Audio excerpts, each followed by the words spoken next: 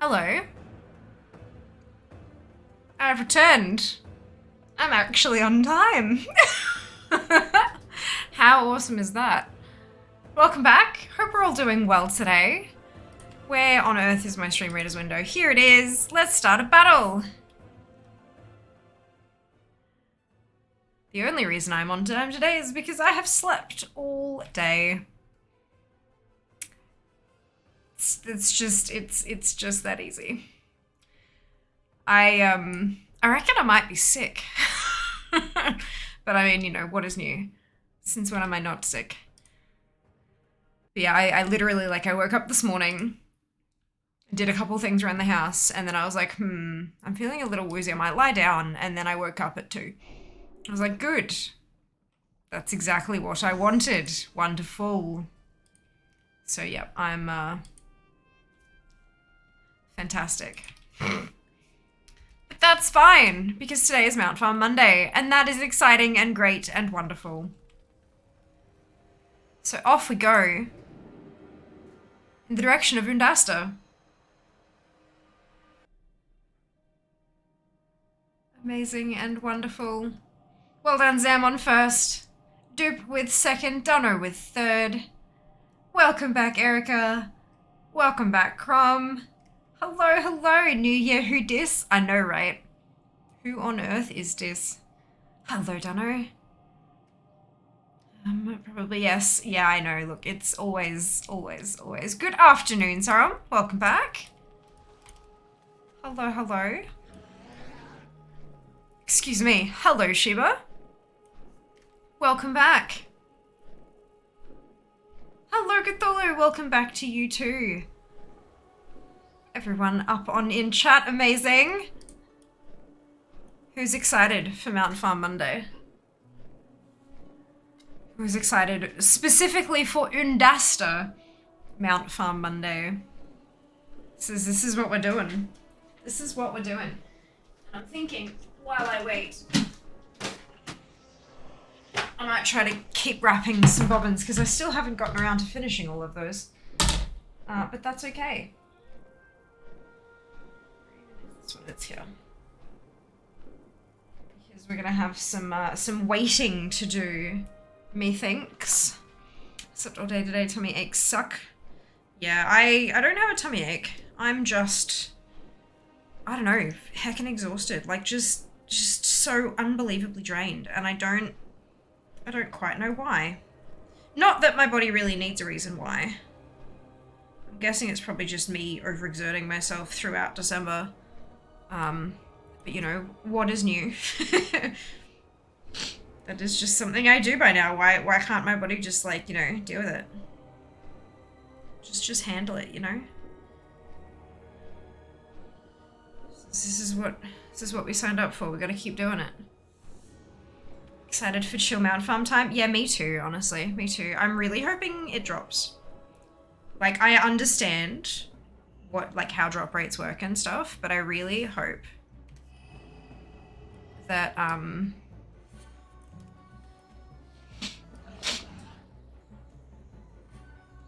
I really hope that it just drops.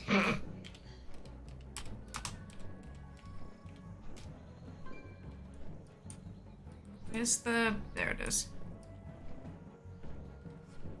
I do love that they give us this little sneaky pathway.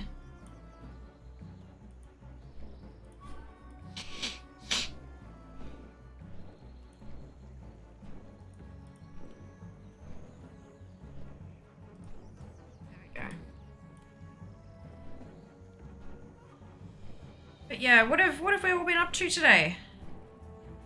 I would imagine that today is the last day off for some people.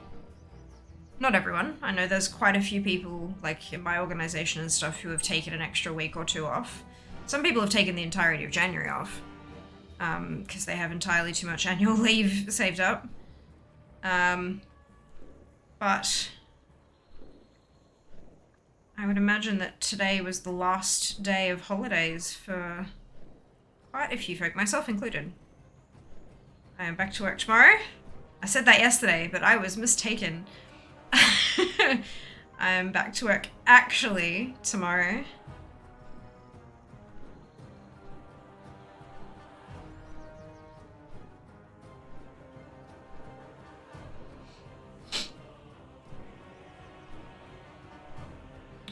straight back in with a round of payroll. But I am imagining, considering that, considering it is the first day back, I reckon that there's probably not going to be a whole lot of people, like extra people being paid, so knock on wood. Hopefully it will be a reasonably breezy day and I can do some of the bigger tasks. You know, database cleanup, that kind of stuff.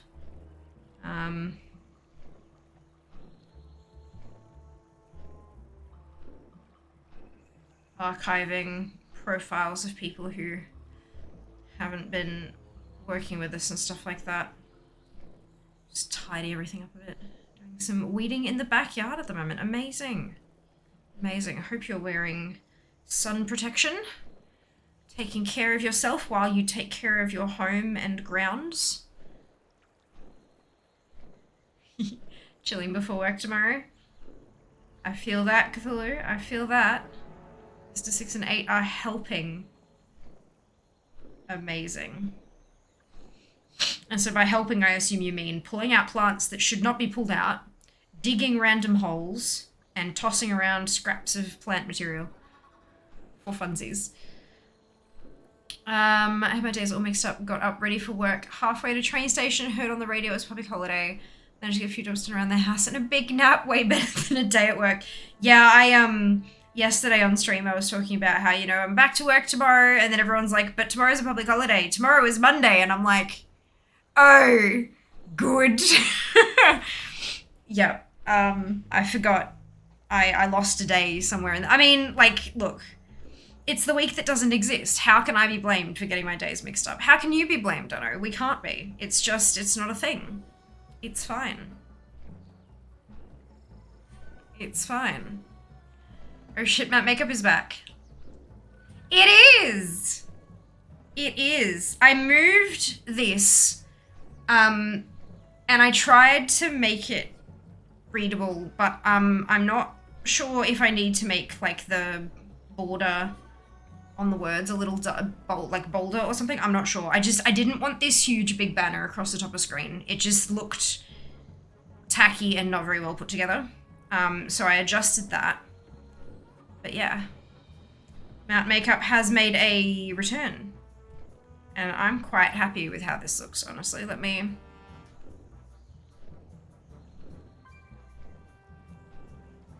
I'm pretty happy with this. So, we have... It looks really, really pink on camera, and it is a pinky purple shade, but there is also, like, up around the top here and stuff, it's meant to be, it's purple, but, you know, metallic. We've had this conversation multitudes of times. The metallic colors pick up the light from the softboxes, and it can twist the colors a little bit, especially when you have something matte, like this magenta, that makes it look a bit ridiculous. So the colors that I put down the bottom are bronze, purple, and pinky purple, and that is accurate. But I'm really happy with how it turned out. And I did the lights to match, just for a little while at least. So there you go. There you go, Twilight Harbinger, no. No, wait, Evolved and I Dune Scraper, no. Oh no, Dunno, oh yeah, made a clip of it. Oh, of me, good. Good. Good. Of course. Time zone, oh hello Mike. Good morning to you. Hello, welcome back. Charmander. I am assuming that was meant to be a tongue-in-cheek about makeup guess. It's definitely not Charmander though. Charmander, unfortunately, or fortunately depending on your viewpoint, is not a mount in World of Warcraft. It's really worrying when you forget your PC has nightlight enabled until 6:15 AM and think your VGA card is stuffed until you realise. Oh dear. Oh dear. Yeah, I've got nightlight enabled as well. But yeah, it's, it doesn't really matter considering that I have these two bloody things staring me down of an evening. But look, every little bit helps, question mark.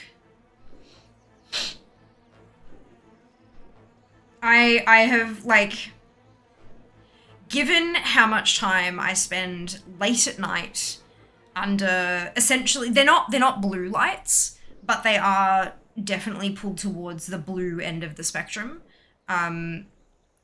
because the illumination is just cleaner when it's like it just looks a bit odd on stream when they're any warmer.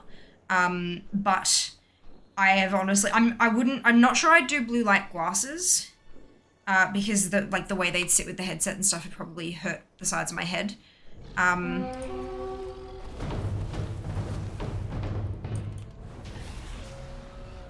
But every so often I think to myself, blue light contact lenses. I think that could be fun. 374 attempts.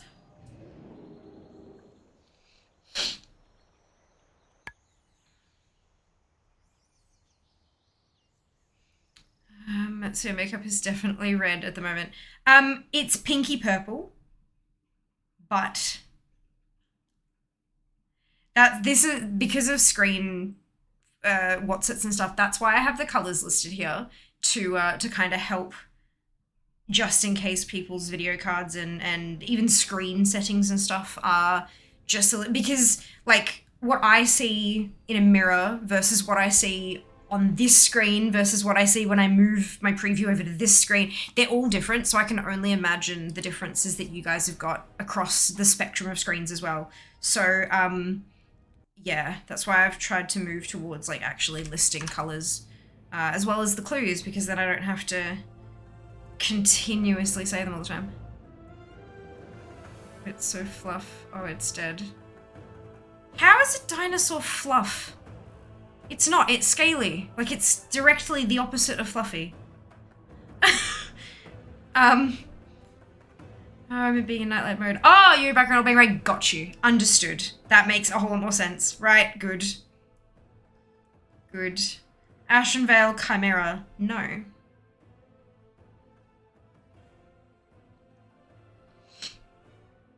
You're out of practice, Sheba.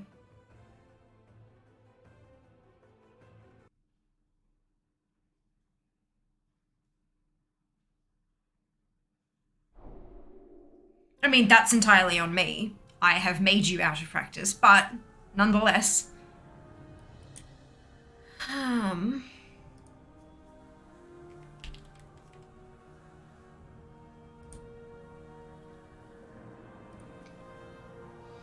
Hello, Moriarty. Welcome back. Hope you're doing well.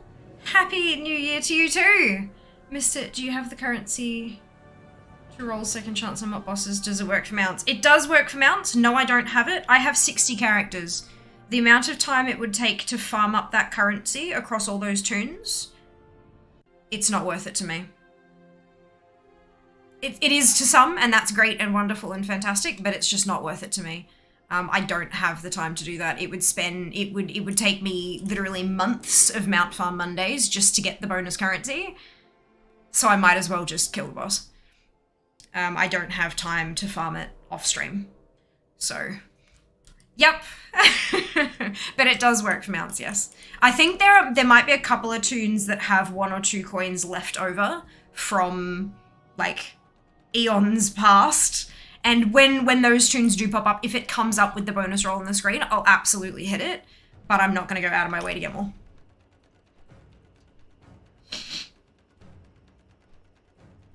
It's not my fault someone hasn't been doing makeup. I have absolutely been doing makeup. It just hasn't been mount makeup. Thank you. I've had no spoons. I'm trying to forge my own spoons now. Itchy nose. Eclipse Dragonhawk. No. Who are we kidding? Shibuya's still going to get it before anyone else. I mean, not necessarily. Not necessarily. Now is the time for someone to like jump in and start their own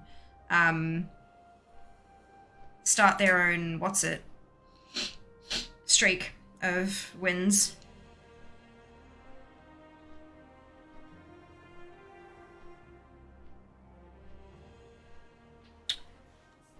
3051.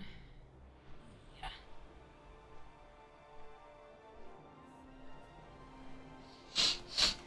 Sweet indeed. Half the fun is to have multiple people going for it because I gotta put animals to bed right now, of course.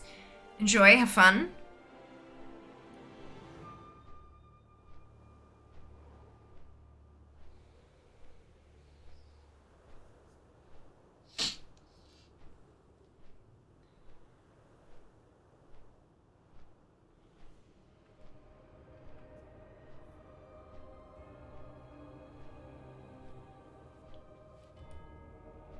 Or is it going to dismount me? It's going to turn me into, yeah. I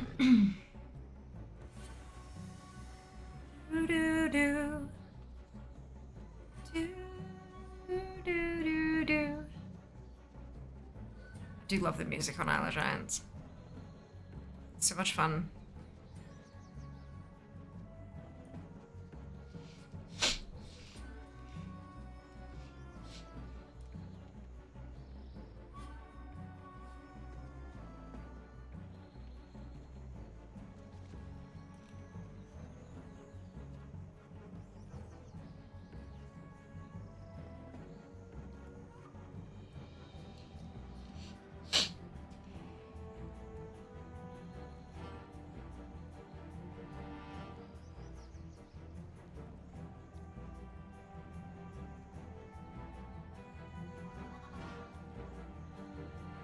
That's it.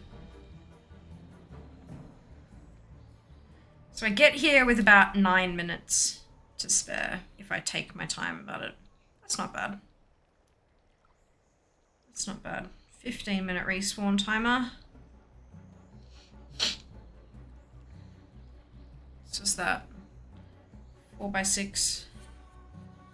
Should be able to get through roughly 24 characters. Maybe a few less, depending. It's not a ton, but it's certainly not too shabby.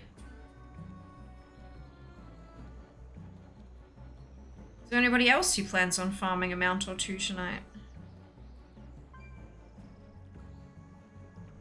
Spending my day off building a gaming PC for my 16-year-old. First time they've ever asked for one. Amazing. That's super interesting. Well, best of luck. I hope the build goes well. Everything is super functional. First time you turn it on.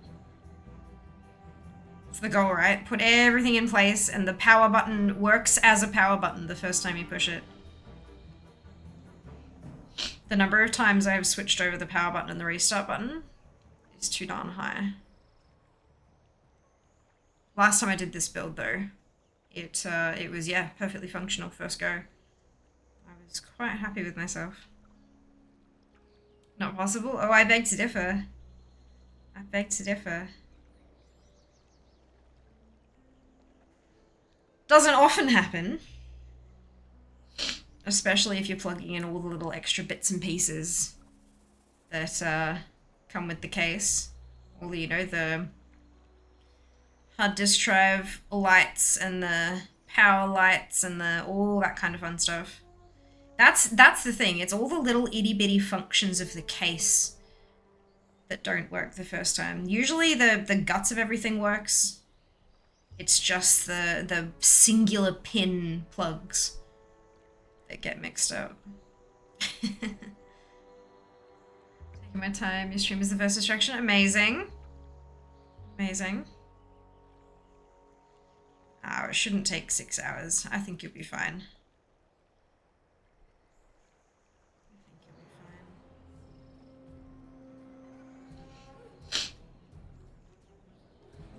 Checking those plugs again, yeah. Yeah, I'm trying to read the notation in the manual for the motherboard, like which is which plug and all that kind of stuff. And then the abbreviations written on the motherboard are different to the abbreviations written on the case plugs. It's, yeah, always. It's like decoding 3 different languages at once. Some out farming once I've done some more weeding. Sounds like a good idea. What do you do with your weeded weeds, Dupe? Do you toss them in like a green, like a plant bin I know some places have like a separate bin you can use for like garden waste and stuff like that. But do you compost them? Do you toss them in the garden to decompose and provide nutrients for the other plants? Like, how do you... Hang on. Wouldn't tossing them in the garden because that's something that a lot of my family, like growing up, a lot of the family friends and stuff would do because, oh yeah, all those nutrients that are in the weeds can like go back into the soil and stuff. But wouldn't that also mean that any seeds in the weeds would also go back into the soil and start fucking growing fresh? That sounds like a terrible idea. Like, same with compost. Wouldn't it just like thrive off all the compost and grow bushels of weeds? Or is that not how it works? I don't do gardening. I don't have a garden, nor have I ever since I moved out of home. And I never really had any interest in helping Mum with the gardening. It was not something I cared about. I'd be one of those people who had like, not a lawn, just like native plants that provide ground coverage, and maybe some plants that need watering once every 6 months. Lost my helpers. Oh no, he's going straight to the wheeler bin. Noted. There you go. That makes sense. Fire, you burn them. You burn them, Cthulhu. Or toss them in like the fireplace on the inside. That makes sense. I would imagine that weeds, especially once they dried out a bit, would become like fantastic fire starters. I know we used to like light a piece of newspaper. I like bundle it up and set that alight and then toss it in, and that'd kind of, by the time the newspaper had burned out, the logs would have caught.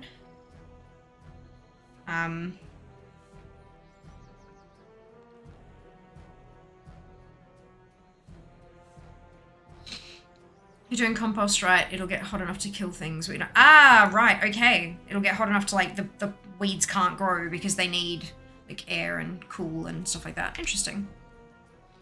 Gonna fail to click the minion. Grumpus can't afford the 1H. Oh no, look, give it some time. You might be able to either farm up the gold, or the price could drop, or next winter fail.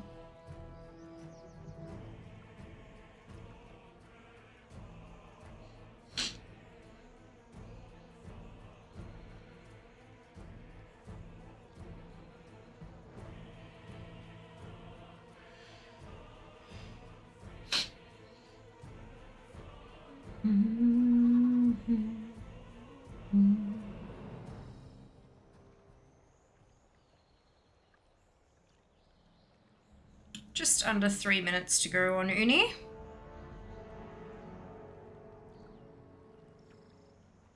I think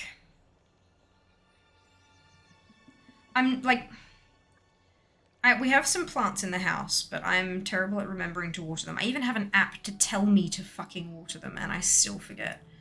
So I think trying to grow anything would just end up costing me money and resulting in dead plants. But I would love to have a couple strawberry plants and maybe some herbs that are used fairly frequently.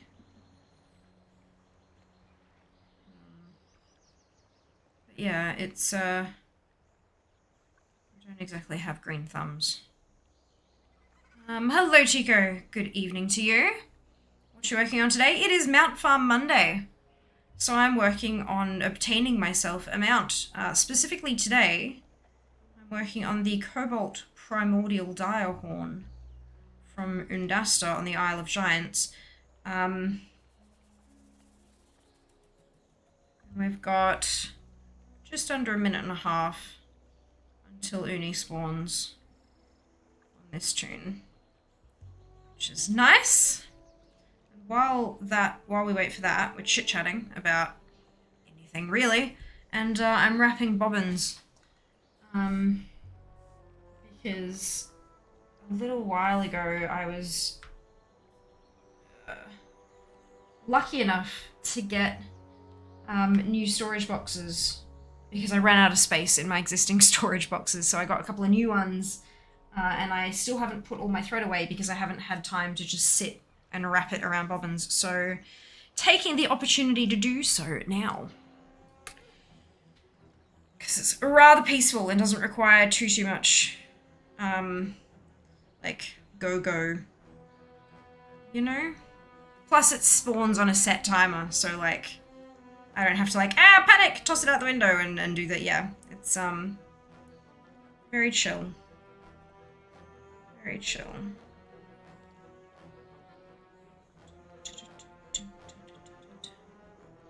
Oh, well, that's a mess. That's fine. We'll figure it out as we go. 10 seconds. Just going through all alts, removing the Zygle Guide to Wintervale dailies. Oof. I mean, how many alts have you got at 60, Mike?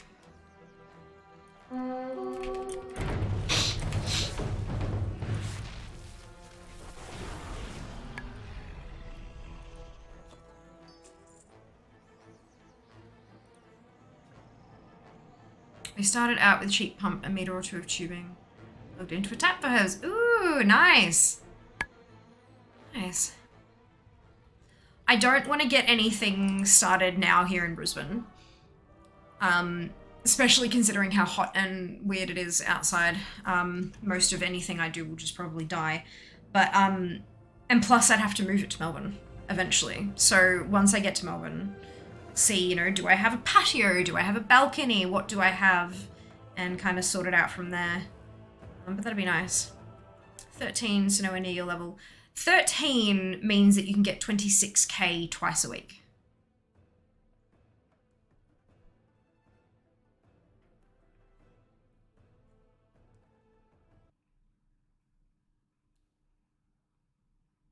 Which is not too shabby. So you might be able to save up the cash for the minion quicker than you'd think. Depending on how much it is, obviously, on your server and stuff. But that's not too terrible. Disarray. Luckily, we have many stewards at our disposal to address any problem we may have. I like pretending I'm a gardener by regrowing green onion in a cup of water. Oh, that's funny. Well done, Sheeps. Well done.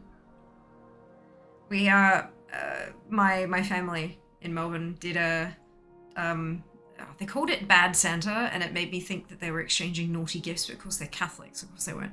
It was the whole like stealing, like everyone brings just like a random gag gift and you unwrap one and then people can steal each other's and stuff.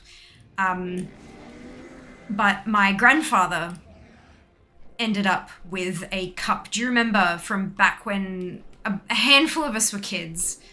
Maybe some of you won't remember because it's too long ago, but back when I was a kid, you'd get an eggshell and you'd draw a face on it and you'd grow alfalfa out the top as the hair. So my grandfather wound up with an alfalfa sprout growing kit with like a little mug with a face on it, which I thought was just magnificent. So that's fun. Super fun times.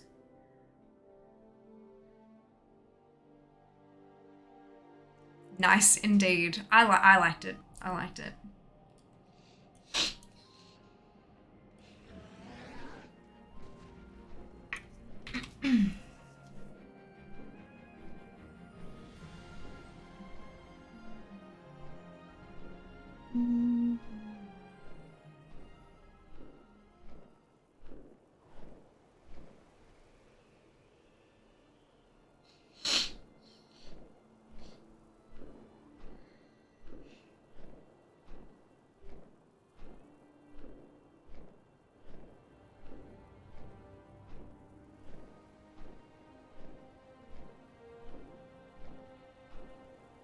So you're a treasure hunter in WoW.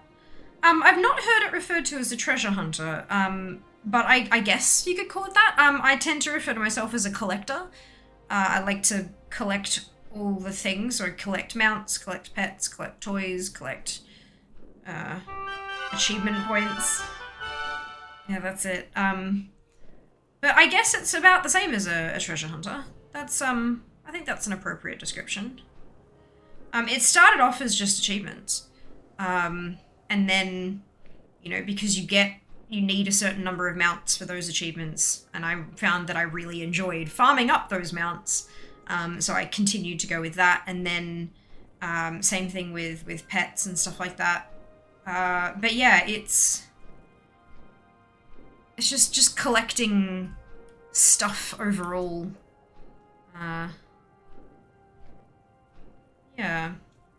I quite enjoy it. It's not for everyone, and that's totally okay. But I'm looking forward to quite a few things in the development roadmap.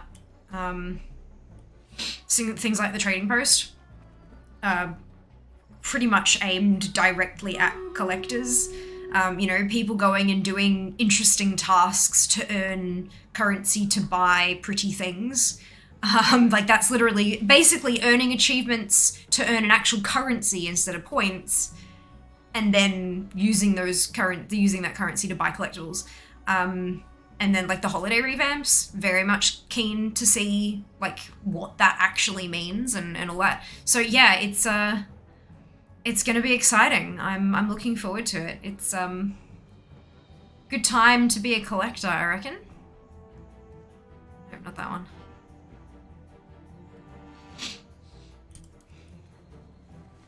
Why am I still running? Who knows?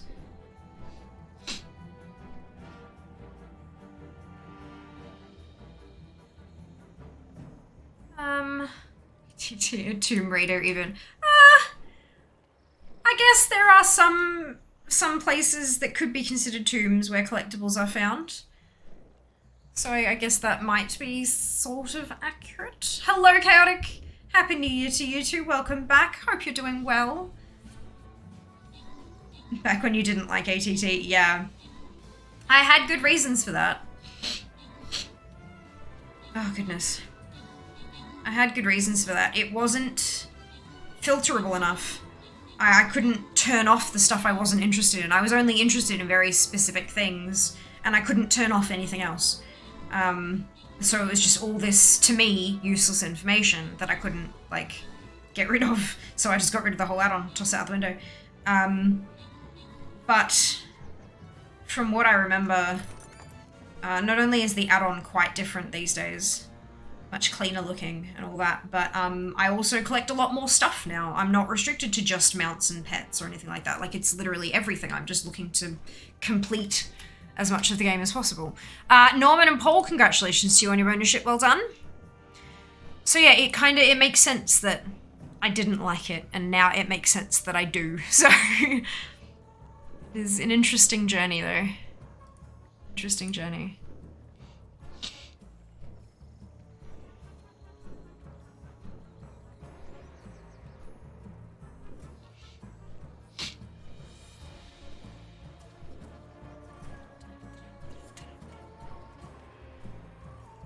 Go. Place your units.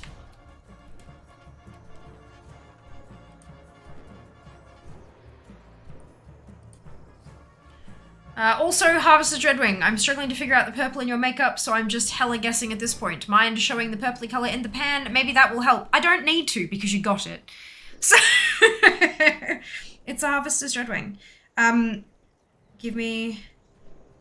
yeah, I can maybe... Oh, shit, I put everything away, didn't I?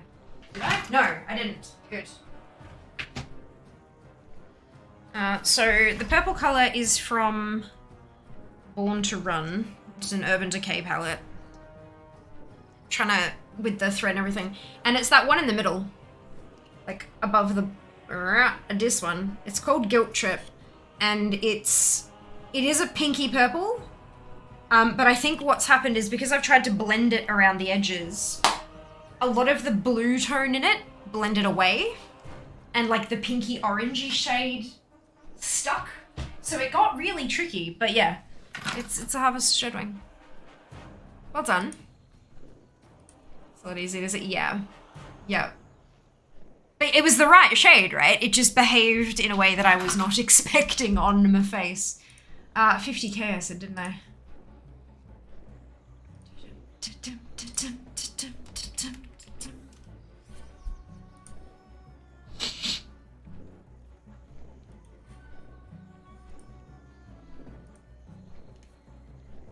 Hope if it didn't have numlock on. There you go. That should be working.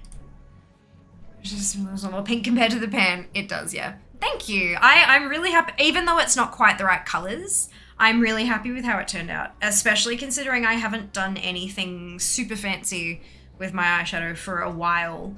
I have done like full-on 3-color looks and stuff like that, but it's mostly been like I've got a couple of palettes that have like it has 12 shades, but they're set up in trios, so you're supposed to use this 3, this 3, this. So I haven't had to be creative about it. It's literally just been grab a palette, smack some on, like put some shadow on. So this is the first time in quite a while that I've pulled out multiple different palettes and done fun stuff. 2 of the shades were from that Born to Run palette, and then one of them was from a different one from Colourpop called At Forest Sight.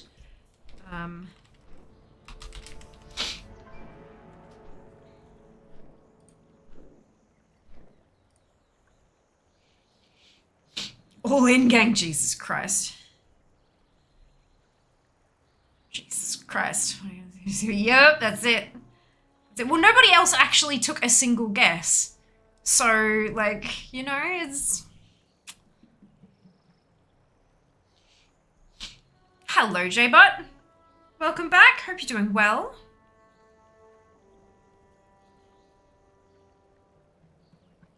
Kinda hard for anybody else to guess it if they don't guess, but that's alright.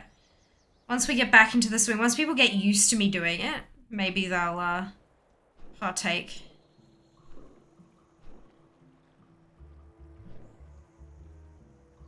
This launcher told me to what? Just still debating to get the new X-Pack? Fair enough, fair enough. Well, I'm glad you clicked. Glad you clicked.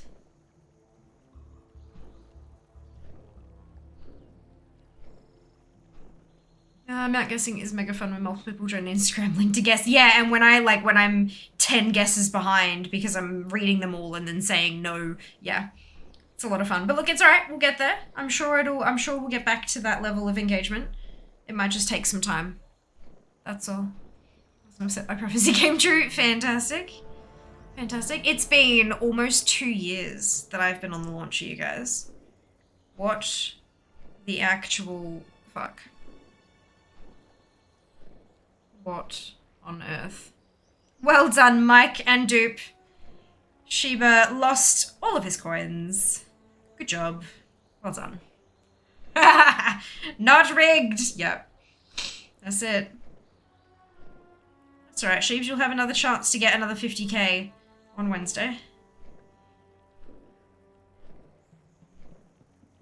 Every time I go all in with the mount coins, I never win. Maybe you shouldn't go all in then. Maybe that's a sign. What? Tangled.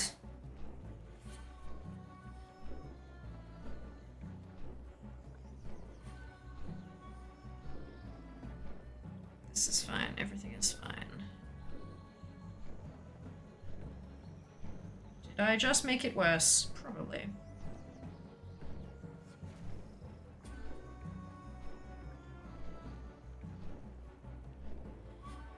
There we go. Get that quiz store. Oh no. Just over 2 minutes to go. Anybody want to join me and come farm Moonduster? The drop rate of the mount has been greatly increased, whatever that means. Currently on 375 attempts. Rarity still has it listed as 1 in 2000, but I think that's just because no one knows what the new drop rate is. We don't have enough data. So, they don't want to change. Then again, Rarity doesn't have any of the Dragonflight stuff in it either. It just hasn't been updated.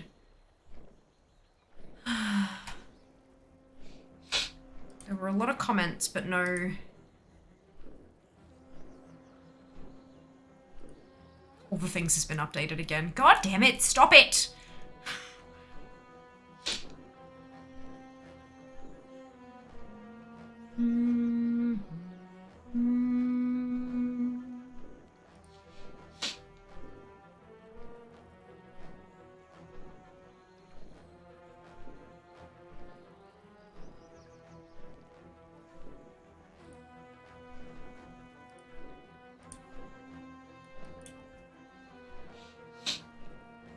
What's max now? Level 70. So you'll make back your sources next time. 70 is level cap. It is. 10 more levels. Maybe I need to get it. Well, it depends on what you want to do, Jay. Like, that's... you know, purchasing any video game is a really personal decision. From my own personal experience, I'm having a ton of fun with Dragonflight. Like an absolute ton of fun. But what I determine to be fun may be different to what you determine to be fun, and that's okay, that's reasonable. But yeah, there's a bucket load of new content, new factions, new storyline. It's a lot of fun. I've been enjoying it rather muchly.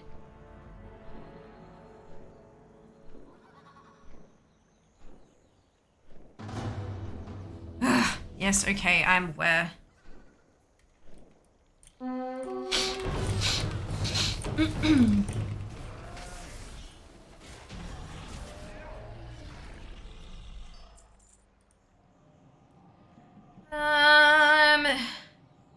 It's been increased from 00001 to 0001. What is the drop rate of like 1 in 2000? It's 0005, so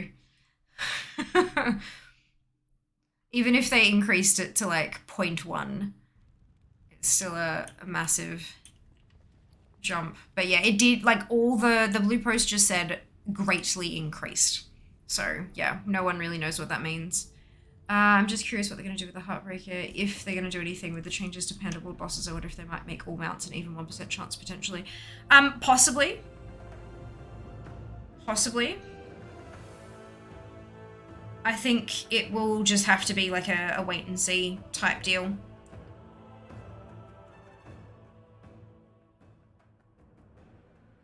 I'm pretty sure there's quite a few mounts, even in Dragonflight, where we just don't have enough data yet to know if they are 1% drop rate. So we can't even kind of say, well, all the new stuff is 1%, because we don't know that yet, kind of thing. Sample sizes are a trip. This area is in disarray. Luckily, we have many stewards at our disposal to address any. But we're getting there. We are getting more and more data every day. Please see that order is I mean, I restored. haven't not had fun on any X-Pack, but since Wrath, lots of my friends have gone in that direction. You mean gone in the direction of not playing?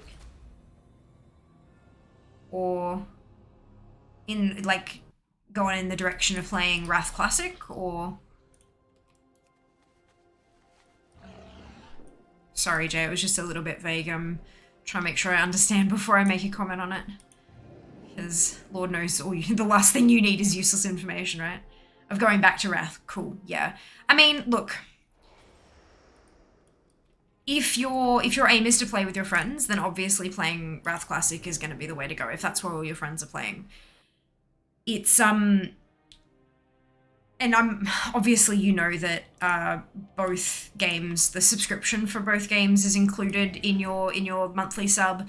I'm not sure if it's still, let me just check the launcher in the shop, because I know there was a thing that they were advertising that for a limited time only, you could play Dragonflight just with your sub. Like you have like a free trial of Dragonflight kind of thing, which I thought was really interesting. Let me just find that to see if it's still happening or not. Give me a minute.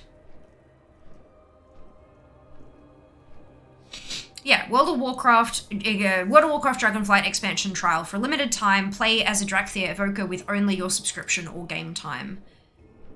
Dragonflight expansion trial access with let me just not be hitting the ground. Dragonflight expansion trial access with subscription/game time only available through January 2nd, 2023.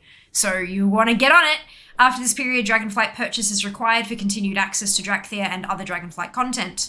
Drakthea evoker characters can reach 63 and experience the main Dragonflight campaign through the Charge of Care quest in the Waking Shores zone. Non-Drakthea characters not eligible for the expansion trial. To progress beyond level 63, purchase of Dragonflight is required. Game time offer available through Jan 2nd. Offer not available when upgrading Dragonflight editions. Gifted copies of Dragonflight must be claimed by the recipient by Jan 2nd to receive the extra 30 days game time. Because they're doing another deal. If you buy Dragonflight, you get 30 days free game time just for the base. Because the base expansion doesn't include the game time. It's one of the upgraded versions that does. But at like right now, like now, expiring in like hours from now, if you buy Dragonflight, you get the 30 days game time. Requires World of Warcraft subscription or game time, but you've got that if you're playing Wrath with your mates. And then it's got restrictions apply, link there, and then of course, you know, system requirements, product details, blah, blah, blah, blah, blah. So it doesn't sound like you can use your previous main to trial Dragonflight. It sounds like if you have an existing sub, you can make a Drakthir and get to 63 just to kind of experience the new content, but that is expiring today. So if that's something you'd like to take advantage of and give it a crack before you decide whether or not you want to purchase, might I suggest getting the fuck on that? Like, immediately. But yeah, that's been advertised on the launcher for a week or so now, maybe a bit longer than a week. The event is creeping ever closer anyways, it is. It is. The Onyx seems appropriate for today. It does, doesn't it? It does. Not the Dragonflight, just the Evoker till 63. Yep, that's what all the fine print said. Is there anything I need something explained? I'm messaging you. Why? What?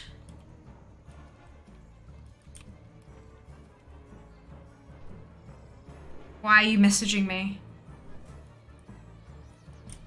Well, the only information I have is information that's publicly available on the internet. All it takes is a quick Google and a read. Like, yeah. Right. I need to turn that on. And that was just reading literally verbatim from the shop page. Nothing fancy or anything like that. Explained it really well. I read it verbatim, word for word, off the shop page. They explained it well, and I narrated. Like, literally, you can go and find exactly the words that I said in the shop. Look, to be bluntly honest with, like, everyone, you message me shit, it's gonna take me weeks to get back to you. I am busy as fuck, and I miss notifications all the time. Sometimes I don't even get notifications because of how much crap I get messaged, like, legit. Not a good idea. If you have questions that you're looking for answers, best bet is to post in the Discord, because then you've got like a whole community of people who might actually be able to respond, or of course Googling yourself. The only, like, everyone here, everybody in the whole last community, unless it's an opinion question, everyone only has access to the exact same information that you've got access to. It's, yeah. Strongly recommend, like, getting your answers directly from Blizzard. Because that way you know that shit ain't gonna be wrong. Definitely the best way to do it. Ah, congrats, Shiva! Well done! Congratulations on your shiny new mount. Look, it's Mount Farm Monday. This is what we do. It's what we do.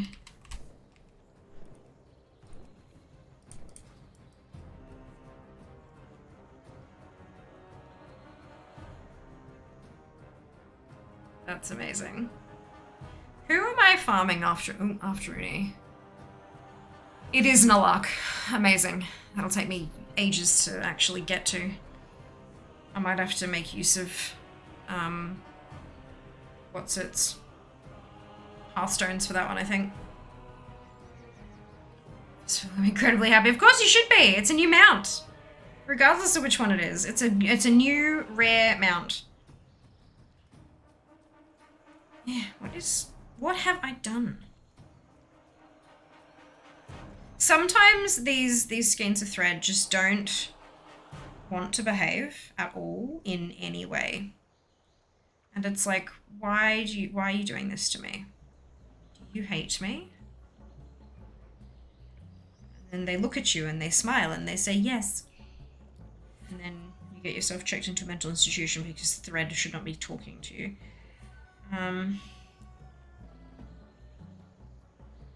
Jesus. What have I done here? Alright, there's the other end of it. Let's work backwards from there, I think.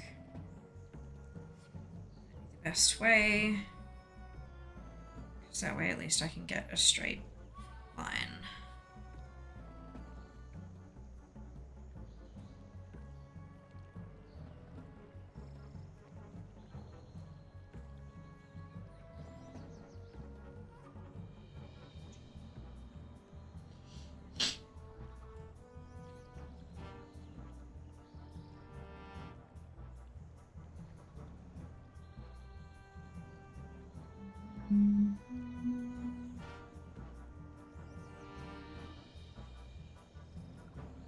Hey, amazing.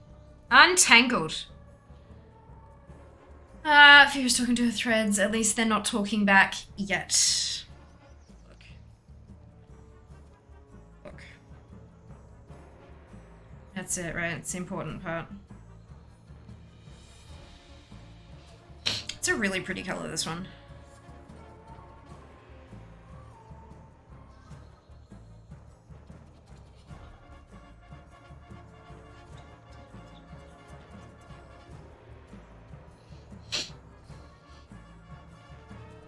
Ba-dum, ba-dum.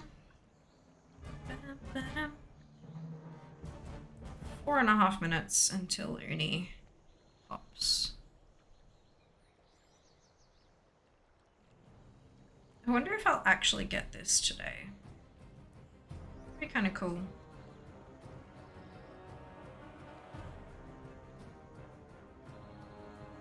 Hi, the Sunwell. Neke! Thank you so much for the resub. 14 months, holy cow. Oh my goodness, thank you so much. Hope you're doing well today.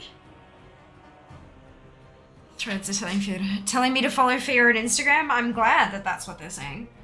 But I still think that potentially you should speak to a professional. Happy New Year to you too, Neko. Thank you very much for dropping that Insta link, Sam. Much appreciated.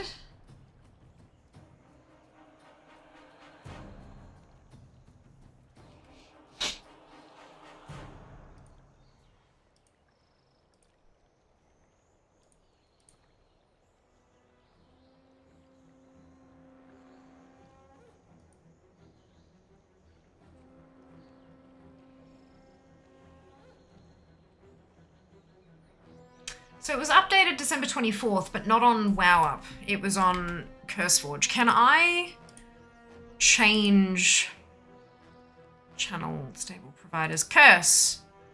Change add-on provider. This operation will uninstall your existing add-on and replace it with a copy from the new provider. Will I lose all my data? Let's find out.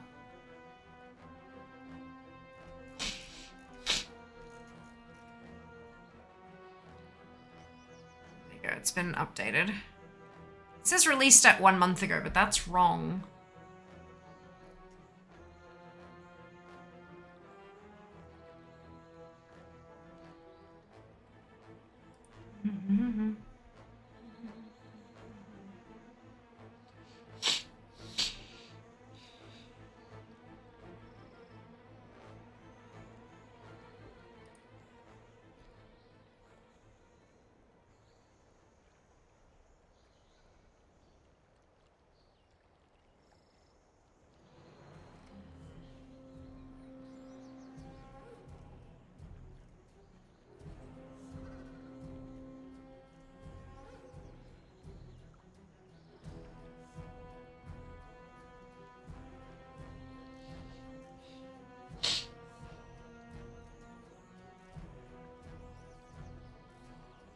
So my data, let's find out. You're playing a dangerous game. Yeah, it's rarity too.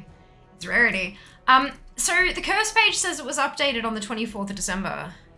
But this says, like, okay, maybe if I hit check updates, it'll recognize there's a new version. No, it's still not. Maybe it's the wrong one?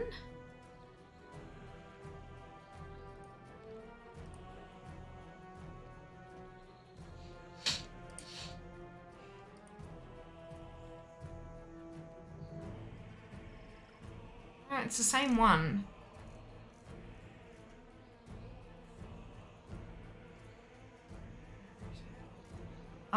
Is it?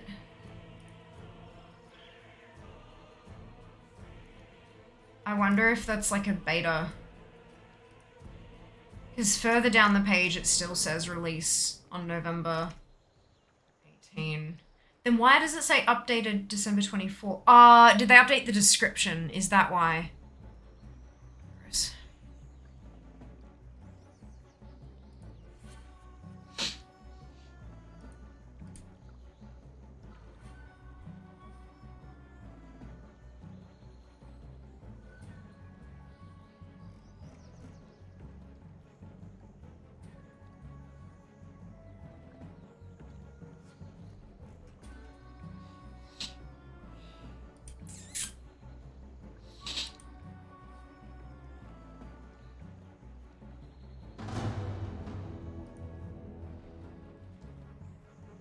Threads of fate, I know, right?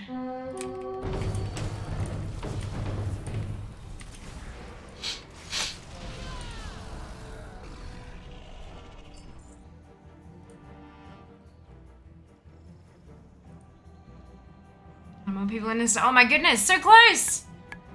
Does it include version numbers? It does, and it's got this, like, so on the rarity page, it says last updated December 24, 2022, but then when I look at files, it says main file uploaded November 18, 2022, and the file name, R718 release 4, is the same as what it says in, what's it?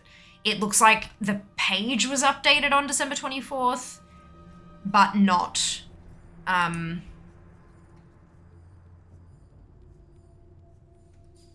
but not the actual add-on.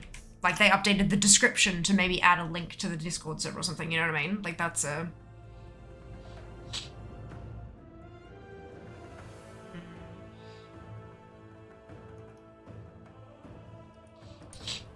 Just tweaked a setting or something. Yeah, that's what I'm thinking.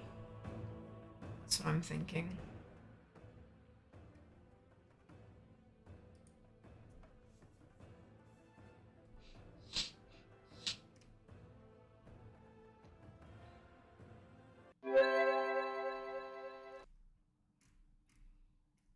It's just kind of frustrating, you know.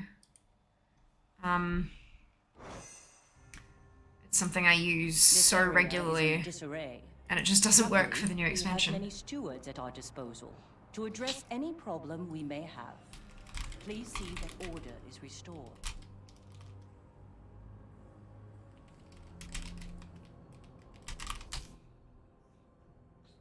Excuse me.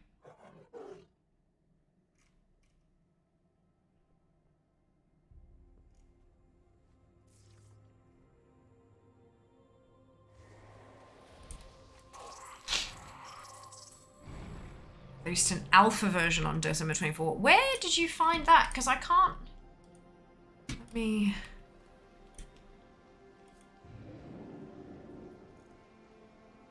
Because recent files doesn't show it. Maybe it just doesn't show me alphas. View all.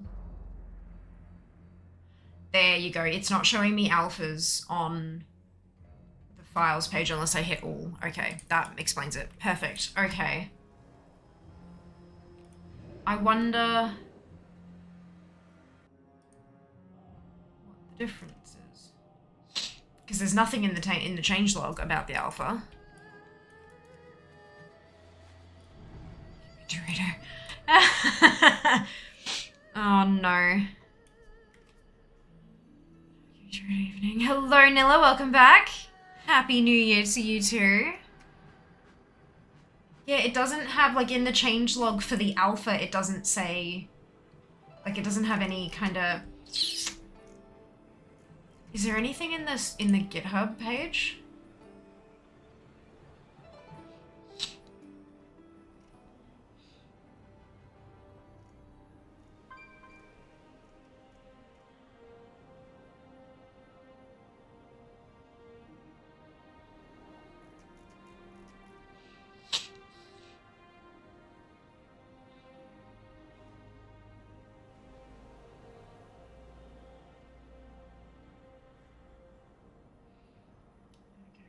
like for Dragonflight collectibles. This is still 3 weeks ago. Then 5 days ago added Rock and Roll and Racer customizer. But like...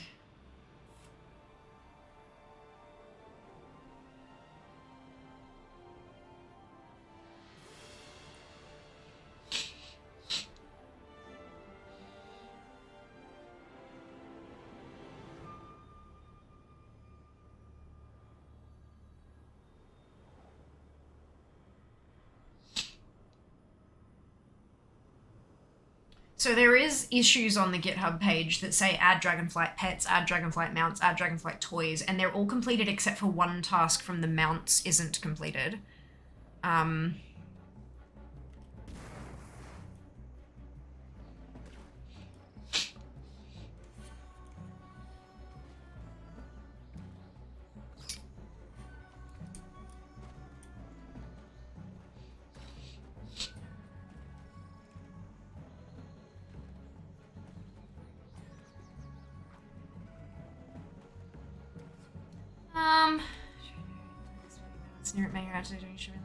Ah, nice! Did you get there though? That's the big question. Did you make it? Good morning, Grim. Welcome back. Hope you're doing well. Alright, I reckon I should install this alpha and just see how it goes. Shall we?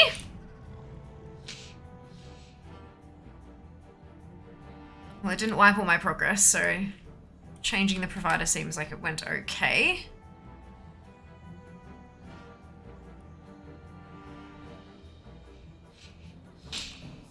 Alright. This one. And then channel alpha. Whoa. Did all 50 little pickups and 5 in the dungeons. Well done! Congratulations! Off to do old content for achievement. Sounds like a plan, Grim. Enjoy. Best of luck. Alright. Rarity alpha. Downloading. Exciting. Hopefully it doesn't break everything. I wonder what all the things added.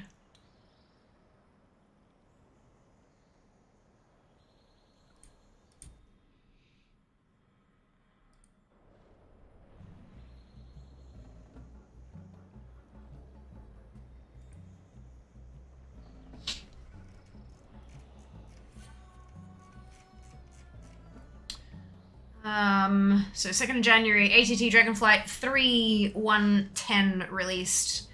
Wintervale gifts, loss of Dragonflight updates, fixed duplicated achievements in mini list, added the cost counts for pop-out windows of things with costs, added auto, added Valjack and PvP vendors, and added Shadowlands Season 3 to 4 ensembles and arsenals. Amaze. They work their asses off, don't they? We did 60 old raids on Heroic and Mythic last night after do the final Legion raid. Amazing! Amazing. That's so good. I think the only dungeons and raids ones I need now is Mythic BFA onwards, which I can't solo yet. I'm thinking I may potentially rope you lot into helping me with those. Set ourselves up a social Sunday throwback.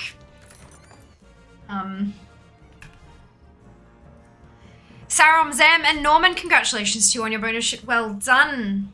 Well done. This way.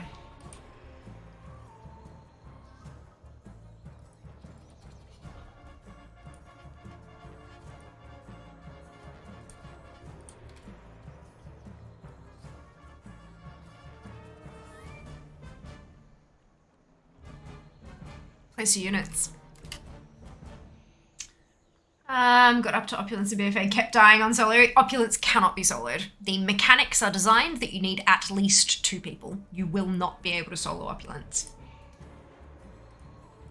I'm too squishy on Fear. I can't take, I can do the damage, but I can't survive enough to do enough damage to knock them over.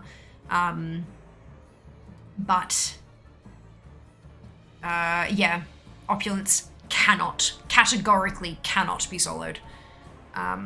Not even by, like, classes with pets and stuff like that, because you've got to go both sides of the thing. It's designed to, like, completely screw you over if you don't clear both gauntlets at the same time, sort of thing, or as close as possible. So yeah, it won't work. Yes. Hello, Erenug, welcome on in. Hope you're doing well today. Thanks for joining us.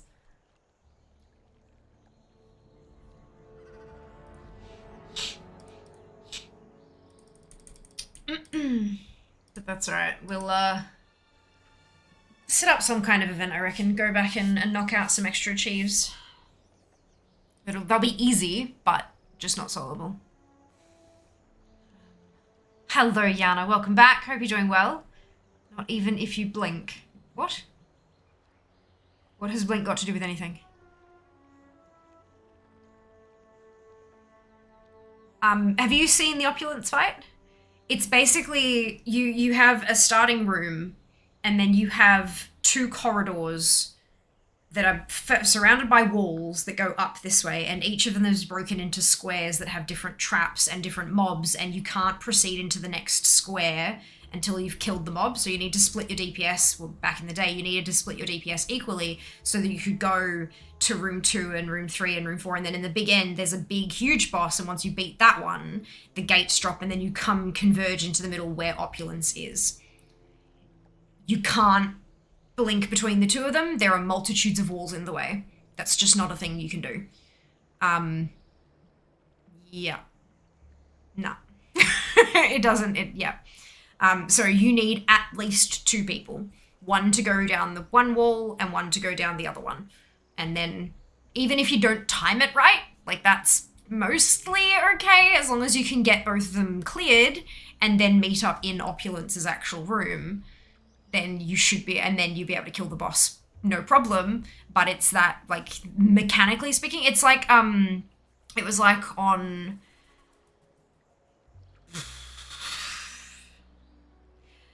the boss before Argus, with the Taishalak technique, I don't remember his name, but basically there was a mechanic where he would do a slash and would do a knockback, and the knockback, depending on, it was an amount of damage, and it was split between everybody that it hit, and the more damage you took, the further back it knocked you. If you tried to solo it, he'd slash, and you'd go fucking flying, you'd go off the platform, you'd die, the boss would reset, because there's no one else there left. So you needed a minimum of a couple of people to be able to soak it so that you didn't get knocked off the platform so you could continue the fight.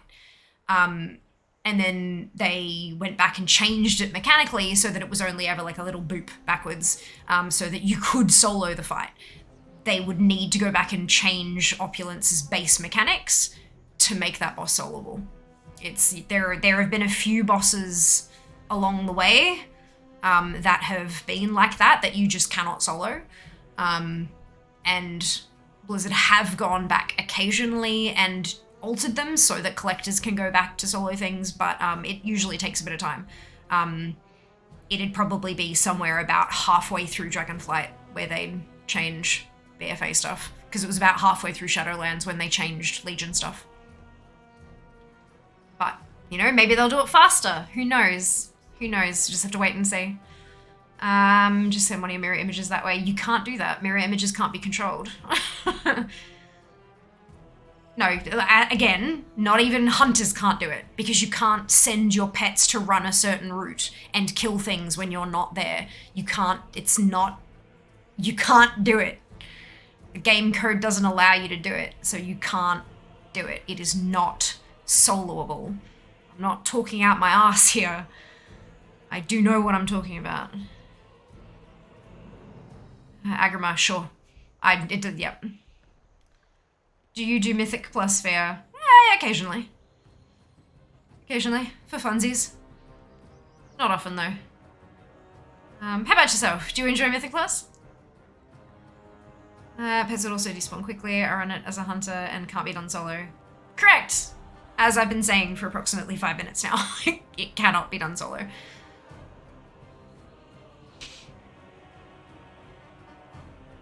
There's nothing to do with it doing too much damage. It's not like, it's not one of those things where if you have just the right combo of buffs, you can overcome the damage and you can just manage to kill it within enrage. It's not about that.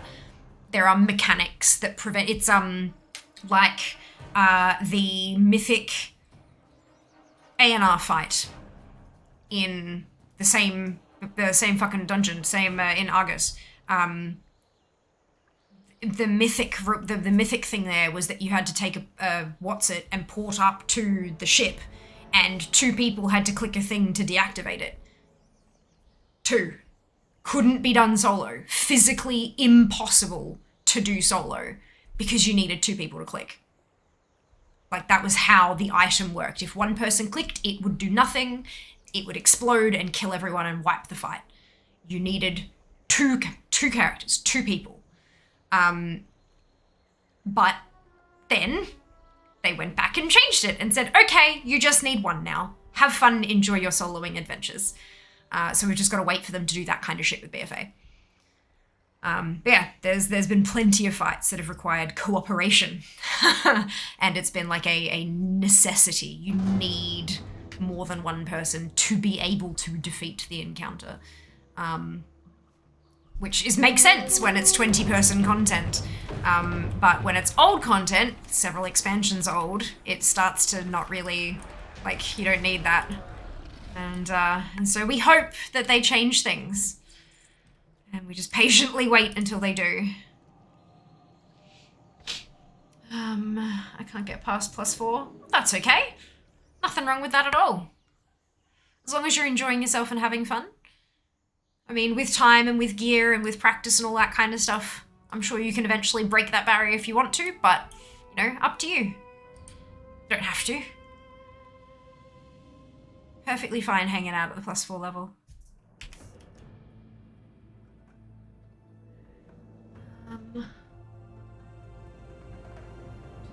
This one. Uh-oh. This box is getting full. It's getting harder and harder to pull my little bobbins out. Oh, excuse me.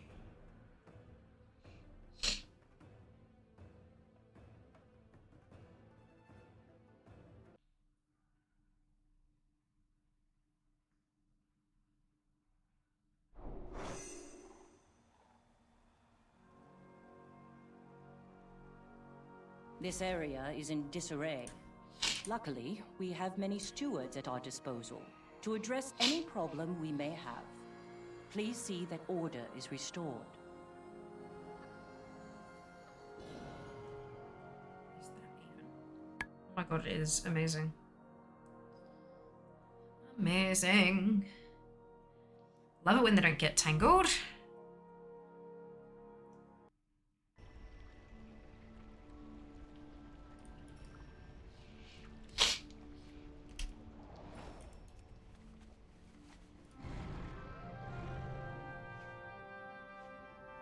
Cloud serpents are so long, aren't they? Like, they may not be big, bulky mounts, but they take up so much space.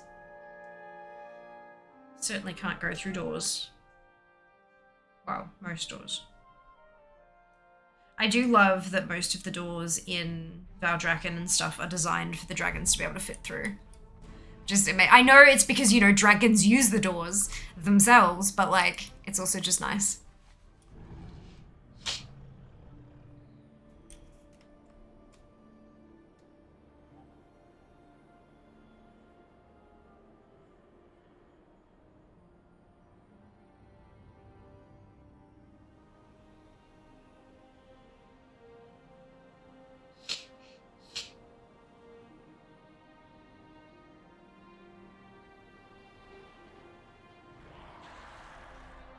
Detail in DF is wonderful. It is.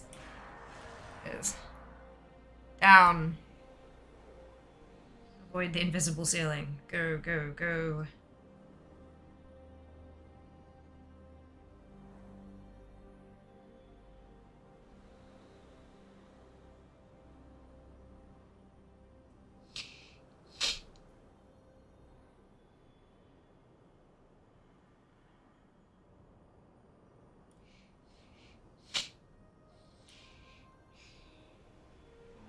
Hello, Bubble. Welcome back.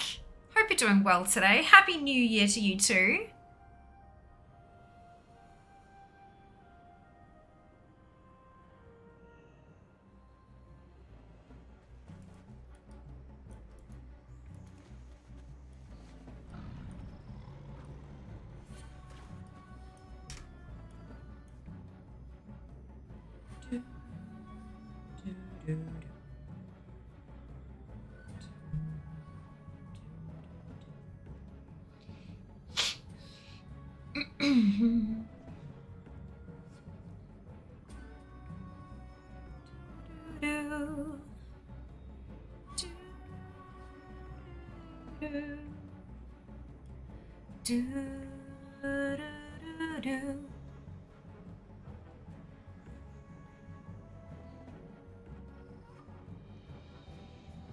Yes, things is better for all of us. Look, I really can't complain too much about 2022. It went pretty darn well for me. So I feel like I can't really complain. But, oh wow, did you see DF at the bottom there? Wonderful. But I do hope that this year is just bigger and better in every way anyway. Because I have goals to accomplish. I have goals to achieve, you know? It's a thing. You lost your phone? Oh dear. Oh dear. Well, I hope you've got the whole, you know, like track my phone type dealy, depending on, you know, I mean, for me, it's find my iPhone because it's iPhone. But whatever it happens to be, hope you've got that turned on and you can lock it and see if you can find it. Otherwise, I hope you've got insurance.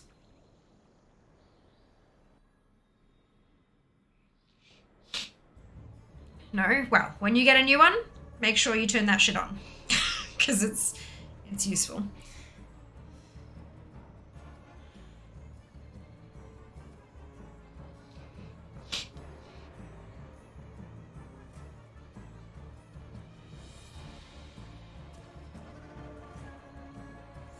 Do do do do do.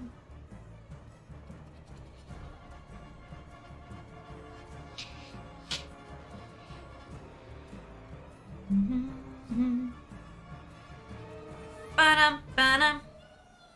Ba-dum, ba-dum. Wait till I look at or check it. IEME. Indeed. Indeed. Although if you lost it on New Year's Eve, chances are it's already been sold by now. Or traded into a pawn shop or something like that. So you want to get onto them like ASAP. See if it's a possibility.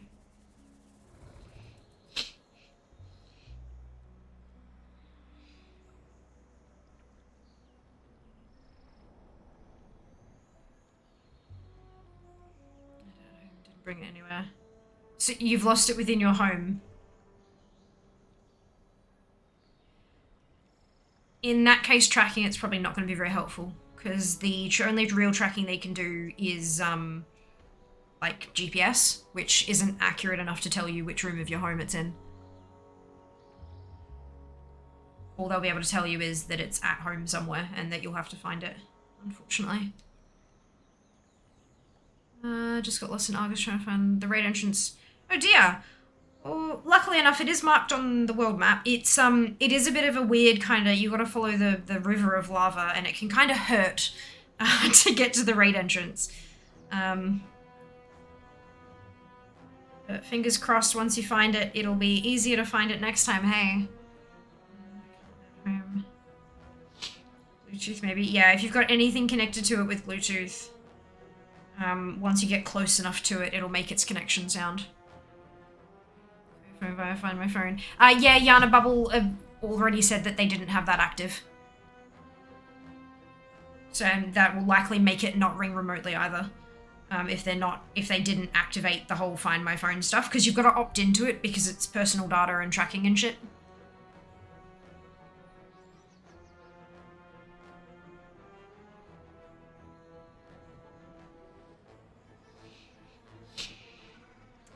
Android phone, just remote into it, use camera and turn on torch. Again, if you haven't opted in to allow that to happen, you can't really do that. And if you don't have access to the phone, you can't give the authority to set it up, kind of thing. Unless you've got like the IMEI written somewhere and you can authorize it that way. But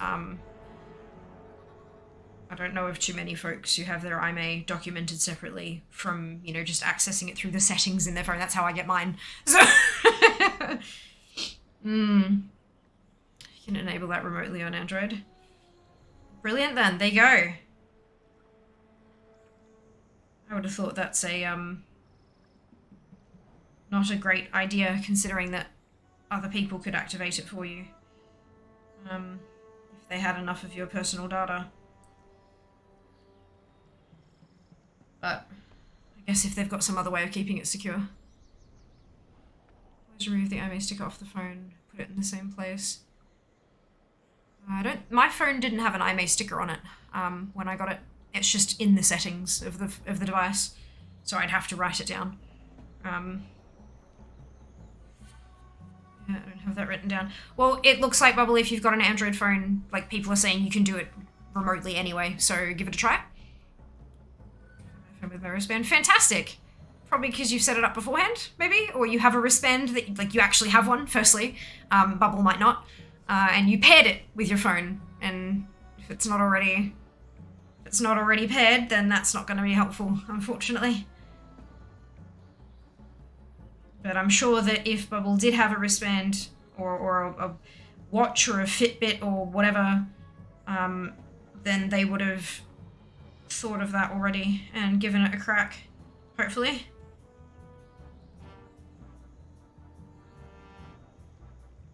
But we'll see.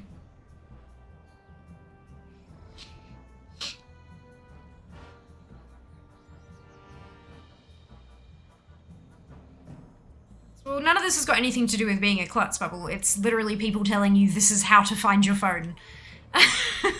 You don't have to be a klutz or not a klutz to access what type of phone is it is a really good place to start. Do you have an iPhone, or do you have an Android, or do you have something different? Because more suggestions are not going to be helpful unless we know the make. Samsung, so it's an Android. Brilliant. All of the suggestions people have been making are applicable to you. Do them.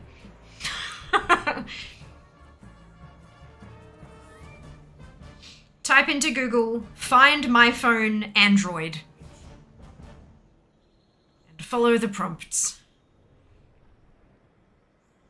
It will be that simple.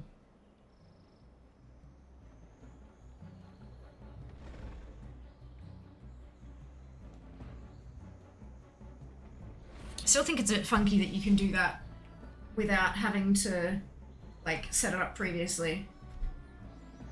But I guess they've got privacy things in place so that randoms can't just access it using your date of birth or some shit. 9.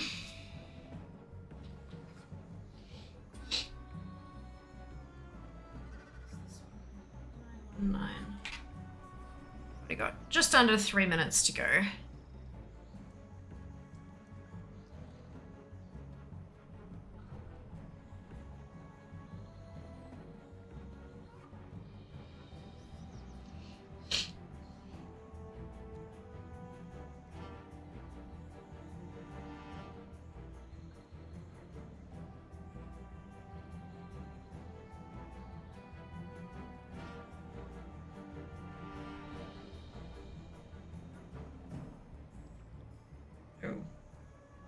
Okay, how about we switch this one over? Maybe that will untangle those. Nope, that made it worse. Good. It's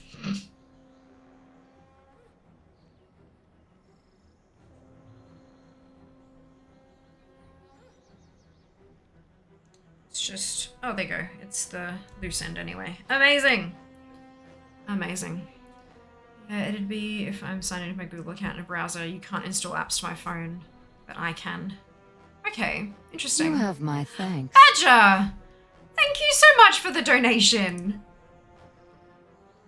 So generous of you. Thank you very, very much. We were called Lance a lot. Oh dear. Dearie me, thank you so much for the donation. I very much appreciate it. I hope you're having a fantastic day today. Welcome back.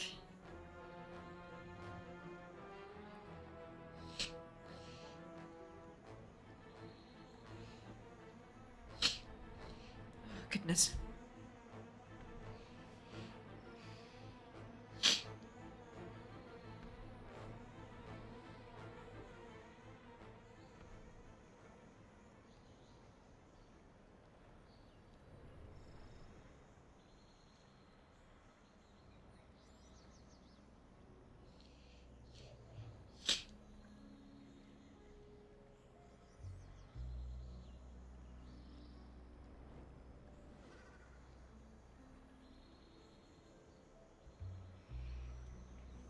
Seconds to go on Uni. Hopefully attempt number 379 will be the charm. My god, wouldn't it be amazing if I got the mount today? I'd be so excited. Another one off the list. So exciting. But we will see. Only time will tell.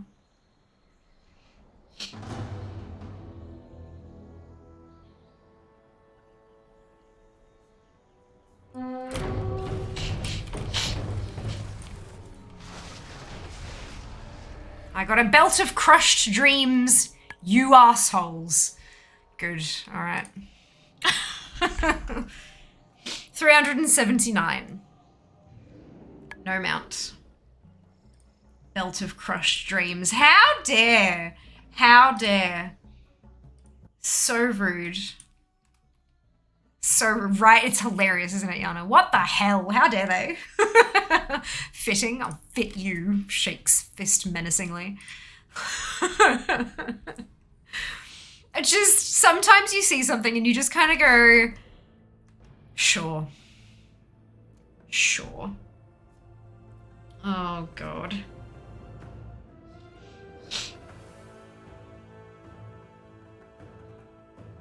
No. 200 plus runs, ICC, still no mount on Lich King for me. That's okay. Just gotta keep at it. Just gotta keep at it. It exists. It will drop eventually. I hope I don't get to 2,000 attempts on Uni though. That would be sad. I'm already at 379. This area is in disarray. Maybe 380 is the key. Stewards at our disposal to address any problem we may have. Please see that order is restored.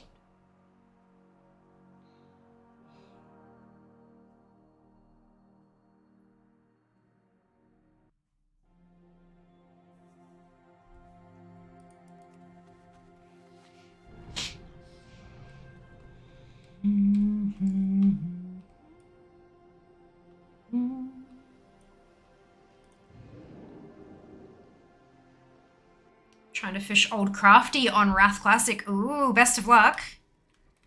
Best of luck. It's a tricksy one. I remember it taking me quite some time over like several days. 378. 378 what, Badger? I'm guessing it's an attempt number on something. But on what? I'm so excited to see what this year's Zodiac mount will look like. Finally, we get a bunny mount. It's been over 6 hours.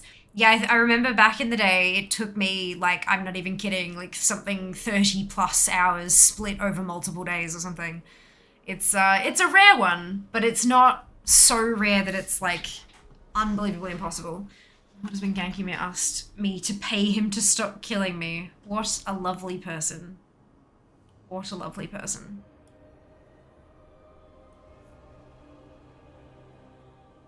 God. That's just... That disappoints me.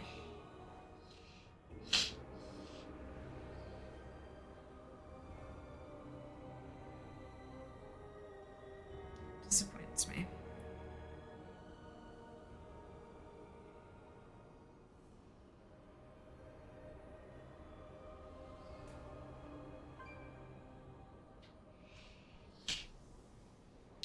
In classic. What's the house number of my childhood home? Oh, interesting. There you go. I think Zal is, yes. Zalinaria is in Wrath Classic, specifically. I'm not. It sounds like it shouldn't be allowed. It does, doesn't it? But, as long as it's not IRL money for an in-game service, technically, I don't think it's against TOS. I mean, you could still report them and just try your luck, but, it'll probably take a while for it to be actioned.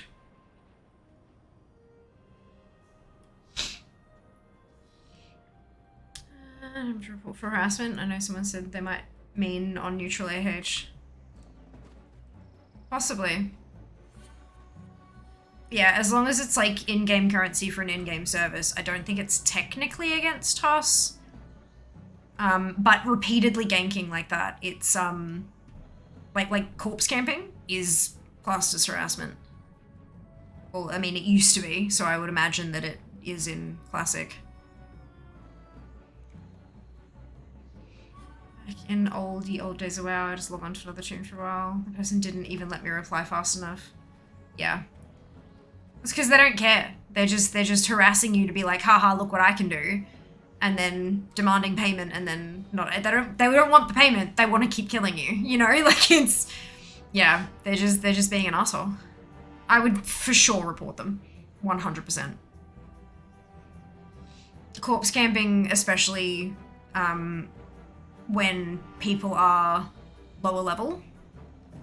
However, that being said, if you are in their capital, it may well just be if you don't want to get killed, don't go to the opposite faction's capital. Because, which I know that, you know, that doesn't help. I know that. But that may just be the response.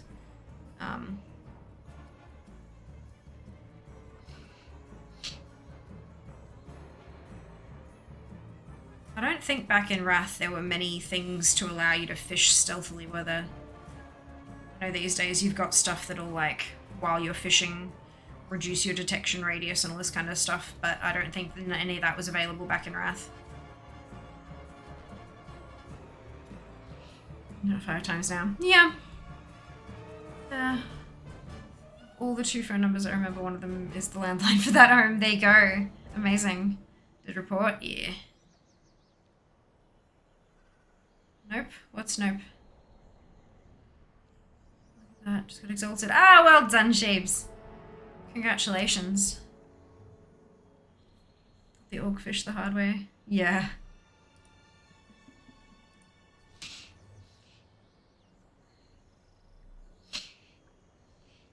Yeah, unfortunately, I think it's just one of those things where you are in their capital city. You are posing a threat. They are allowed to kill you.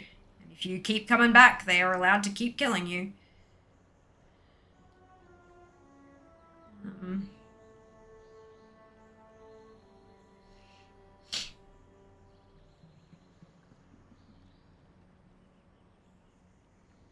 I might have forgotten about you come tomorrow, though, so it might be worth pursuing something a bit different for the rest of the day. And then trying again another time. Gatekeeper's not my intention. Oh, right. Yeah, no, that's okay. I see how it could be taken that way, but yeah. Then again, I've had extended interactions with you, so I know that, you know, that's not what you'd aim to do. Others may not necessarily know that. There's landline, grandma, everything new is just names and contacts on my smartphone. Now the landlines are still active. There you go. Oh, that's funny. Isn't it amazing what our brains hold on to? Fantastic.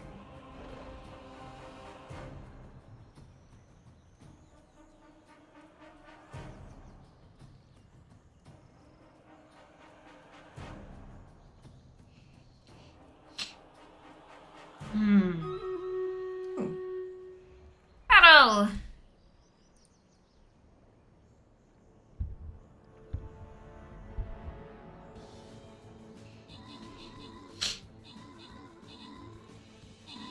Na na na na na.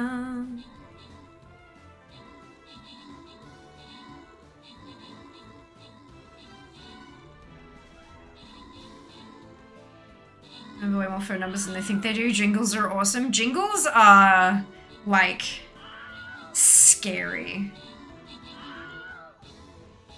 The way that marketers can just, like, tap into our brain juice and permanently insert something we never wanted right there for all eternity. It's interesting. Norman, Cthulhu, Sarum, and Neke, congratulations to all of you on your bonus shit. Would love to be able to click this button. There we go.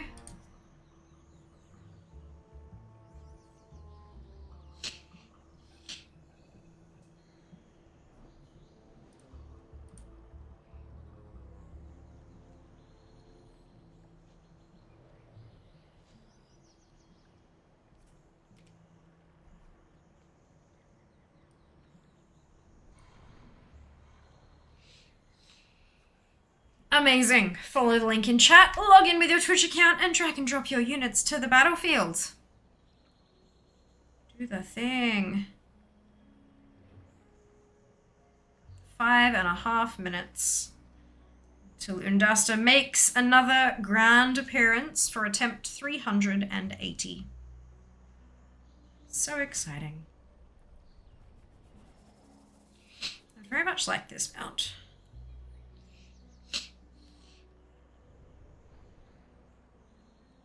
Just get it done.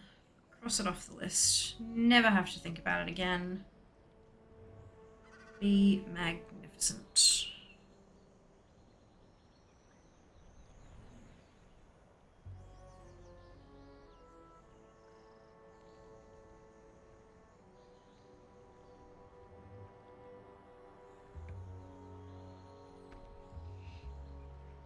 Hello, Lycan. Welcome in. Hope you're doing well today. Thank you for joining us. You might... Oh, how are you? Yeah, not too bad. Not too bad. A little bit tired, but I mean, you know, it's how it is. How it be. Hope you're doing well today. Line 24. Where's that one? Here we are.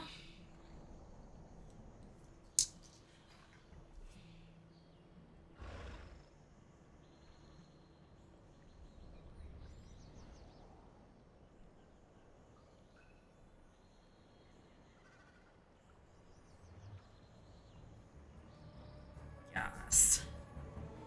Amazing. So tired, new to WoW, gonna try the trial. Oh, wonderful, I hope you enjoy yourself. Hope you have an absolute blast. I've certainly been enjoying myself for quite some time.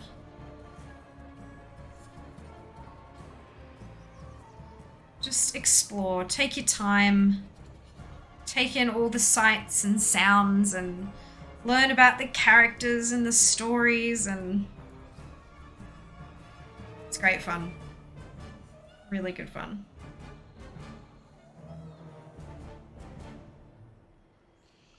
Oh, goodness.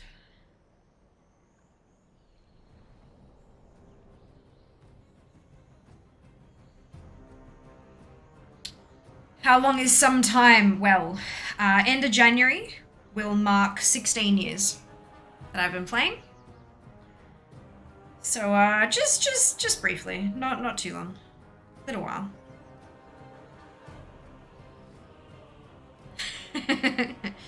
Wow, indeed. That is what we call it. But yeah, no, the game itself is 18 years old, so I haven't been playing since the beginning. There are a lot of folks out there who have been, and that's really awesome, but I started playing right after they launched the very first expansion, which was the Burning Crusade. And I've been playing ever since.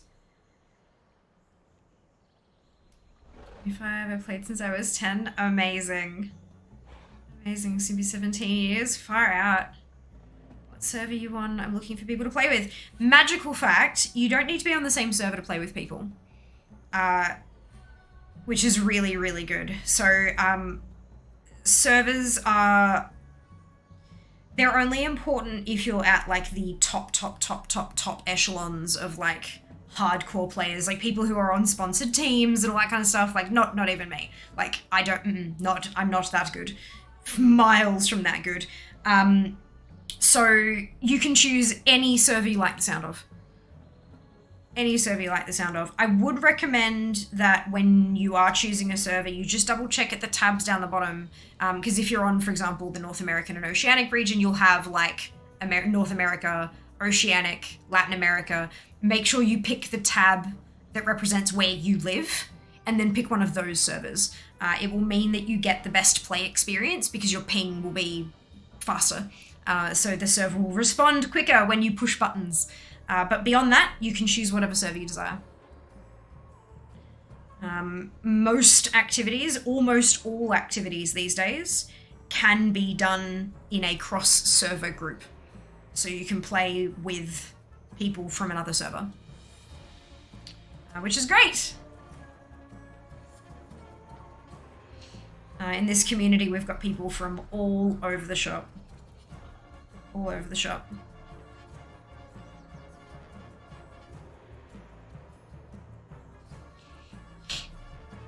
Started playing in 2005, stopped in 2015, haven't been online since. That's okay. Not a worry at all, Badger. I hope you've been having an absolute blast with whatever other hobbies you've been engaging in since 2015. Took a break during Wrath to do my masters. I was in the open beta back in 2004. Far out. That's a long time, hey. That's awesome.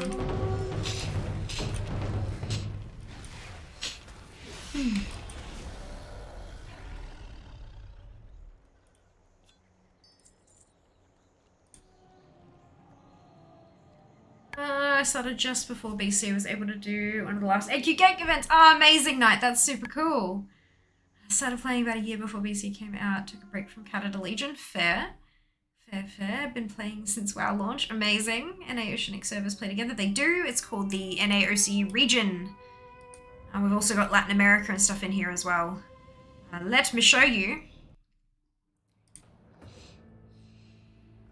Down here. So you got United States, Oceanic, Latin America, and Brazil. All of these servers, every single one of these servers can play together with each other. No restrictions.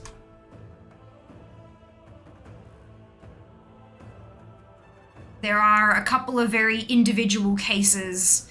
For example, if it's faction-based content, then you can't play cross-faction, stuff like that, but there are only a small handful of those cases. And you won't encounter those until you are at max level later. It's information you don't necessarily need just yet. Yeah. Also fantastic, then make sure you hit that Oceanic tab and choose one of those servers. Being on the same server cluster as friends is a good idea too, so you can trade with them. But although, even then, if you do dungeons and stuff, you can still trade those items as well. I'm just going to mail out advertising a website that sells gold. Are they really stooping that low? Clearly, yes. Absolutely. Absolutely. This area is in disarray. Luckily, we have many stewards at our disposal. Report. To address any Block. problem we may have. Ignore. Please see If that 35 characters, I have 60. Thank you very much. It's a full account. You can have 60 characters per account. So I've got 60.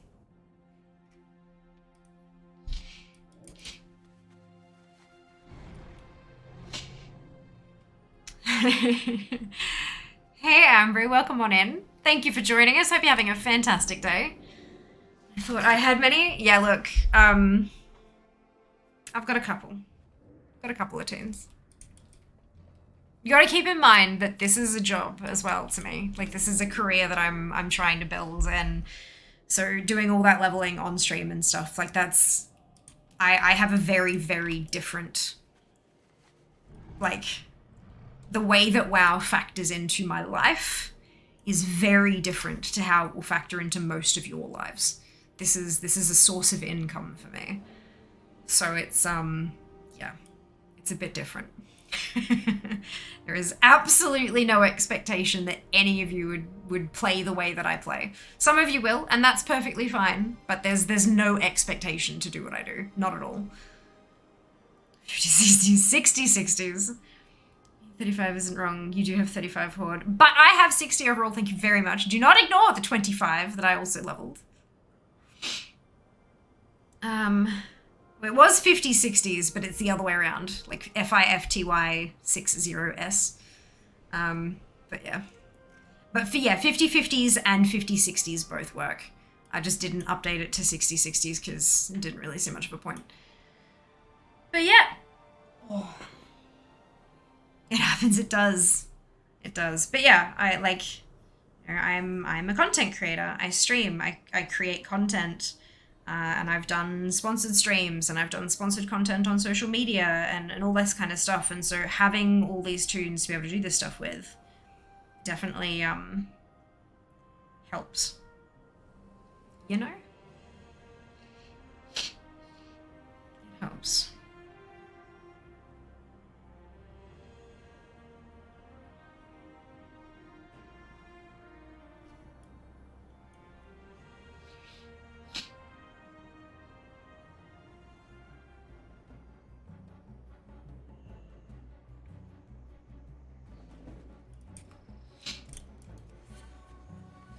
Do do do.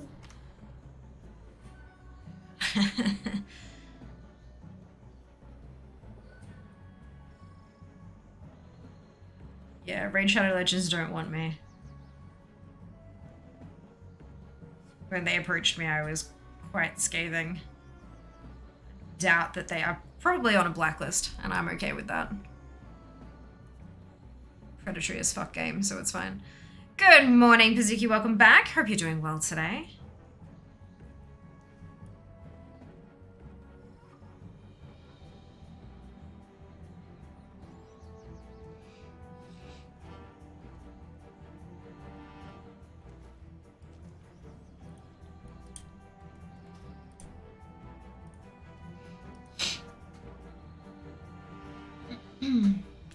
Hello, Crow. Welcome back. Hope you are also doing well today.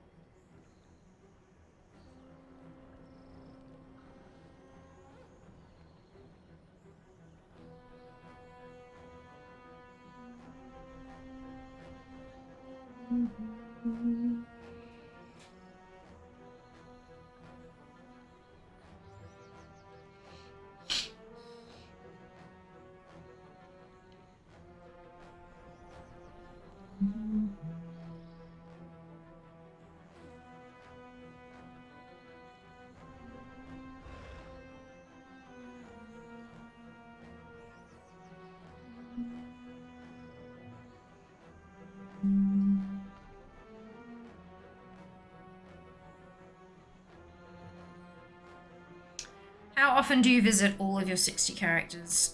Usually roughly once a week. It does depend on how jam-packed my schedule is that particular week. But if I'm my standard level of busy, then it's once a week.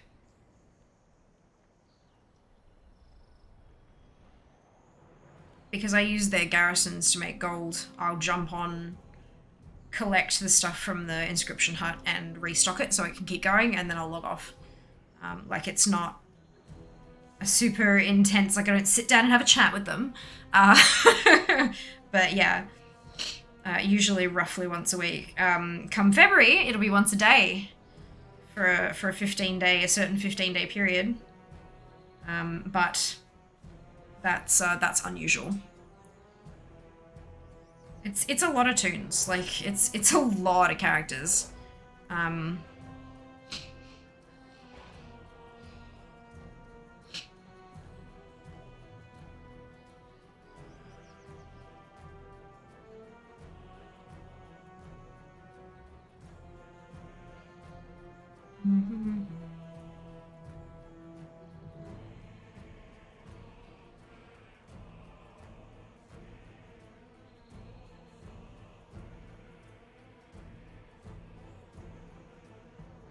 Still no...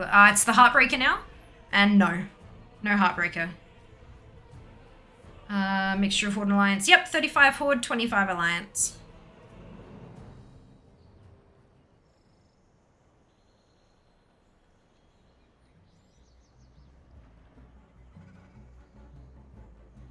It was 30 Horde and 20 Alliance, and then they gave us the extra 10 character slots. I was planning on just making them all Alliance, so that I'd have an even split.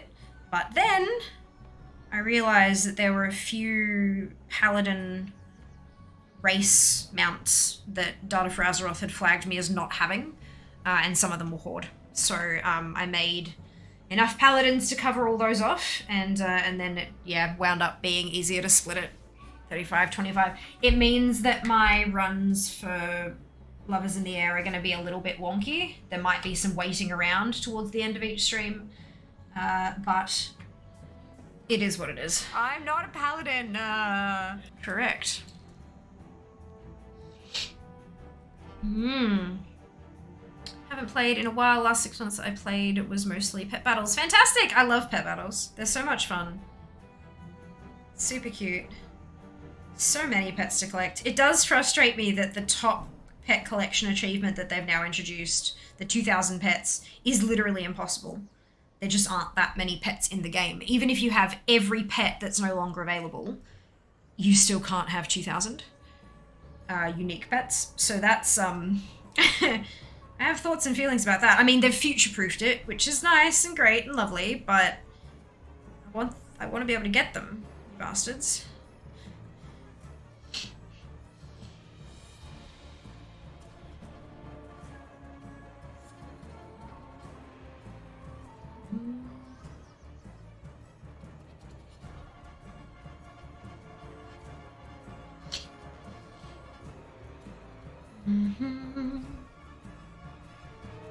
Da-dum, da-dum. Do you know all the names and classes without the spreadsheets? How often have we spoken about the degree of difficulty my memory experiences with normal, regular, everyday shit? What possible reason would I have to remember all of that? No. Like, come on now. Come on now. I thought they lowered the amount for that achieve. That's not what I saw on DFA, but maybe?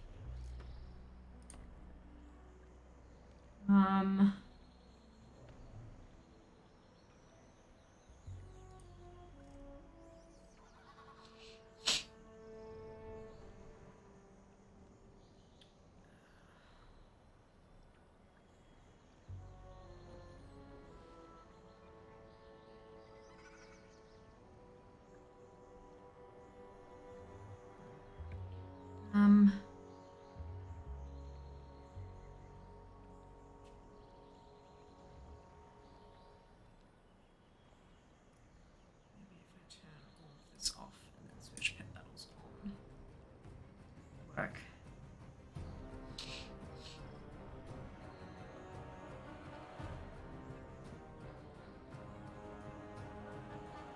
It looks like they've taken one out. I don't think they reduced it, I think they removed one. Because they've got proven pet parent at 1400, which is the secretive frog duck, and then what can I say they love me, which is violet violence for 1600. But there was a 2k one that had another pet reward. And it looks like they've taken it out because it's not on the list anymore. Let me... Source, none achievement.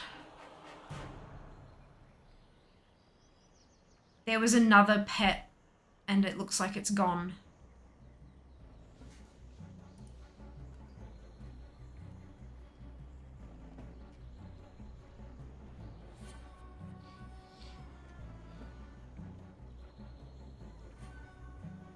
It looks like they didn't reduce it, they got rid of it.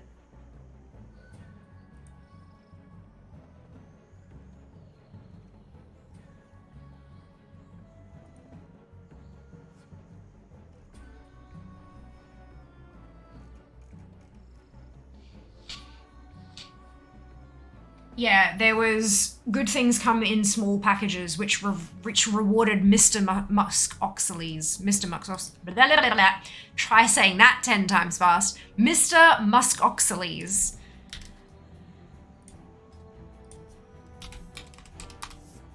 And Mr. Musk Oxley's is no longer in the game. So they've removed it. They didn't reduce it, they removed it. So there you go.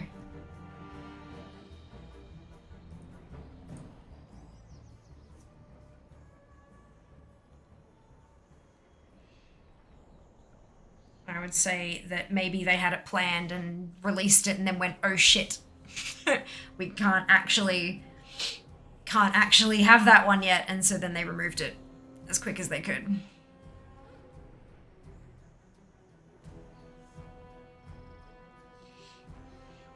There you go.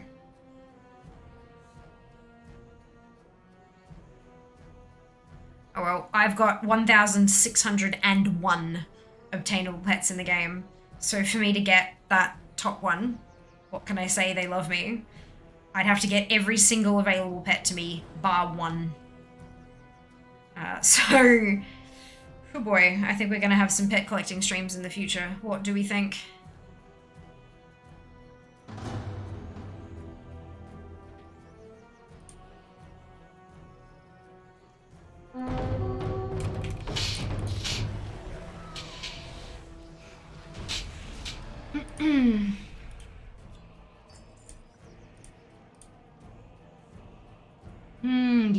Yes indeed. Yes indeed. Hello Anulio. Welcome on in, hope you're doing well.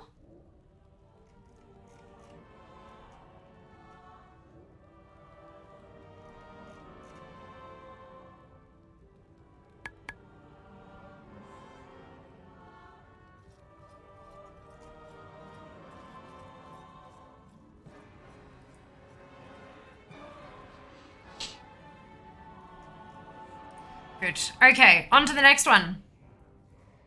170, so sounds good, amazing. It's kind of sad, but actually some good news considering we aren't even close to 2,000 available pets. Yeah, like even if you have all the unobtainable, it's still 1,625. Like you just, yeah, that's what really surprised me. Like we're nearly 400 away from being able to get that. So I was like, huh, are they planning to release that many pets across Dragonflight? Like, oof. Although I guess what with the introduction of the trading posts and stuff, it's gonna, I'm gonna have some feelings about the trading posts if we can't get all the rewards every month. But we'll see. I'm keen to find out what it's gonna be like. Good, thank you. Hope you're well as well. I am indeed. I can't speak for the rest of the chat, of course, but I'm definitely doing well. Farming ourselves a mount. Pretty little dinosaur. We are at 381 attempts for the Cobalt Primordial Direhorn. Smacking Undasta on the shins in the hopes of collecting a mount.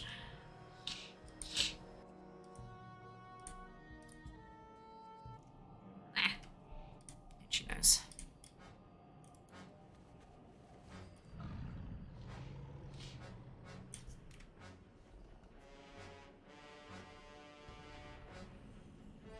Talking collectibles. I think I'm doing pretty okay with my collectibles at the moment. I mean, I'm not the best. I'm not the worst. I'm seeming to be pretty functional with the amount of time I have to spend gaming. So that's pretty good. So what would be next if it drops? Nalark. Nalark. Now that they've changed the drop rates, I'm kind of just heading my way down the rarity list again. So Reigns of the Thundering Cobalt Cloud Serpent would be next on the list. I don't have many attempts on that one at all. So I'd be starting pretty fresh. Then on to Galleon. Then on to Garrisons. Garrison Invasion Mounts. Good news is, people can farm that along with me. They can join in and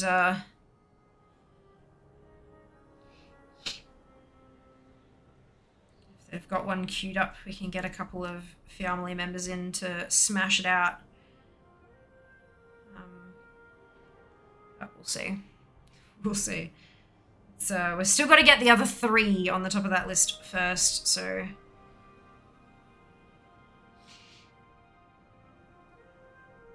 it'll take some time.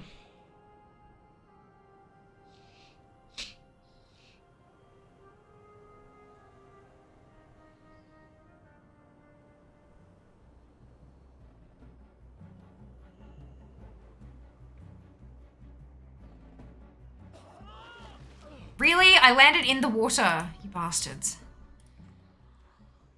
Oh well. Look, I'm cutting it fine.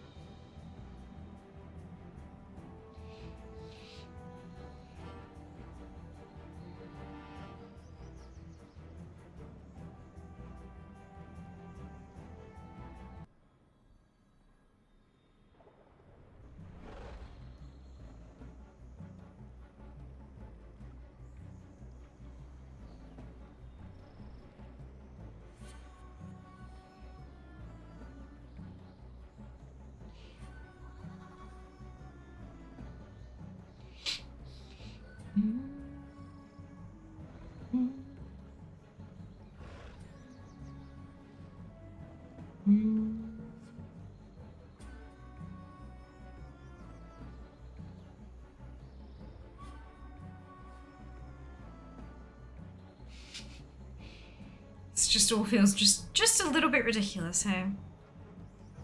So, gosh, February's gonna be even more so, hey? Oh boy. I've got to wipe December off my, my wardrobe door / mirrored whiteboard and start plotting out February, and it's going to be a mess. That's correct, a mess. Fears fucked up February, to put it bluntly.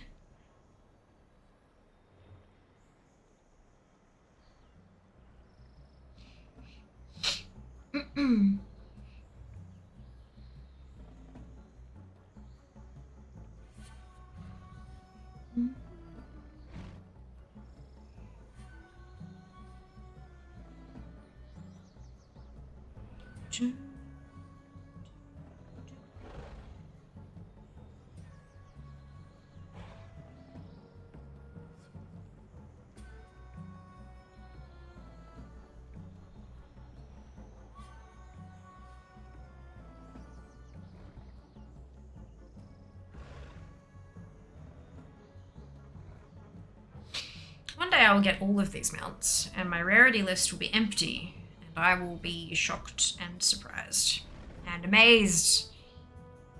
That day will be 70 million years from now. Gosh. I wonder if I could actually collect mounts.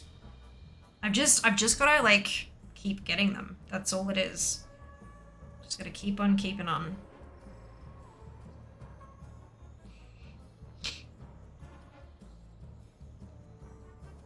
Now this is a little bit long, a little bit longer than I'd like.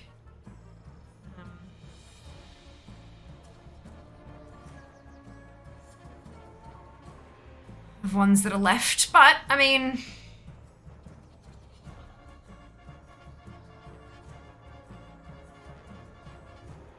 Island Expeditions, God.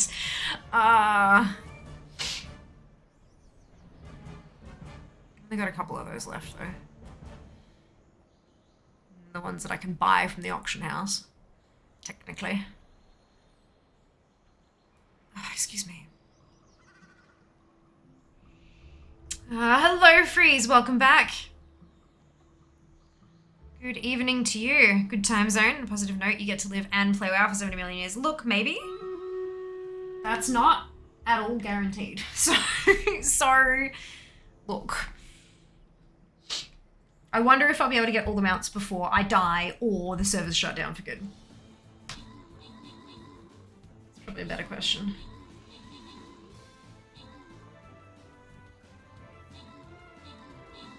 Let me confer with my sources. No. Well, that's like, what happened to positive thinking? What happened to manifesting, Zam? Stay a while and listen. What happened to manifesting?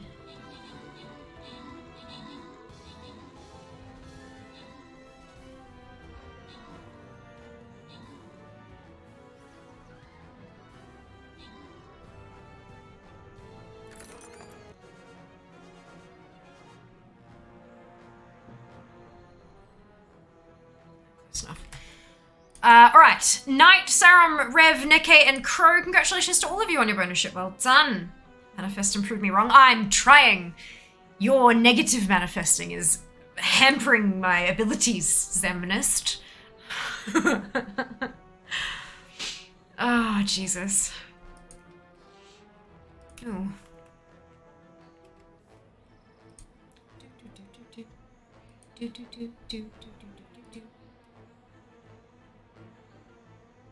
Manifest harder. Look, that's not how this works.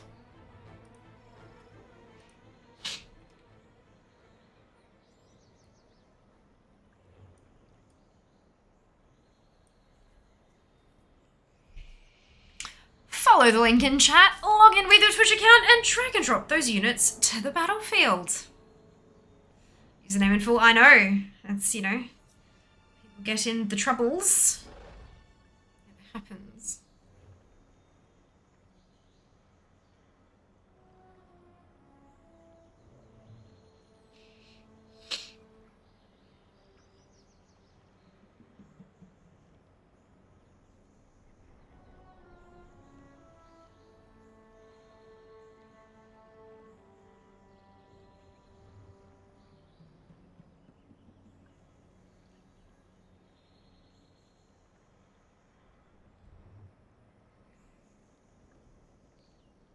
How's the diaphragm? Sore as hell. Woke up a bunch of times throughout the night, not able to breathe properly and stuff like that. It's really sore, but I'm just kind of trying to, you know, just do my best. Like it is what it is. I can't really do much about it, kind of thing. I'm not particularly looking forward to tomorrow. I'm just gonna do my best to treat myself with kindness. Get something tasty for lunch and just kind of try to get through it. But yeah, no, it hurts. Sometimes more than others. But there's always like a baseline level of discomfort at least, if that makes sense. Yeah, it's there. It exists. That's a good thing, right? Letting me know that it's there. I'd question if you weren't here yesterday. Yeah, my diaphragm hurts. It feels like someone has reached inside my belly and punched upwards into the bottom of my rib cage. And every so often it gets worse and feels like someone has reached inside my belly and stabbed upwards inside my rib cage. So it's just like a sharp pain rather than like a dull ache, bruised sort of feeling. But yeah, it's not super pleasant. It's really, really difficult to get comfortable. Because it just kind of hurts no matter what angle I'm sitting at, and every so often when it kind of gets worse, breathing hurts. So that's fun.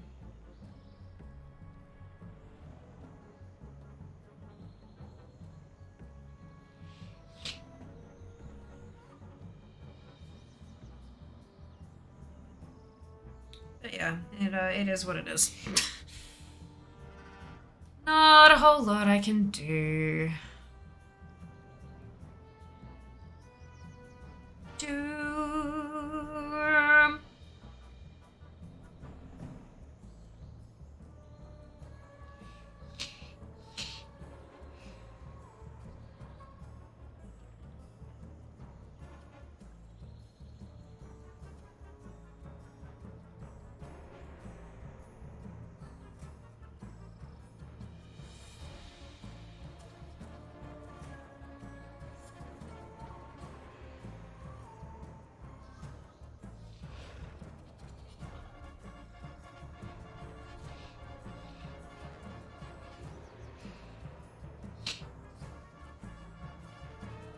Dum-dum-dum-dum. We've got about 30 seconds left until Uni spawns.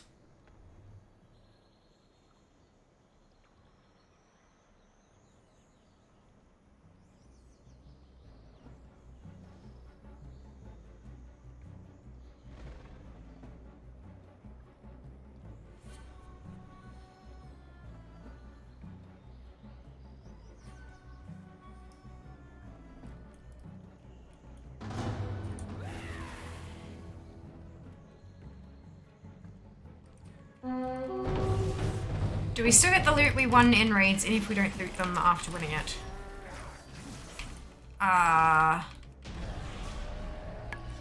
What do you mean? Usually it will send you, like, Postmaster will send you stuff.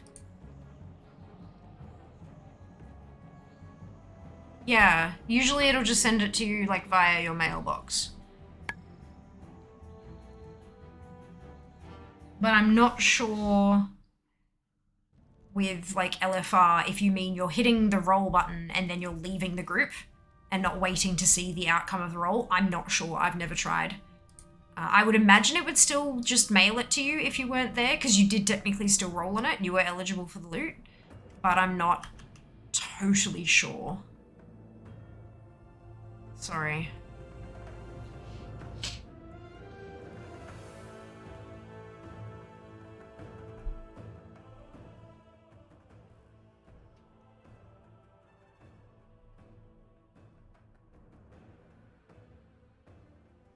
Won a gear during LFR but forgot to loot it. It should just be in your mailbox.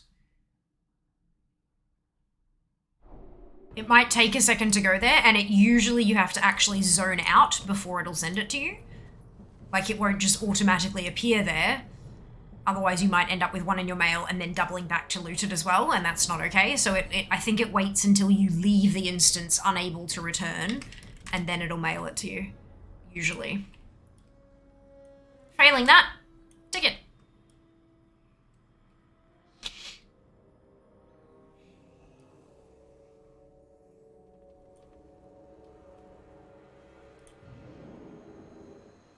Doesn't Postmaster send it? Yeah, usually, Oz. That's what we're saying. Usually, you'll get it in your mail, but you have to leave the instance first. And if that doesn't happen, because it's LFR and they've reintroduced the group loot system, you know, with need and greed rolling and stuff like that, if that has somehow broken it, I don't know, I haven't tried yet. If that has somehow broken the whole Postmaster system, then you could open a ticket if you don't get it. But you have to leave the instance for the mail to trigger anyway. So do that first, and then if you don't get it via that, that's when you'd open a ticket. Yeah. Just covering all our bases. But welcome on in, Oz. Hope you're having a fantastic day. Thank you for joining us.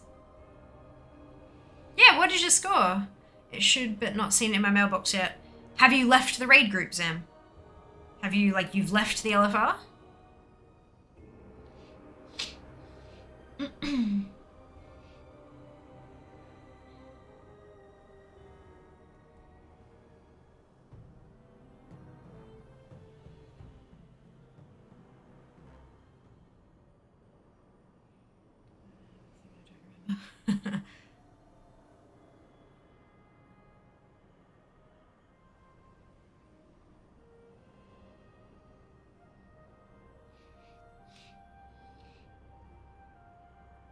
So usually if you're still currently in Valdragon, okay, so if you've gotten 2 pieces of loot, if one of them wasn't from the last boss, even if you don't loot it, when you get the stuff for the rolls pop up on your screen and you do the roll, if you win it, it will drop it into your bags. So check your bags thoroughly. Like, check them properly. After that point, because you don't need to go back and loot it once you win the roll, it just automatically distributes it to you. If it's from the last boss and you hit your roll and then you left the group immediately before the roll happened, I'm not sure how that works because you're not in the instance, so it can't drop it into your bag. So at that point, it should probably mail it to you, but I don't know if that breaks the roll system and it goes to whoever's still in the group who had the highest roll, because it might remove you from the roll table if you leave the group. I'm not sure. If you were in the dungeon and the roll finished and it didn't drop in your bags and then you left and it's not in your mailbox, are you sure you won is my next question, because usually that would have dropped into your bags. But yeah, give it a little while, because there'll be a ton of people, especially considering, you know, public holiday, it's still the weekend, there'll be a crap load of people running it. It might just be that the postmaster is a little bit delayed. It can take like half an hour to an hour sometimes for that shit to come through. Not always instantaneous, but try doing a relog, you know, exiting the game entirely and coming back in. And then, yeah, give it some time, and if it still hasn't popped up, then open a ticket and just find out. But, yeah, it's, I'm not sure if it may have been broken by the group loot system again. But it's usually a safe bet. I've always waited for the outcome of the rolls before I've left the group, so I don't know how it functions if you don't wait.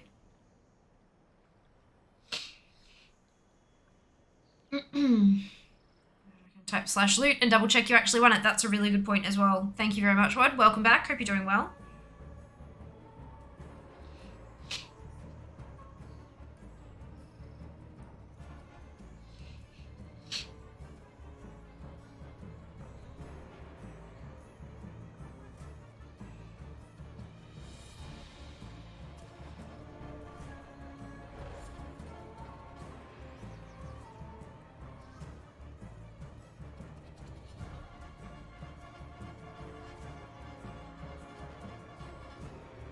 Yeah, super useful little command, that one.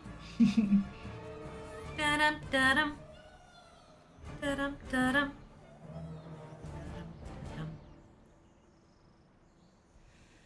Good evening, Fire. Welcome back. Hope you're doing well. What are you flipping in your hand? It's a bobbin of embroidery thread. I'm taking it from a... Oh, I've run out of ones for it, but I'm taking it for from a skein that you buy from the shop and wrapping it around a bobbin for easier storage. Well, I figured I might as well be productive with the wait time between Undasta spawns. Oh, excuse me.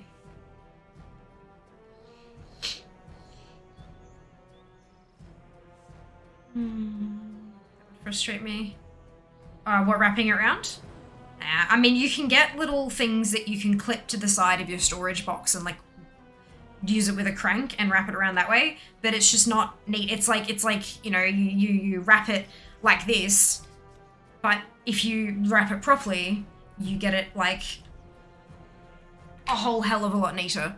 It actually sits properly in the box, and you can store more, because if it's thicker around the middle because it hasn't been wrapped properly, then you can store fewer in a particular box. But, you know, when you've done as many as I've done, it gets quite easy, honestly. And relatively quick. Obviously not super fast, but a bunch quicker. And it's easier to store them like this than it is to store them like this. This has got a little sticker on it to tell me what number it is. This has it written on the packaging here, but you used to be able to get official DMC stuff where you get a stick that had hooks in the ends and you'd be able to hook it through one end and hook it through the other end and then hold it like that in a book, like a display book thing. But they don't make them anymore and they're kind of difficult to find. And then when you expand your collection, because they're difficult to find, you got it's just a whole mess. So I have this instead. Much nicer. And then that just slots in there, so they're all in number order. Easy to store.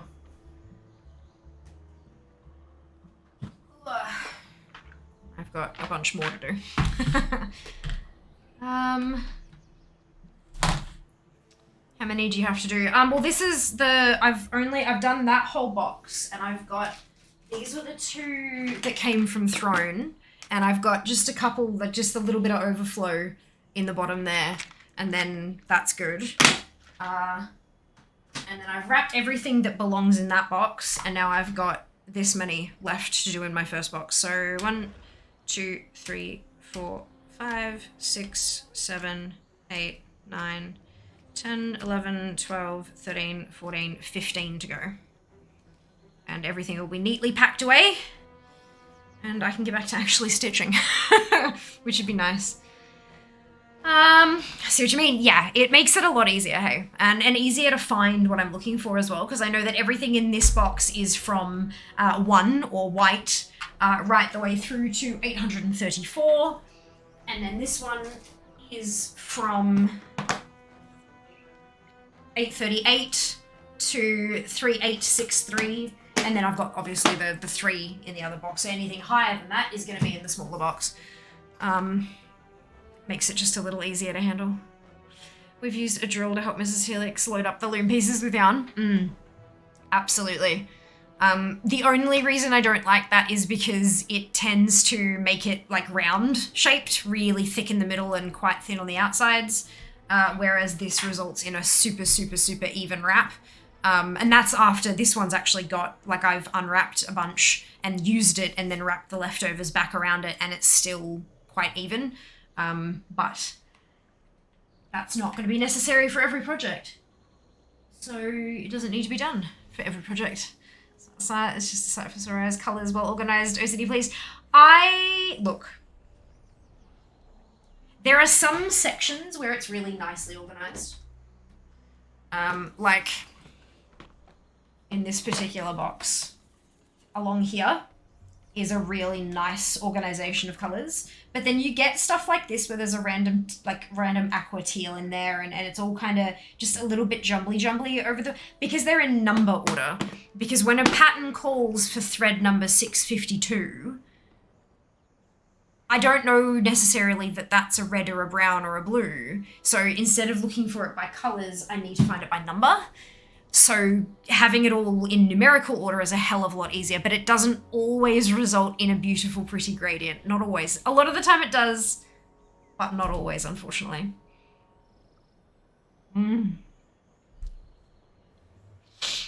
Relogging solved it. Fantastic, Sam. I'm pleased to hear it.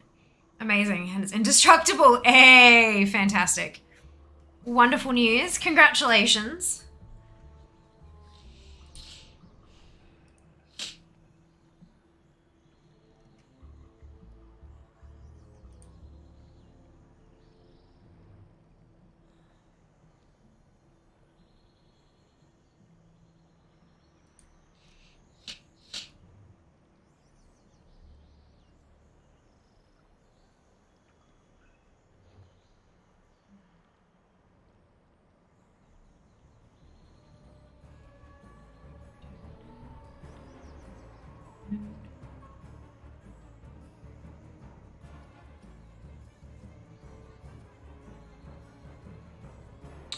Yep, rare thing though. Yeah, it's kind of like the replacement for Titan forging. Doesn't go up by eye levels. It can give you indestructible, so no repair costs required. It can give you leech. It can give you move speed. I feel like there's another one.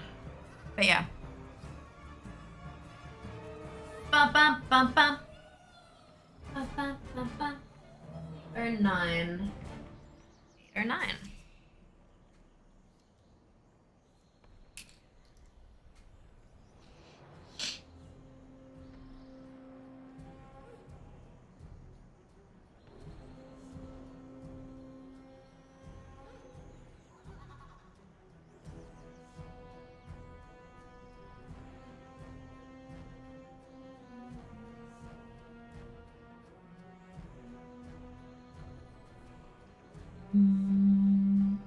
Avoidance speed. Ah, yeah. Avoidance, that was the one I was thinking of. Perfect. Amazing.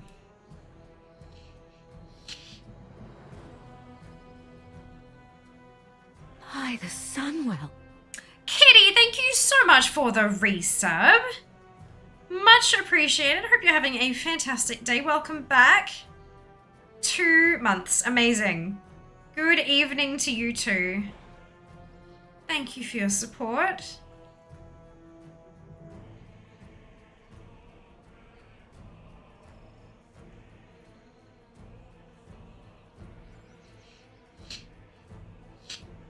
Mm. 45 seconds until Undasta appears.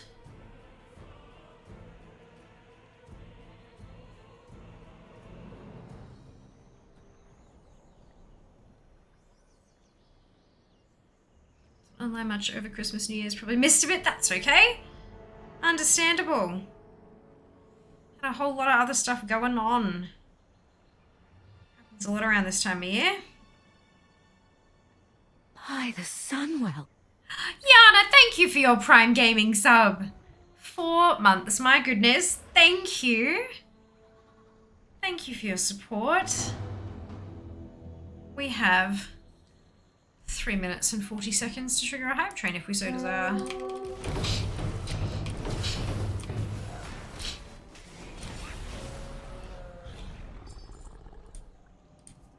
There we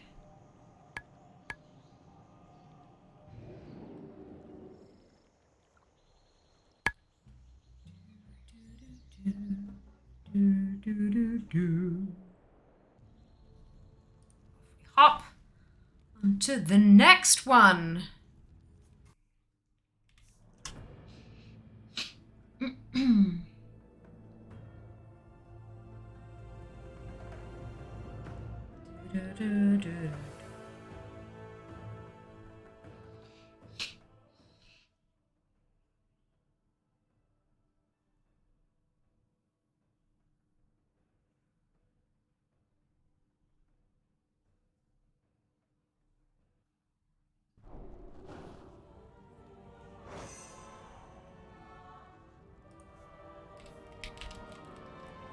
Oh, if I could spell correctly, that would probably help, wouldn't it?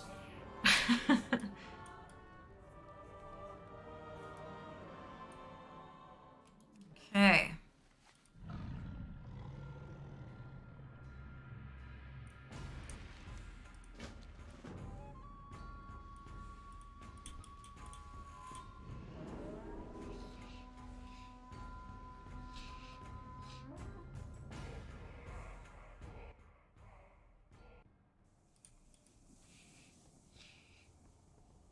Oh, excuse me.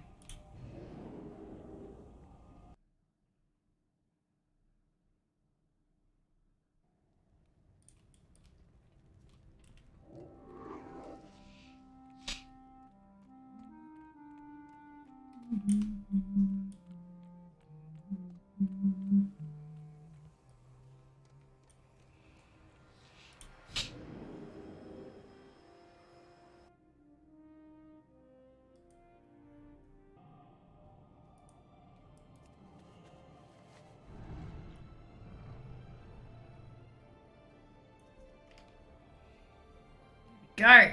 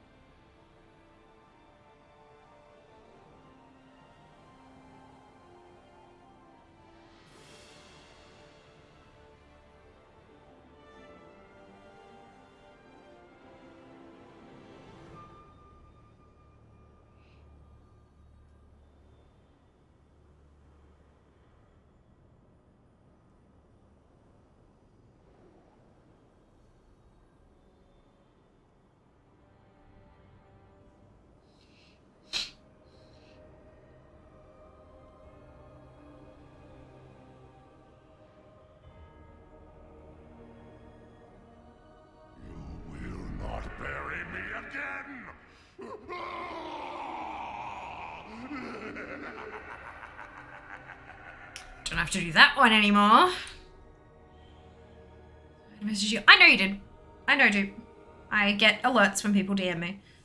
I am busy and I've been asleep and in pain and yep, I just haven't messaged you back yet. I am aware.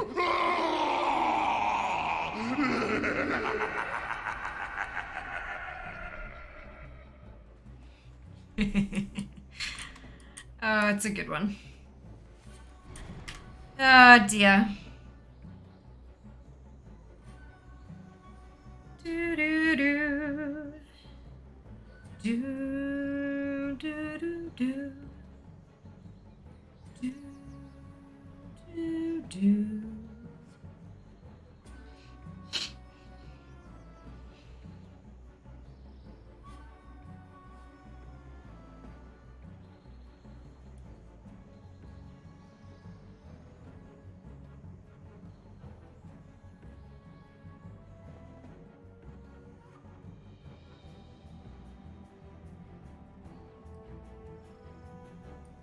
There we go.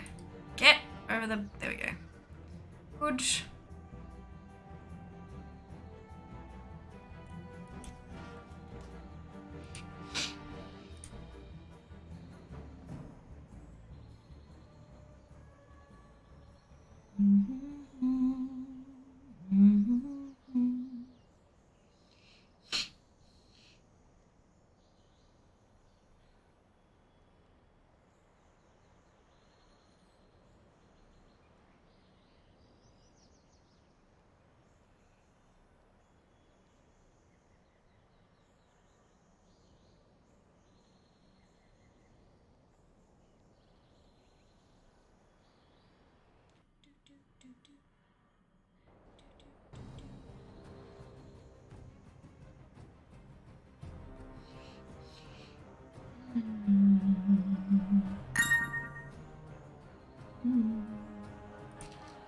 Oh my goodness, Boxy!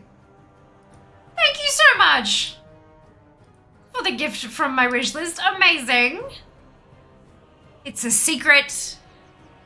How many kills so far? 383 total. Boxy, thank you so much for the surprise gift via Throne. Once it is ordered and shipped, once it arrives, it'll be wrapped up and torn open. The streamiversary / birthday stream in February. Much appreciated. Thank you for your generosity. Oh my goodness. It's gonna be one hell of a birthday party, let me tell you. I'm so excited. So excited.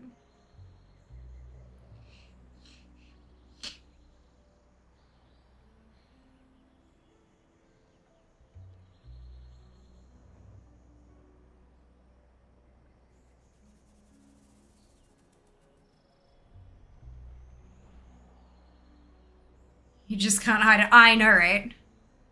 So excited. Just cannot hide it. I'm likely going to be quite sleepy.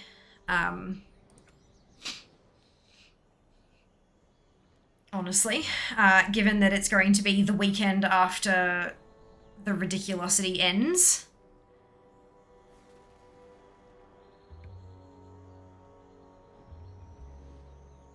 The 25th of Feb, so we'll have all the fun times in February. Oh, excuse me.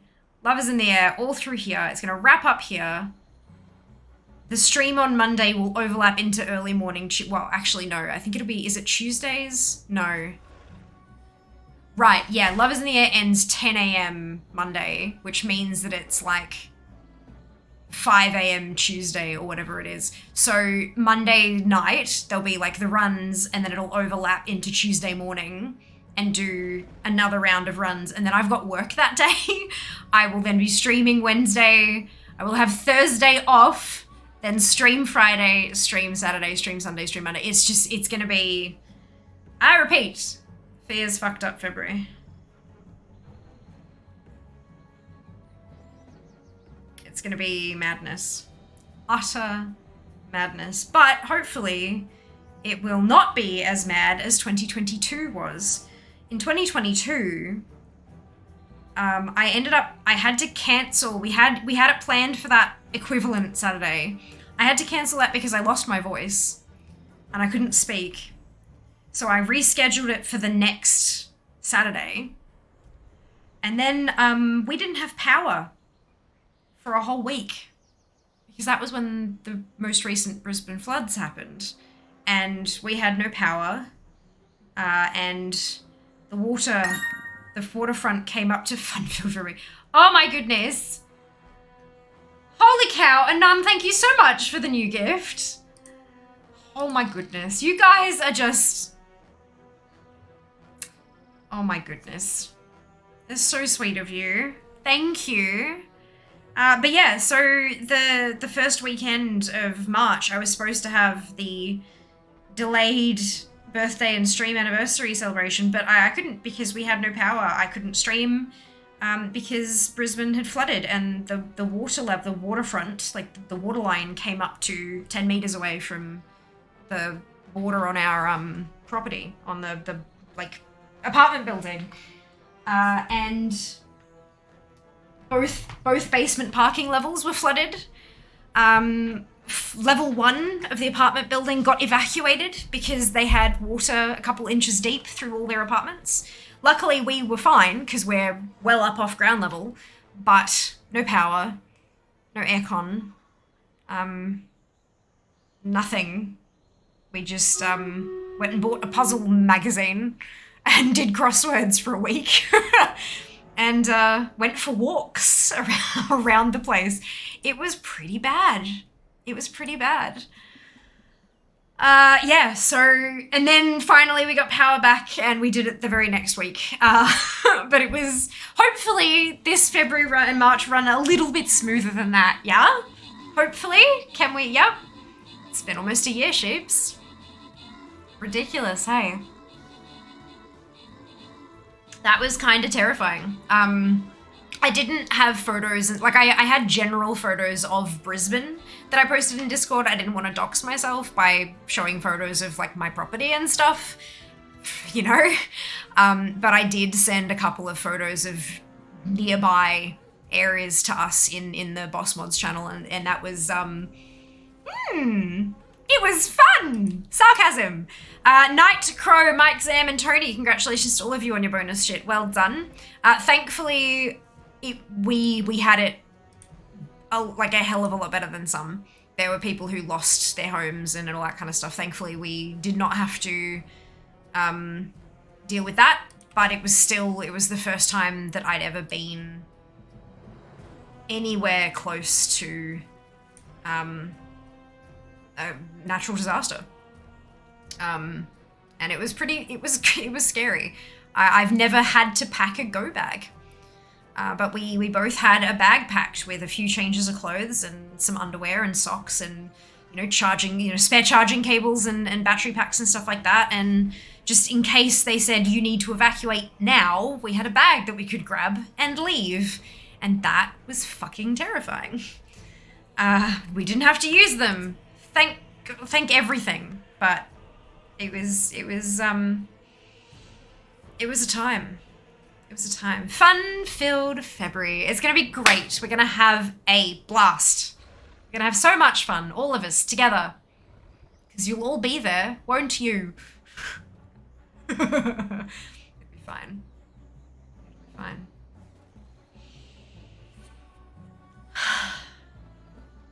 Next one. 14 to go. 471.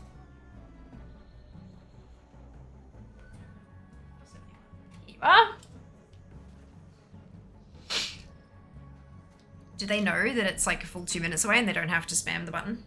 I wonder if they're just doing it for fun though. I don't want to like make them feel like they should stop when they're just having some fun mashing a key, you know? I don't want them to feel like they're going to miss the spawn, but they also could just be alleviating their own boredom, you know? So it's... Ah, goodness.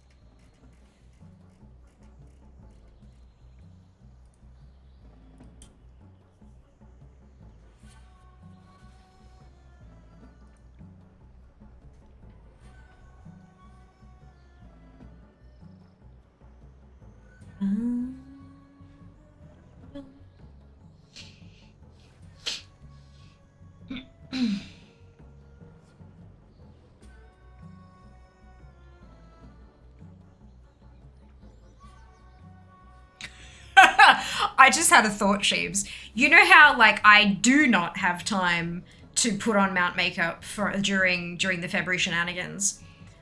What if I picked out the colors and just kind of just like swatched the colors on my face and you could guess by that? War paint. I could do war paint and be like, Heartbreaker, gimme, and you could still guess. Would that be a thing that was fun? It's ridiculous, I'm in. All right, I will do my best.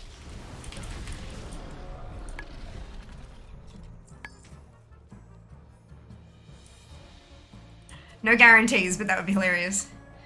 War Paint Wednesday? Oh, Lord. Oh, dear.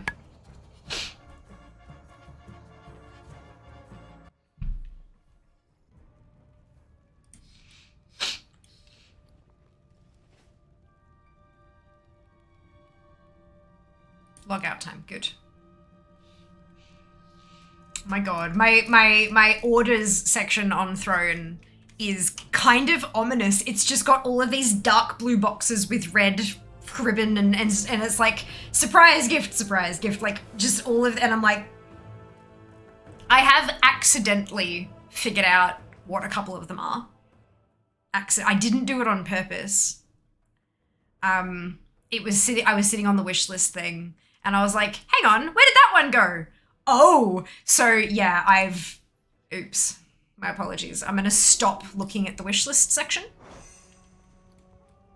Because I can change the ordering of stuff but I think I'm like, you know what, bugger it. I put everything I put on there because I'm either curious to try it or it's like, oh my God, this is my favorite thing, or like I'm just, you know, I'd love to have that. So, excuse me. And y'all can sort by like price, low to high and all that kind of stuff if you know, that's it. Yeah. I'm just gonna stop looking. I just have to stop looking.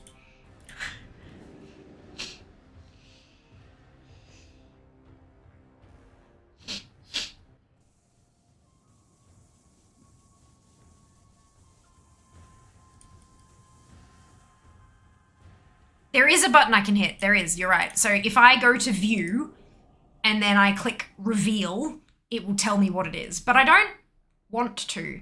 But I do have so here's my problem. Here is the problem that I have realized I've created for myself. I want to gift wrap everything because I think that will be fun and it will make for really cute social photos and stuff like that. Like before we actually rip everything open, right? Problem. If I wrap the actual items, I'm going to know what's in them. Right? Because I'd have to take them out of the shipping packaging and then wrap them. So I'll know, and that's not quite as fun because I won't be surprised when I open them on stream. So the other option is that I wrap them and I open the wrapping paper and then open the shipping packaging. And that also means that I don't know who each thing is from. I have greatly thanked people as they have purchased, as things have gone off. I've said, oh my God, thank you so much. But I can't see, like if I open up, let's say there's a t-shirt and I open up a t-shirt and I go, oh my God, thank you so much. It's adorable. It's great. I can't thank the person by name because they all say surprise. And I can't see, this is a surprise t-shirt. I'd have to go and reveal everything to figure out, and then I'd know before I open them. So it's at like which level of surprise do we want? Do we want me to genuinely have no idea what I'm opening until I open it on stream? Because I think that's the most fun, and I'll just have to wrap the shipping packaging in wrapping paper. But I think that's, I mean, like obviously I'd redact all the information, then I'd wrap it. I think that's probably going to be the most fun. Get Jazz to wrap them. Yes, but I don't want to just hand shit over to him and just tell him this is your job. Do you know what I mean? Like He has his own things to do. If he agreed to that, sure. But I feel like he didn't sign up for this. You know? So if he was willing to, absolutely, but I feel not comfortable and not good asking him to do that before he's listening to the... No, this is that you did not get... Everyone else volunteered you as tribute, and I said I wasn't comfortable with that. I wasn't comfortable with asking you to do that. I'm not comfortable voluntolding you anything. Voluntelling you any... Do you know? That's not okay. So I don't know if anyone else sent as anonymous. The ones I sent yesterday went as for some reason. Ah, you've got to... There's, yeah, when you're actually doing this stuff, there's like a box that you can tick or untick to send as anonymous. You actually have to type, because you don't log into Throne, it can't know who you are unless you put your name in somewhere. So you've got to do that manually when you're doing the gifty thing. But yeah, I did get, there were 4 anonymous yesterday, and there's been 1 anonymous today. But yeah. When you're doing it via Throne, because you're not logging in or anything, it can't pull your username from anywhere. You've got to stick it in manually yourself, unfortunately. Wrap the package. Okay.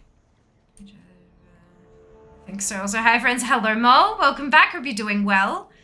And also hello Alua and Sword. Welcome back to both of you as well. I'm sure some of your friends nearby would be pleased to do the wrapping as it's your birthday. This assumes I have friends nearby.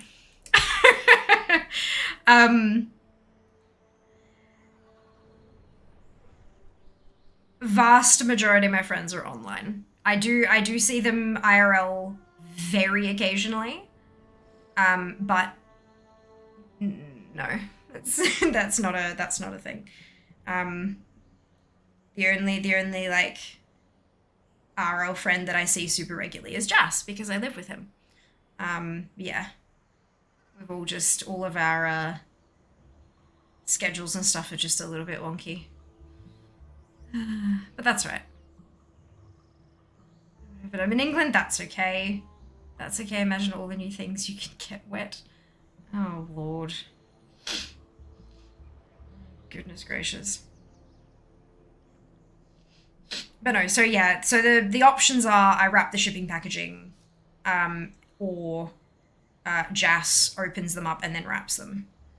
But I still won't be able to, like, acknowledge people by name when I open their package unless I spoil myself, which isn't as fun. Which I know that kind of sucks, but, you know.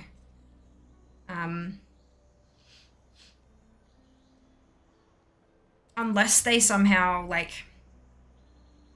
I highly doubt, because when you get stuff from Amazon, you get the little, especially when it's a gift thing. When I've gotten things from Throne in the past, it says, you know, like, enjoy your gift via Throne, via Join Throne or whatever. So, like, I don't think that they'd personalize that message when it's a surprise thing to let you know for who it's from, because they've never done that before, but who knows. I've also never had surprise packages before. So, yeah, it's a thing. Just a thought, you can ask. I'm sure he would assist. I'm sure he's helped out in the past with various tasks. He has, but I don't feel comfortable roping him into things. And I also feel like a lot of the time, if I ask, he'll feel guilty if he says no. I'm not sure if any of you guys get that way. And given how many things have dropped in over the last couple of days, I'm not sure how many things they'll end up being. It could be a really big job.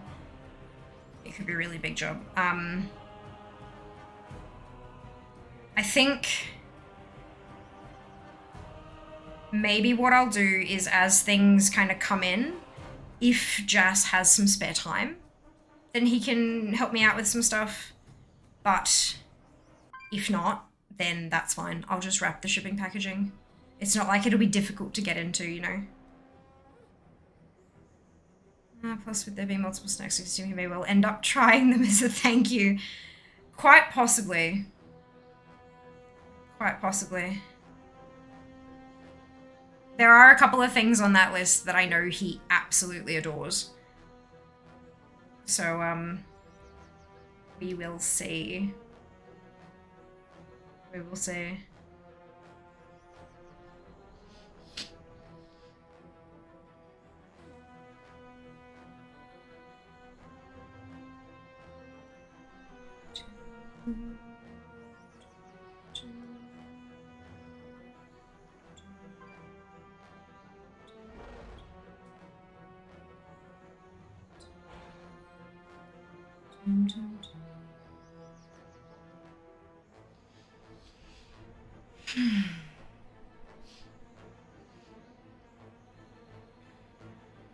There it is. I was wondering where my timer was.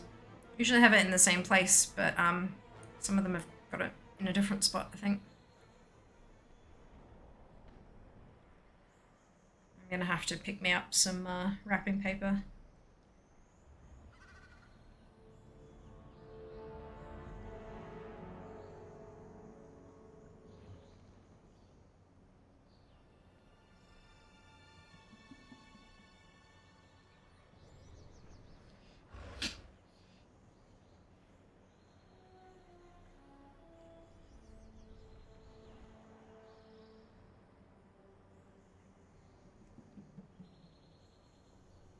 Chance that he makes suits. Some of the t-shirts. Uh-huh.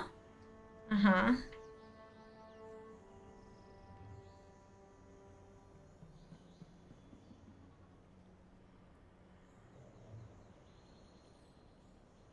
If they'd fit him. I think this one might fit him because it's a bit of a looser fit. But some of the others I don't think would quite fit him.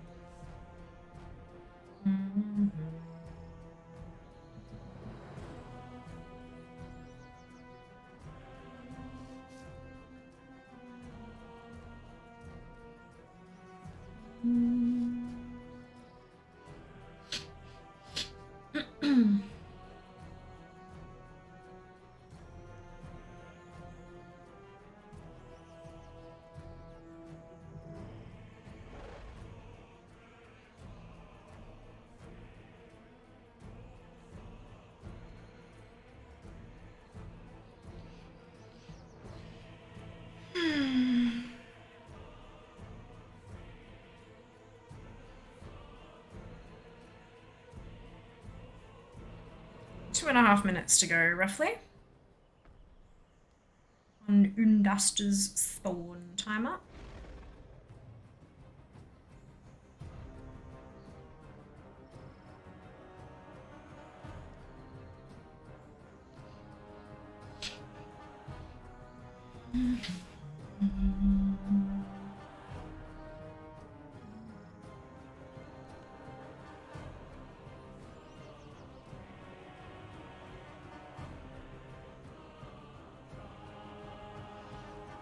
Okay, that was 471.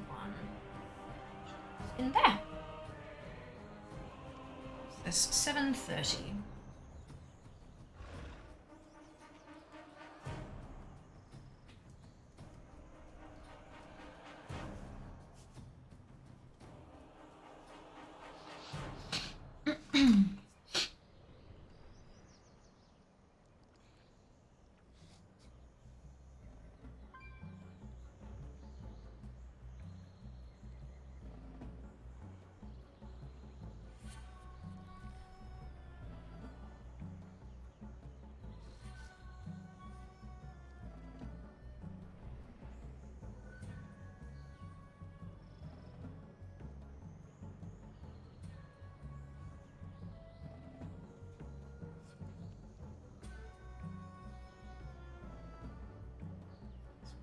As if I try to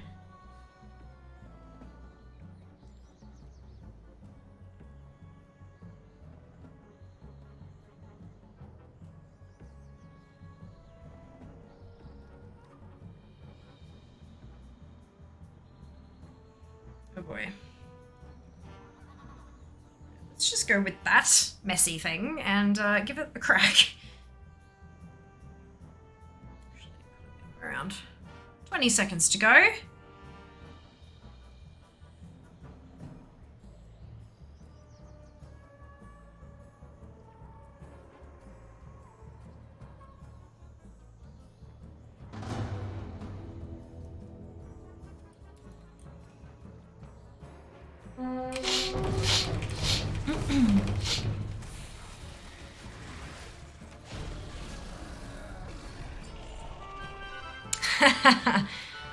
That was a shared appearance. That was not new, but that's fine. Close enough.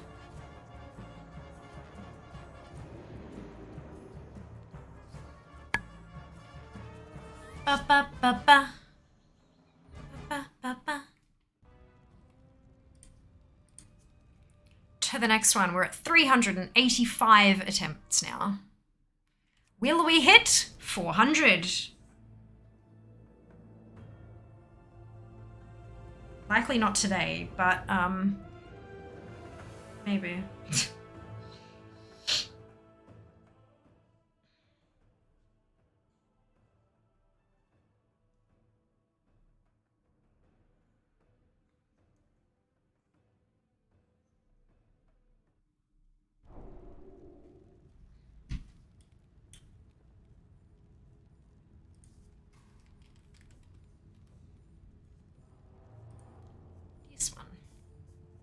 You guys okay with us doing Undasta as Mount Farm Monday until the bloody thing drops? Sound like fun?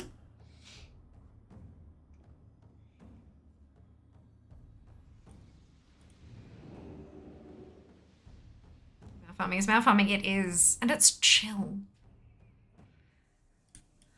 It's chill.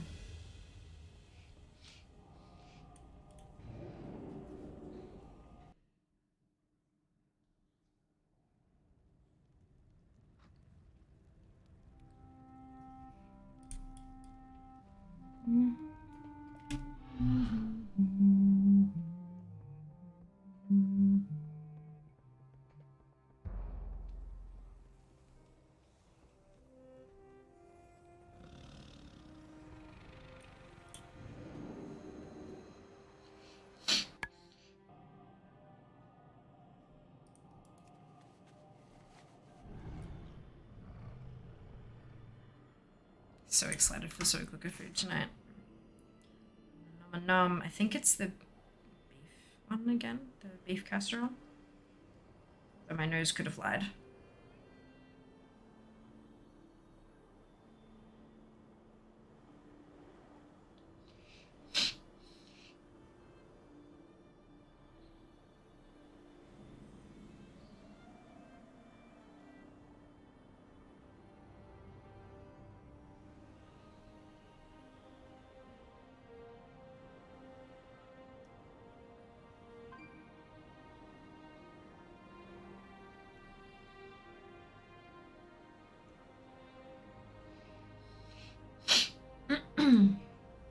Homemade pizzas? Ooh, yum.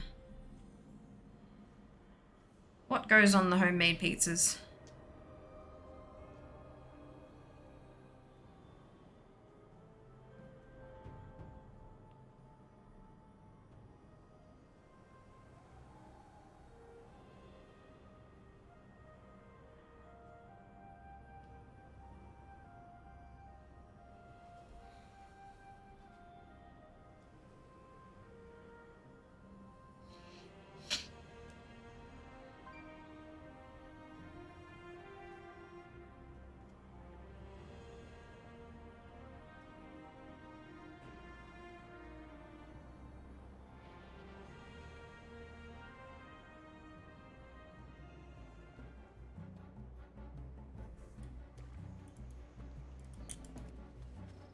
Ham, cheese, and pineapple. Same, but with olives. Ooh, interesting. Love that the younger one is ever so slightly more adventurous. Amazing.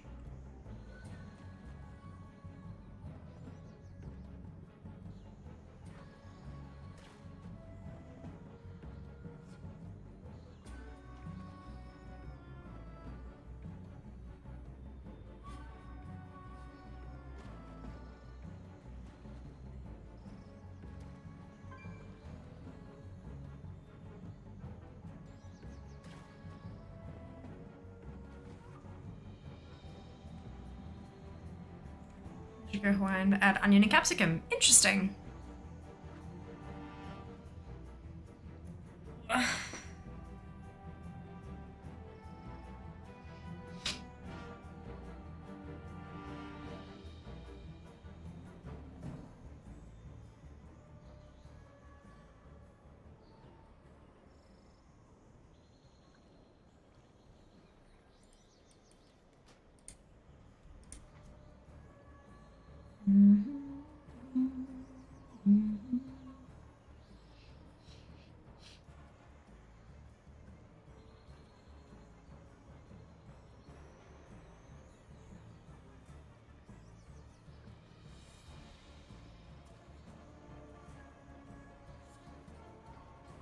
This has had some vegan bacon stuff and more supreme-ish sun-dried tomato, mushroom, etc. Ah, wonderful.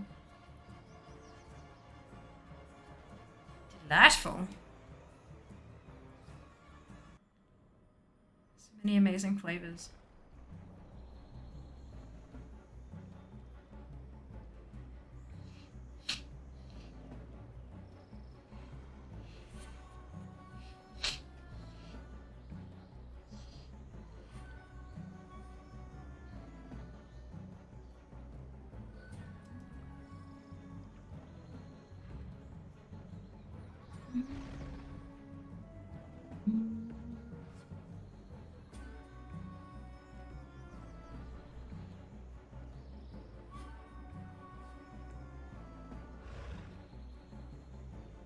Out of all 4 Pandora and extremely low drop rate rare mounts, it's the only one I have. Dropped via a coin back in the day, I remember correctly, worst respawn timer? Nah, definitely not remembering that correctly. But awesome, that's amazing. They've recently greatly increased the drop rate for the 4 of these. I got the Shah mount after they greatly increased the drop rate. It took me 16 more attempts, I think it was, before it dropped. Shah is on a 10 to 20 minute respawn timer, so it's variable. There's like a spawn window, so it's a little bit kind of annoying that way. Undasta is a set 15 minute. On the 15 minute, every 15 minutes. Well, not like 10, 15, 10, 30, blah, blah, blah, but it's exactly 15 minutes every single time. And then you've got Galleon and Nalark, and I believe Galleon's on a respawn window as well, another 10 to 20 thing, and then Nalark is bang on the 15 minute timer, same as Undasta, because those two were introduced later, but like Galleon and Shah were the first ones. I think they realized just how much everyone hated the fucking rotation thing. But the like timer, like window thingamajig. But yeah, to me those ones are the worst ones. Because you've kind of always got to be on edge, whereas with World Boss Timers, it alerts you when you've got 5 seconds to go. And that, for me, works a bit better, but to each their own, of course. And by yourself. Ah, fantastic! There you go.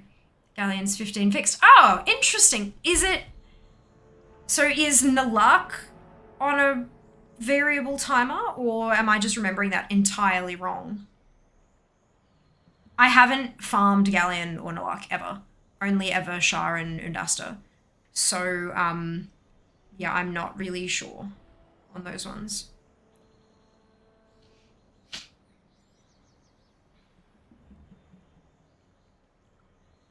Thank you very much for correcting me. I appreciate that. Should be a feat of strength for getting all 4.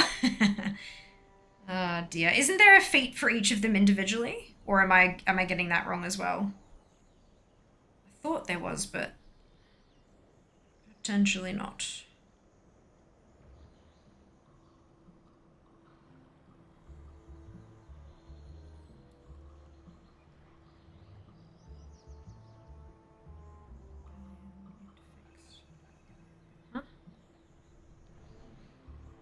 Is that the respawn timer being fixed for Galleon? Yeah. Like Zam mentioned just above you on the 15 minute. That's good. Make it a bit easier. At least I know how many tunes, like how I can get through in a 6 hour. Or I know how long I need to stream to get through all 60. With Shah, it could have been anywhere between, you know, like 10 to 20 hours kind of thing, which was Mildly frustrating, to say the least. Well, hydrate.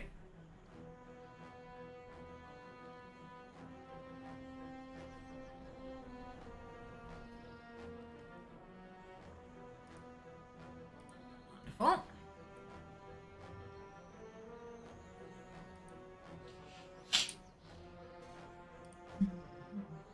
Hello, Sean. Welcome back. Hope you're doing well today.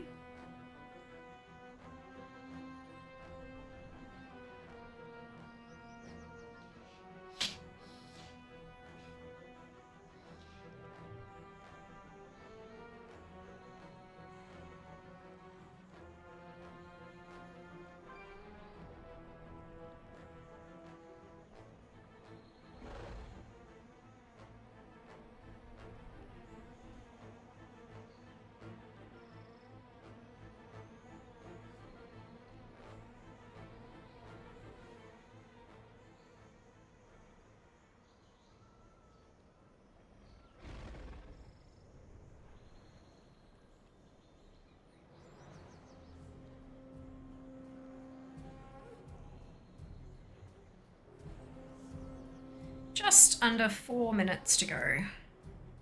Happy New Year to you too. Around 800 attempts with Galleon. Keep trying next Wednesday and the other Wednesday and the other, but it will drop eventually. It will. Jesus, 800. Oh Lord, I'm not ready for that.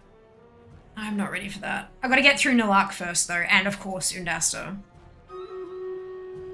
I am terrified of, like, you know, Mount Farm Monday for the entirety of 2023 being Undasta. Did you know? Like, oof. Ooh, no thank you. That would suck. Well, boss timer is valuable when I have farmed these mounts in the past. I would kill a boss and go park a tune, log into another and wait for the fixed Galleon timer to proc and so on. Absolutely. For sure. It's well worth it. World boss timers is a really useful add-on. I don't tend to do stuff in between just because I know I'll get distracted by stream and then the noise will go off and I'll be like, shit! But, I can, definitely sit here and sort of... It was very useful when I'm, like, when I was farming the, Zandalari ones, for example, that dropped those dire horns, the jade and the blah blah blah, those ones.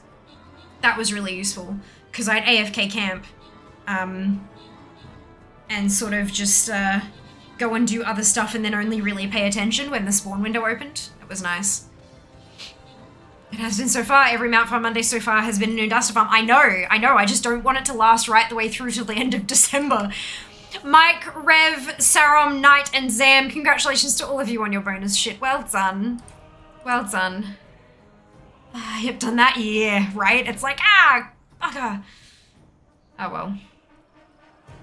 Oh well.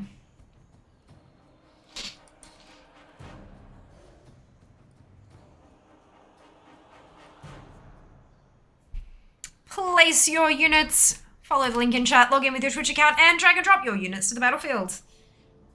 Excuse me.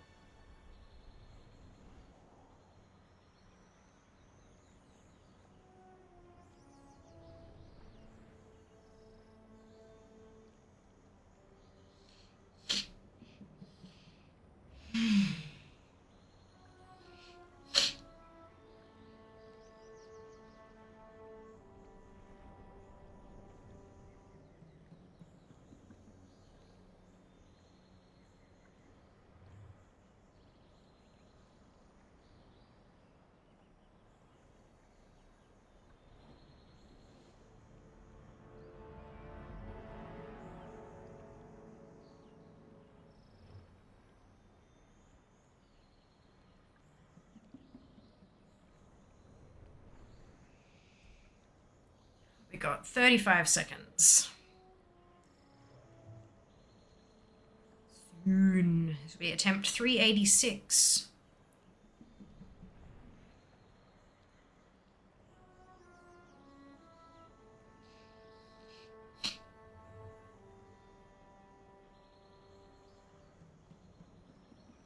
Although, of course, most of those attempts were back when it was 1 in 2,000, and we don't know what the drop rate is these days. Hello, Darth. Welcome on in. Hope you're doing well today.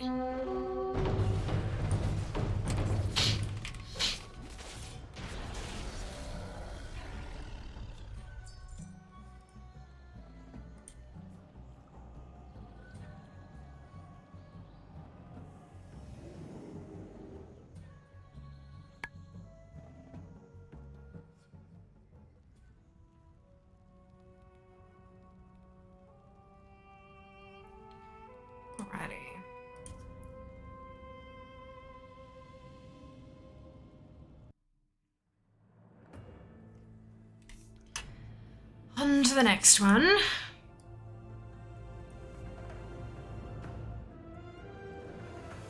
Hello, Bear. Welcome on in. Thank you for joining us. Same to you, Lytton. Welcome on in. So, no, don't need to apologise for that at all, Darth. How is your stream? Stream goes well. It is going very well so far. Thank you for hoping. I hope you're having an absolutely fantastic day and that you had a blast.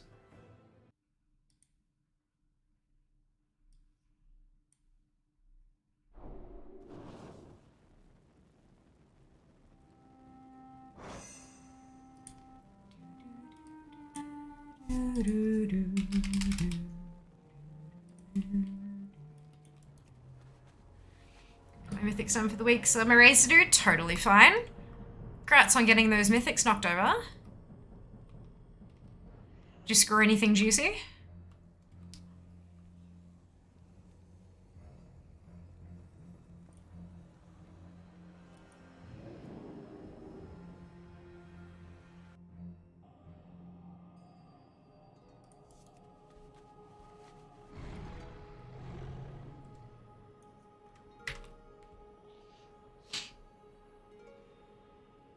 What's up, Linton?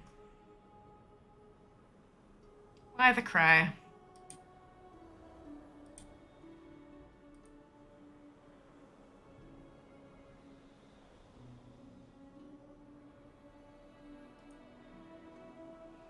Upgrades, 3, 4x to 362. Holy cow! Well done! Jesus! That's great news.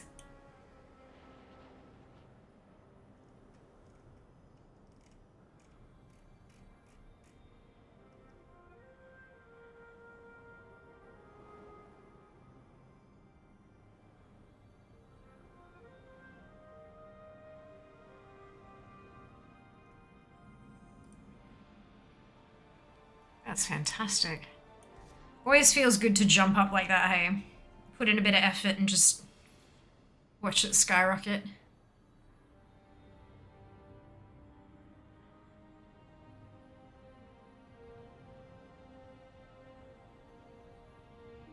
Doing some mount farming today ourselves, so if anyone would like to join me in hunting down the Cobalt Primordial Direhorn, you're very welcome to do so. Yeah, just having a really chill, relaxed evening, which I think a lot of us probably need at this point after the shenanigans of the last few weeks.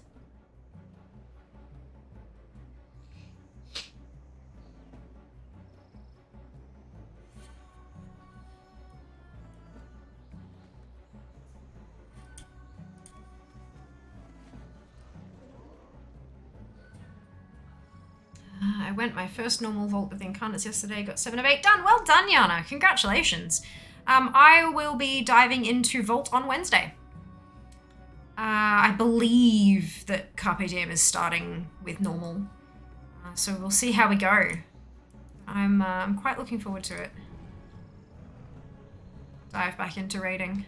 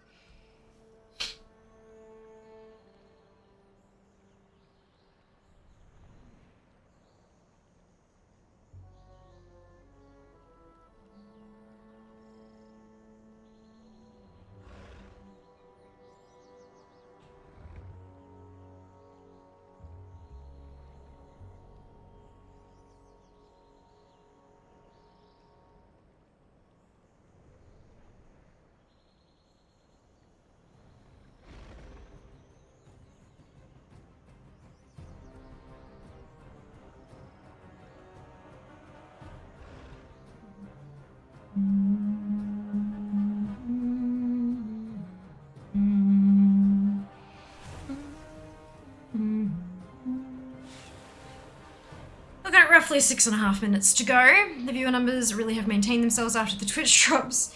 No, they haven't. Front page. Front page backfill. Once that finishes, they'll drop.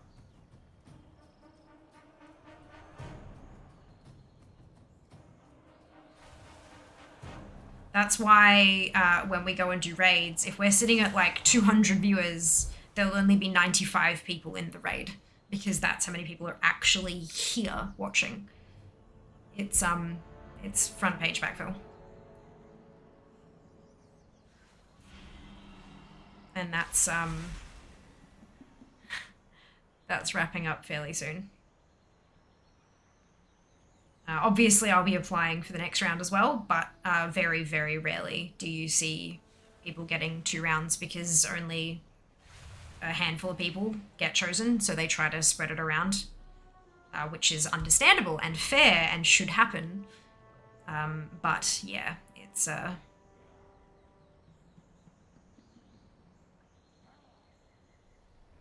yeah, it means that the numbers will drop. We'll see how we go. About that? Yeah. It's because people are viewing, but they're not in chat with us. They're on twitch.tv, and I'm at the top of their page. But I'm not on the front page of ANZ, like, entirely. I'm on backfill, which means that when you're in Australia, New Zealand, and you look at twitch.tv, sometimes I'll be there, and sometimes it'll be someone else. And if you refresh and refresh and refresh, you end up getting different people each time, because there's no big special events going on at the moment.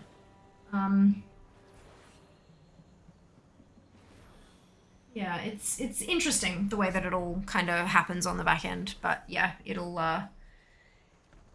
drop pretty dramatically once that ends, but that's okay. It's, you know, that's how it works. And that's okay. We've just got to work our butts off at trying to maintain it, right? Got to encourage people to join us when they see us on the front page, and then encourage them to stay once they have clicked in.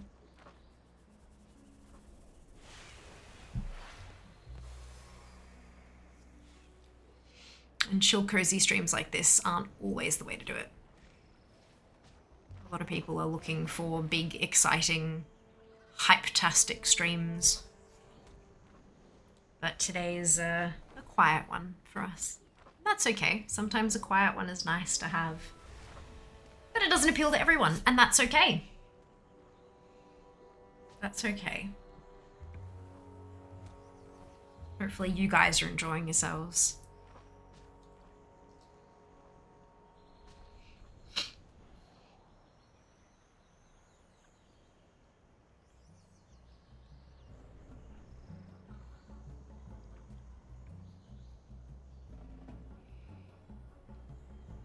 Should you start yelling at us? I mean, I could, but the kind of viewers that would attract, do we want them in our community? That's the next question. The numbers are all well and good, but not all numbers are created equal.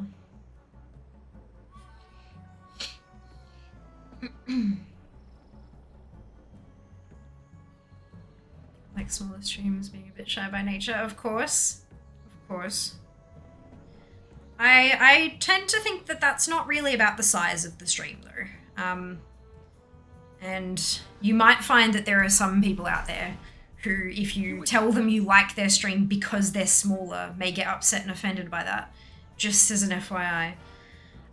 Just be careful who you use those specific words with. But, I don't think that it's necessarily about the size of the stream with that. You can have a stream with a couple of thousand viewers, but it still feels small and cozy because of the level of interaction, because all the viewers talk to each other, or there's a high portion of lurkers, that kind of thing. It's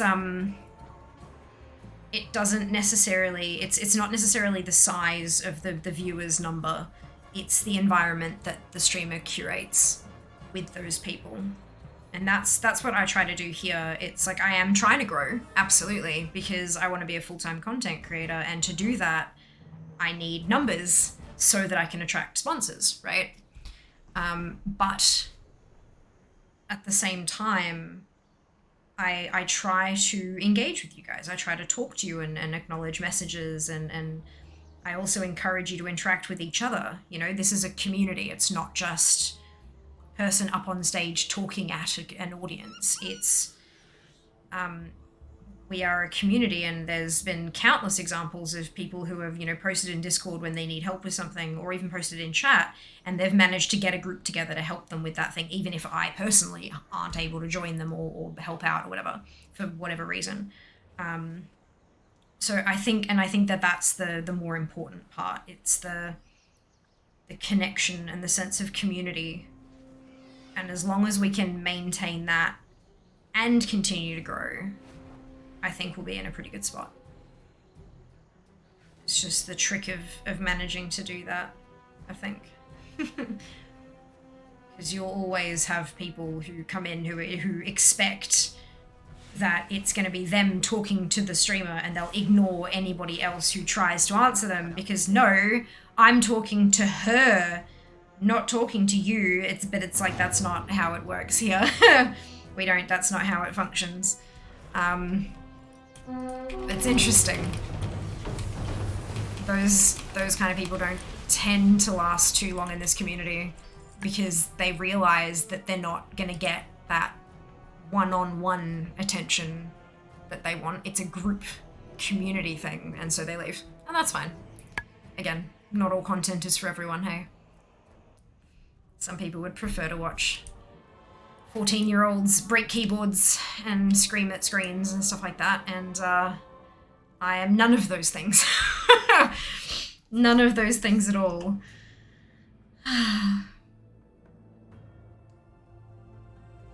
We don't know, is that a hypothetical? Kind of, but it's also like a recognizing that, yeah, no, we don't want those kind of viewers here. Like, we are a particular type of community, and often people will come in here, and we don't even have to ban them half the time. They come in here trying to tear up the joint and be a meme lord and all that kind of stuff, and everyone here just kind of looks at them like, are you alright there? And they kind of realize, like, I'm not going to get the kind of attention I want in here. I'm going to find somewhere else, and that's okay. Ain't nothing wrong with that. I think it's often down to how the chat engages with each other. You're absolutely right, Anne. You're absolutely right. That's one of the big things I really love about this community, is when people join us, like when we have that first time chatter kind of come in, it's not just me who acknowledges them. Like, it's everyone. It's like, welcome on in and all that kind of thing. So it's really nice. I really love this community, and I know obviously I'm biased, but that's okay. That's okay. Shut through this economy, I know, right? Would you be surprised if I told you it was free? Confirm I got my 4 mythics last night because of this community. That's it. That's it. Hey, Daz, welcome back. You're doing well today. Yeah, this is a kick-ass community in so many ways, for so many reasons. But yeah, it's just it's pretty cool. It's pretty cool.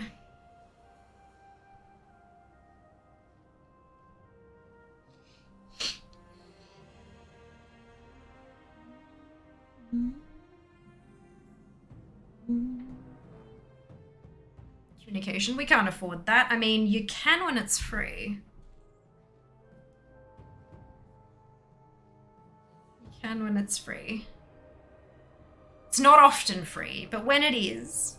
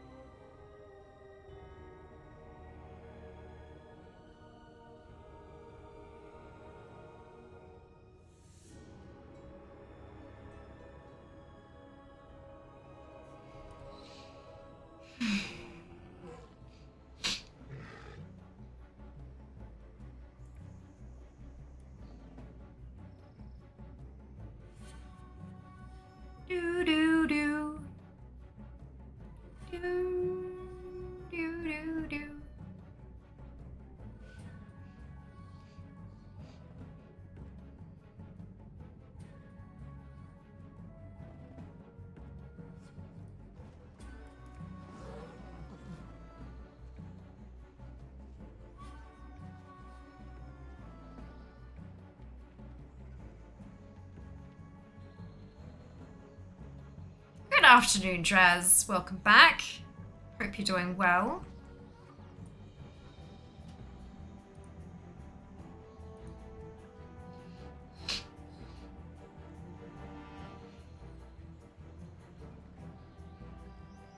By the Sunwell.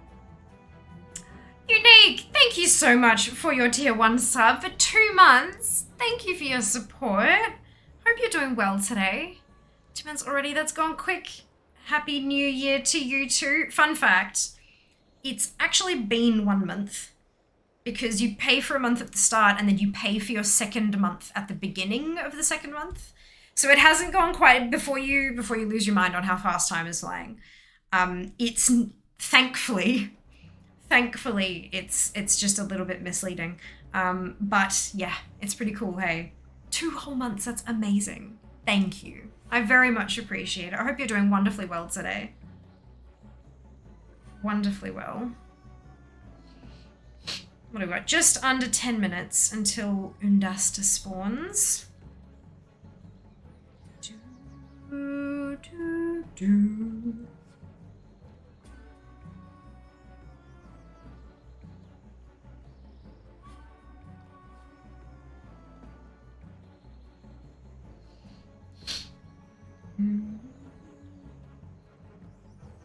Are you doing a vault this week?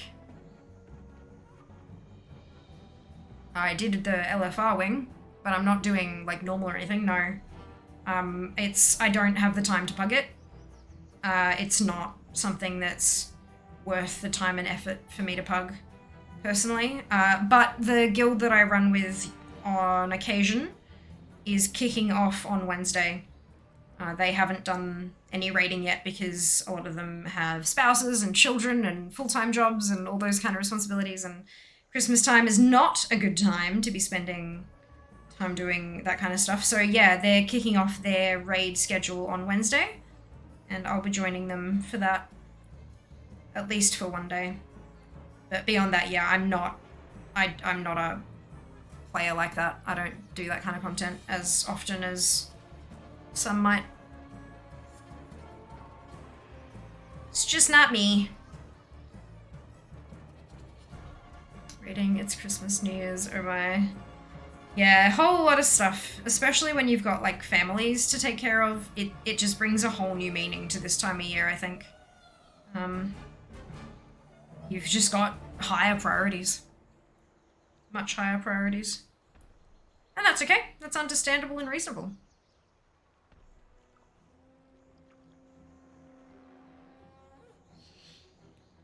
Meh.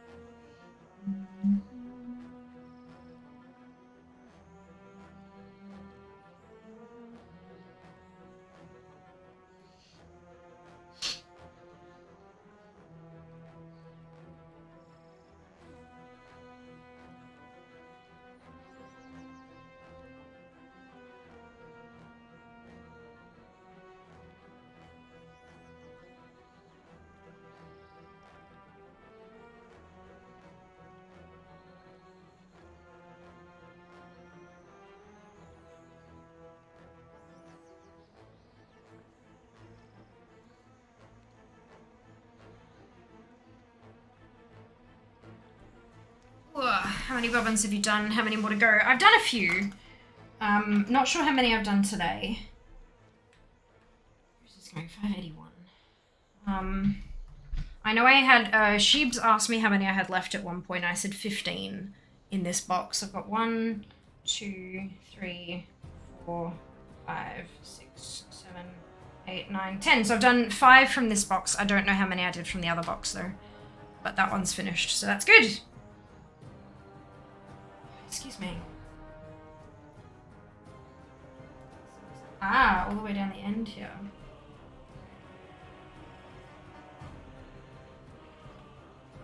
We've got just over 6 minutes left on the Undasta timer.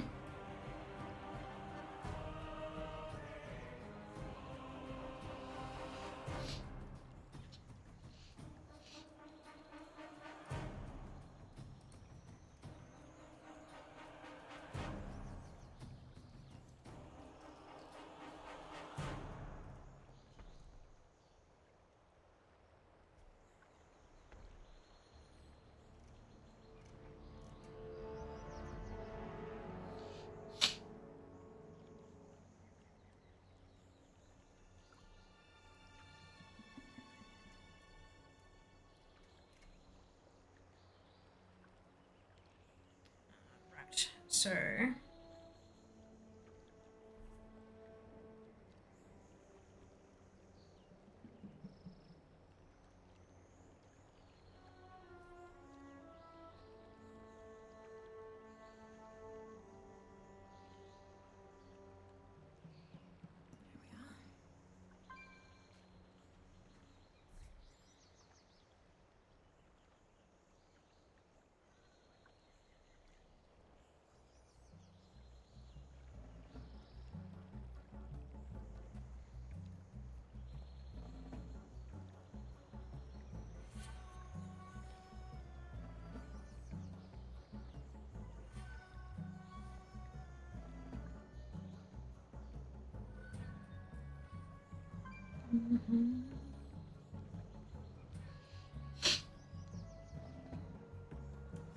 What does the t-shirt say? It says Mount Collector. Why the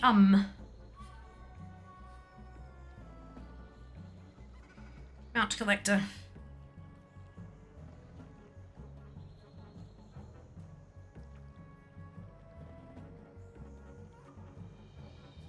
Considering it's Mount Farm Monday, I thought it was appropriate.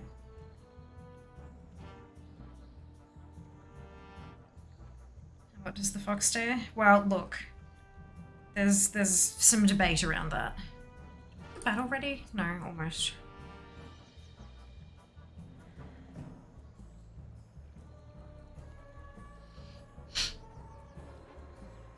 Do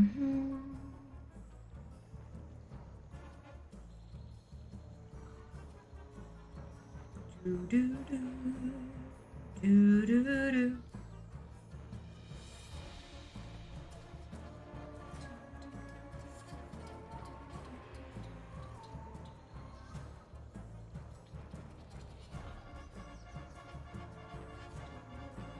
Dum, dum, dum, do, do, do. Bum, bum, bum, bum. Bum, bum, bum, bum. Hello, Citrus. Welcome on in. Thanks so much for joining us. Hope you're doing well today. The mount farming is going well. I mean, no mounts yet, but we're racking up the attempts on Undasta. So, you know, he's spawning and he's dropping stuff, and yeah, just no mount yet. That's all. I can't remember which of the new year coming in. What to drink? Fair enough. Hope you took care of yourself. Australians have been troubled for years by that very question. Oh dear.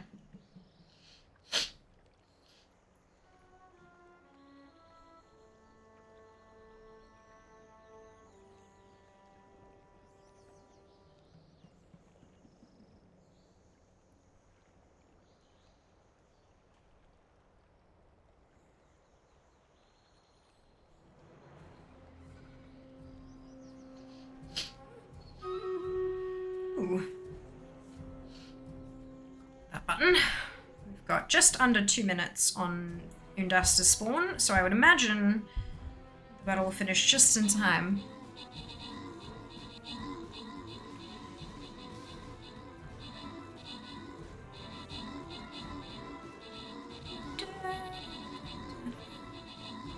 Go, no matter man! Attack the boss! Yas.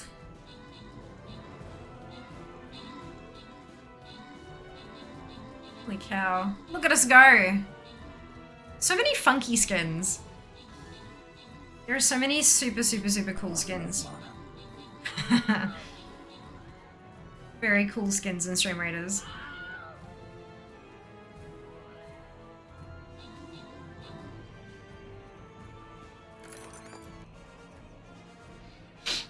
Pulse, Paul, Knight, Chief, and Zil, congratulations to all of you on your bonus ship. Well done. Well done. Onwards we go.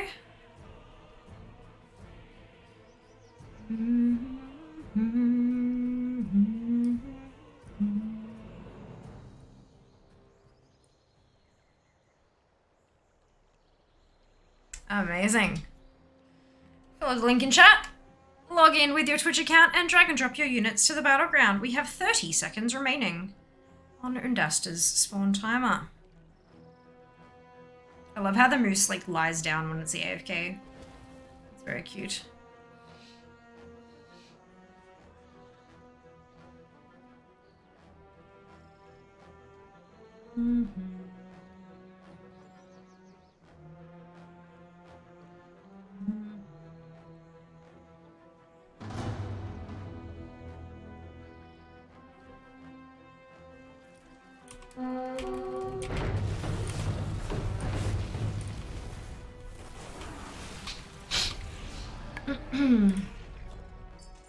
Not even transmog.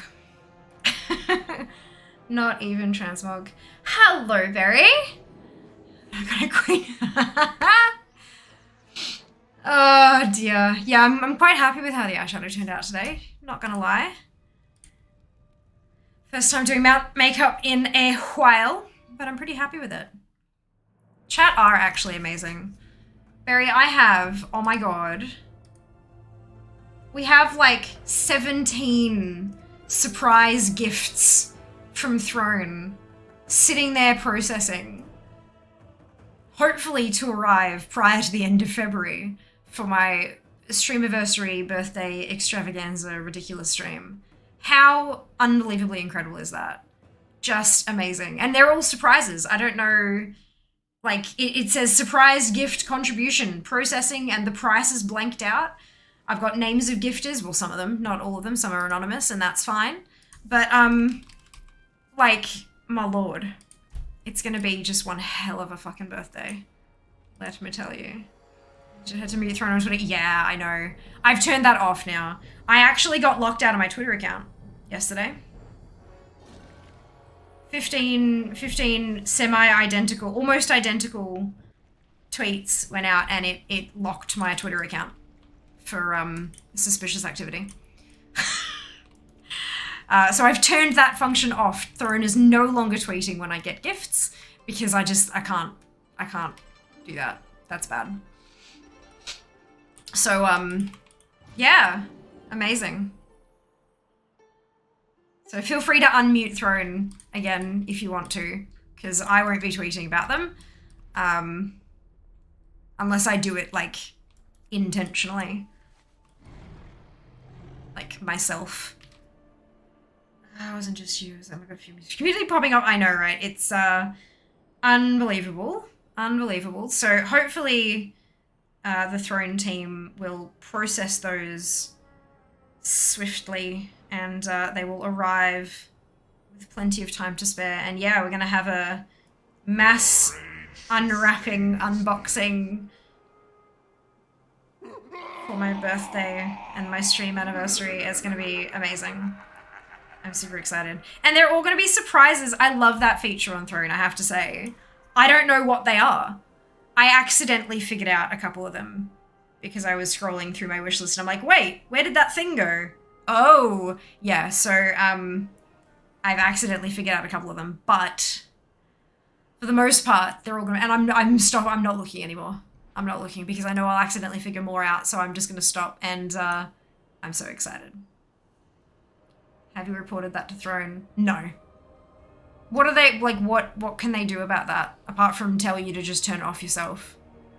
Like, this is the thing. I don't want to go to them and say, hi, by the way, your shit broke my shit. Without providing some kind of, like, the solution for that is turn off tweets. So I don't know how to fix, like, what could I suggest as a fix for that?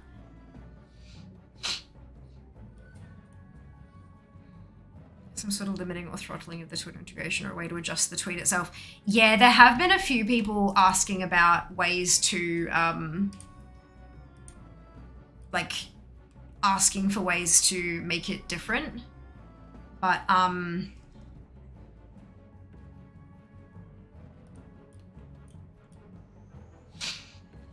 they've got one of those, you know how Twitch has user voice? They've got that kind of thing where people can make suggestions and others can vote on them and stuff like that. So I might have a quick browse through there, and see if I can figure out if someone else has made the suggestion.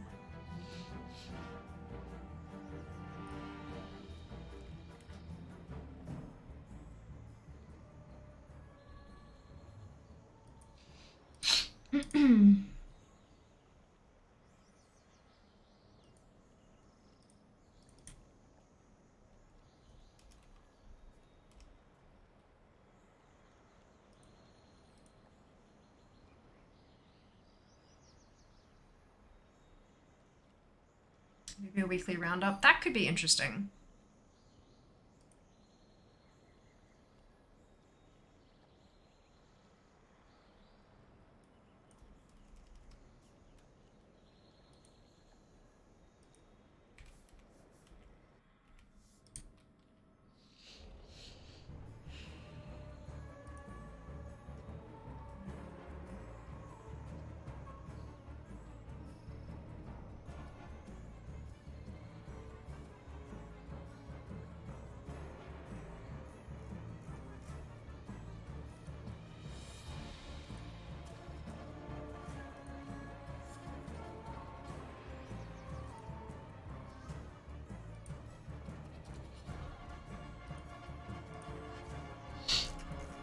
There aren't many. Oh no, there we go.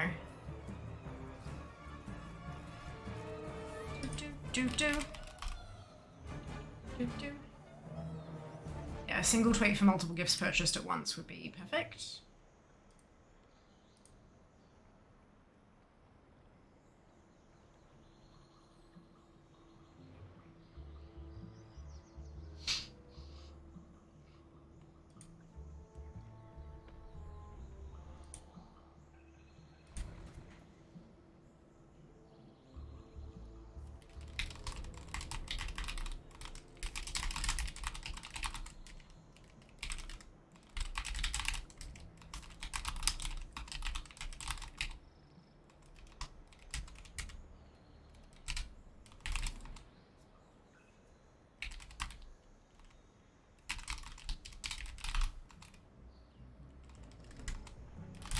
By the Sunwell.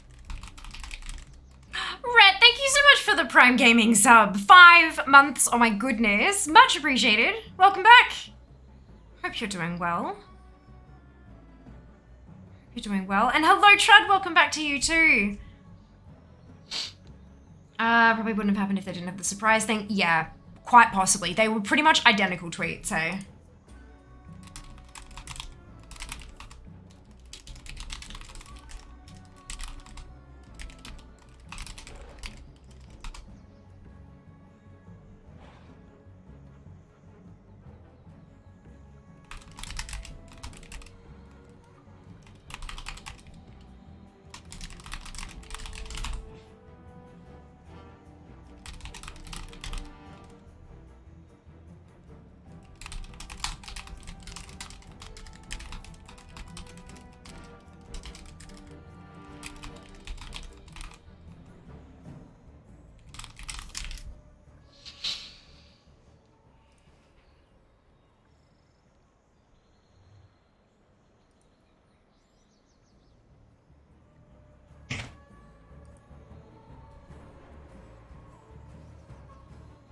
Oh, hello. Thank you very much. Oh, that looks so good. Try it.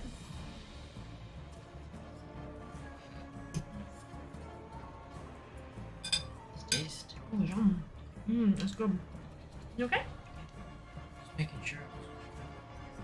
Oh no, the beef is super soft. Like that's What falling I apart. said. Thank you. Okay. Mmm. It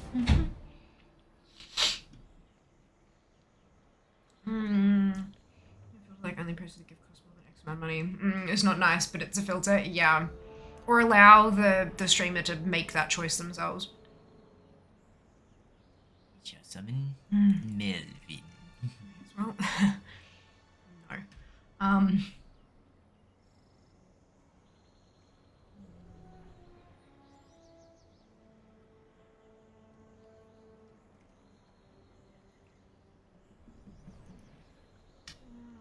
Okay.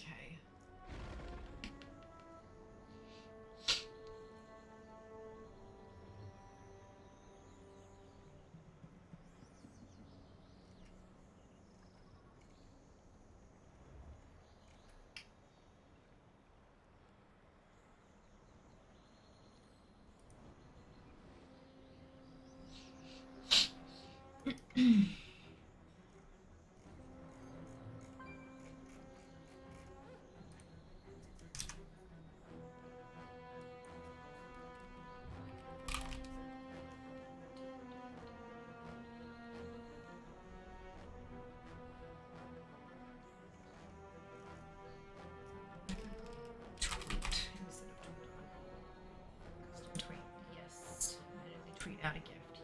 Yes.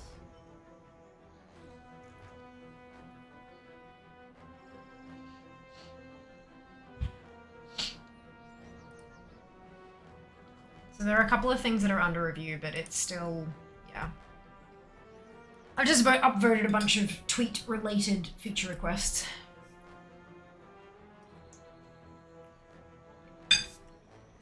No worries, you go rest well. I think 2 AM is a very respectable time to be going to bed. We'll see you next time.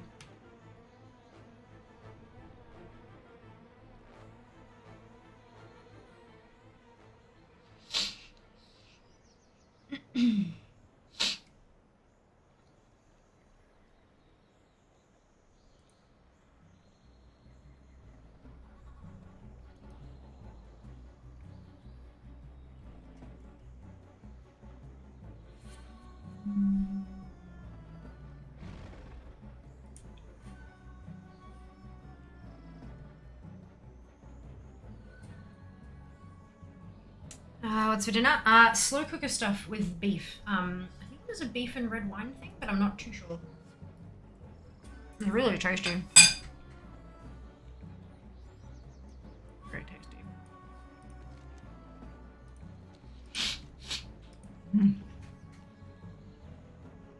I also just like food in general though, so.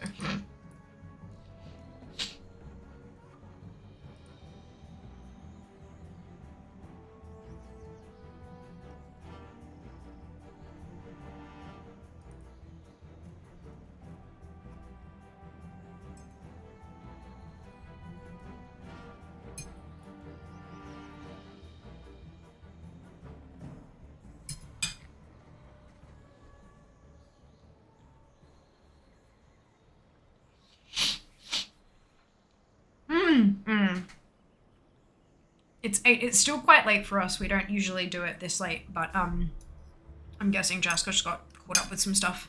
Well, that's okay. By the Sunwell. My goodness, Bob.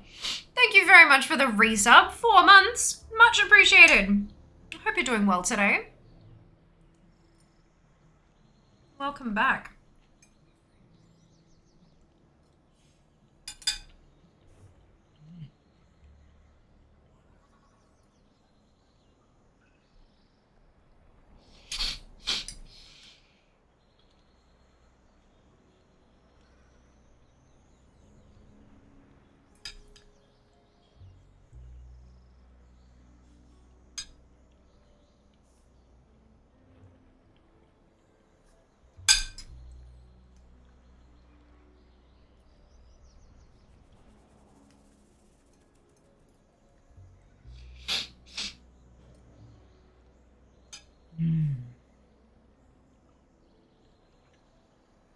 Tasty.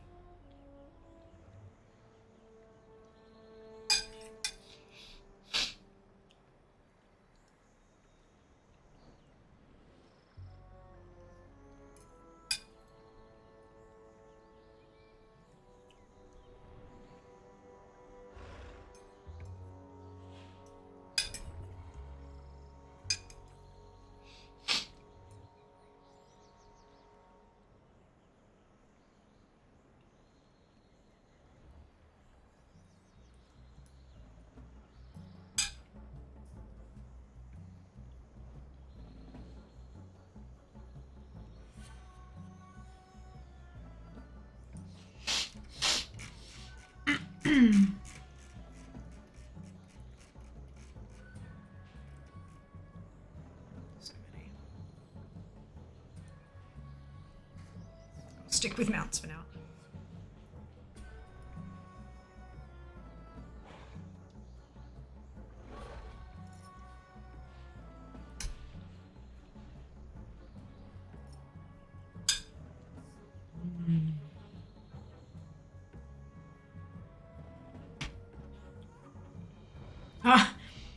Hello, maid. Welcome on in. Hope you're doing well today. Yeah, no. No.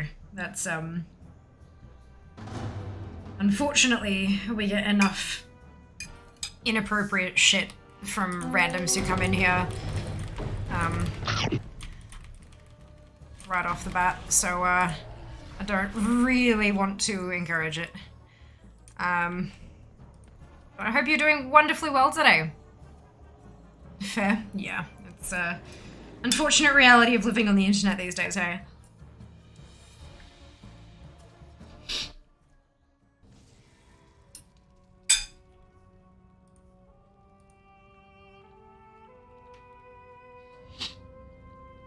I also don't have follower sound alerts. We have the lights that go off, but there's no chat notification or on screen anything, because we had a crap load of people abusing the system and creating inappropriate usernames to try to get me banned. That was fun. Thank you so much for the bubble tea. Much appreciated. Delicious. Enjoy it. Will do. But always do. Love me some bubble tea. Yeah, people are arse hats, essentially. Basically.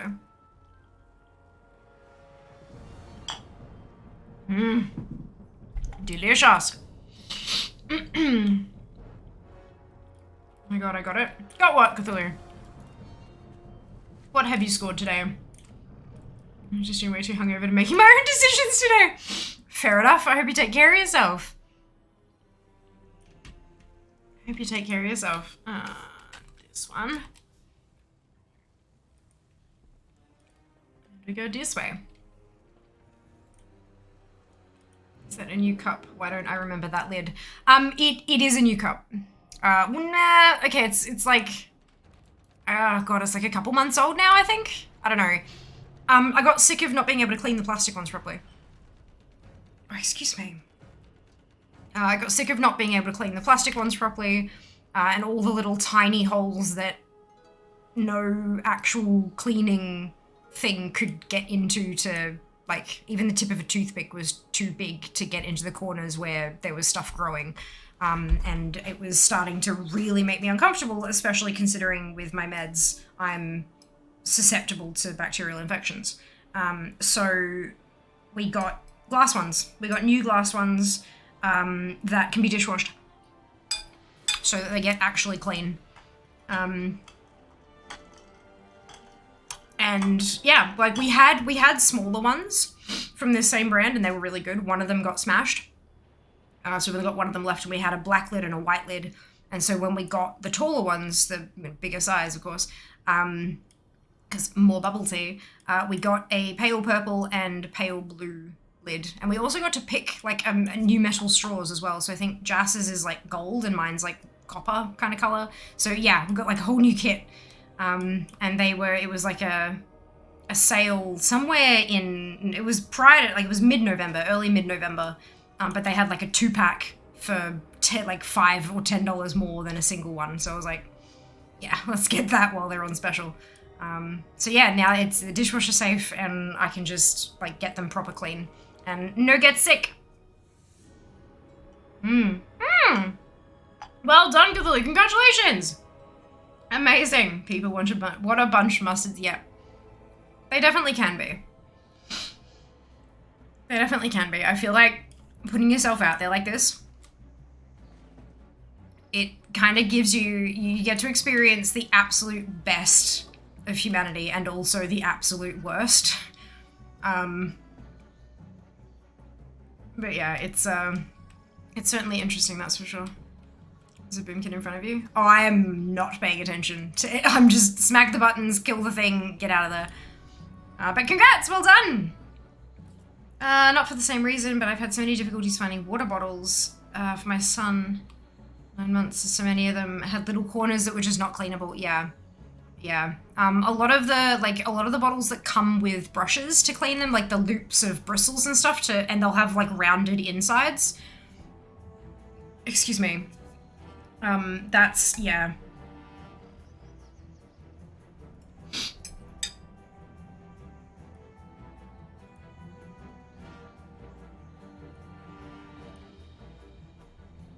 All of my bottles nowadays have like rounded insides and stuff.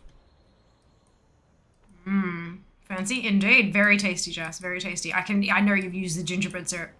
It's really good. Since also haven't been able to stick around long enough to see bubble tea delivery for the past month. Indeed. Indeed.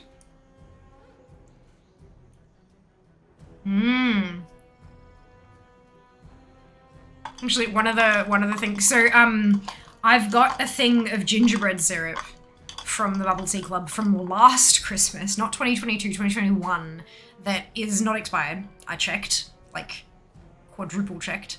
And it's so tasty. And so Jas is like, yep, let's use it. It's really good. One of my favorite flavors of bubble tea is rose. And Bubble Tea Club doesn't do a rose one. But I found a bottle of the, you know, the Monin coffee syrup? Like the flavoring syrups that they do?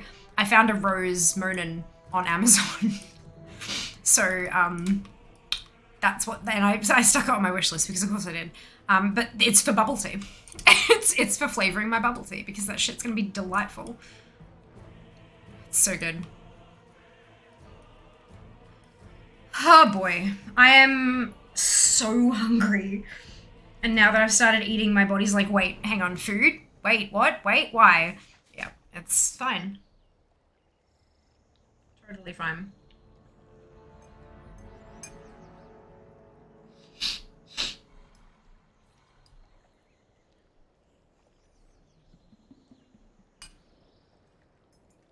Maybe I have to just leave it a bit. I'll let my stomach settle. I've been really, really hungry for like the past hour or so. And you know when you get so hungry that you kind of feel just a little bit nauseous? And then, like, and then you eat food and your body's like, no, I'm nauseous now. You waited too long. Yeah, Hello, Achun. Welcome on in. Hope you're doing well today. Did you get a dog for Christmas? Is that what you're trying to say? I'm not sure the context of a single word comment, but I hope you're having a fantastic day.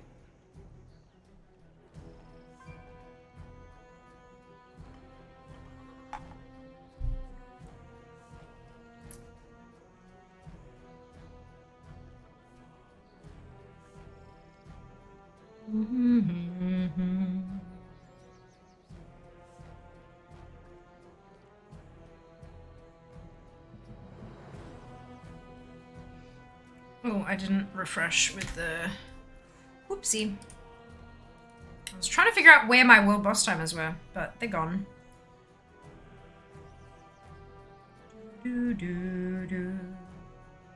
Just randomly said it, lol, but I hope you're having a great day as well. Thank you. Much appreciated. For a moment there, I thought you might have been trying to insult me. Good to know you weren't.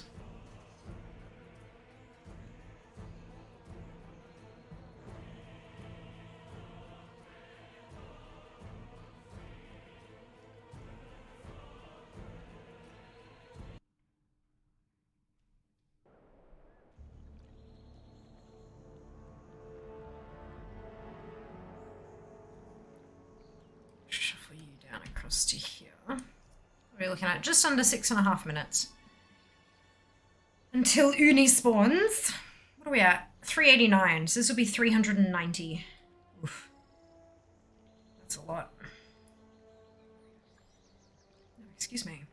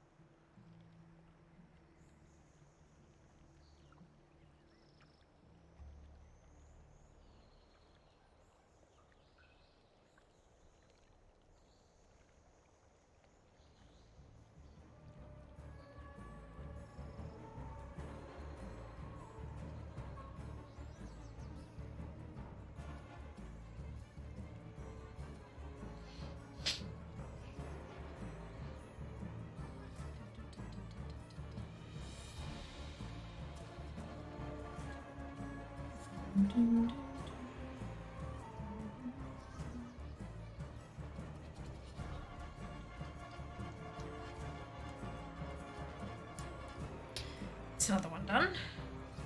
What's that? 677. Bum bum bum bum. Do, do, do.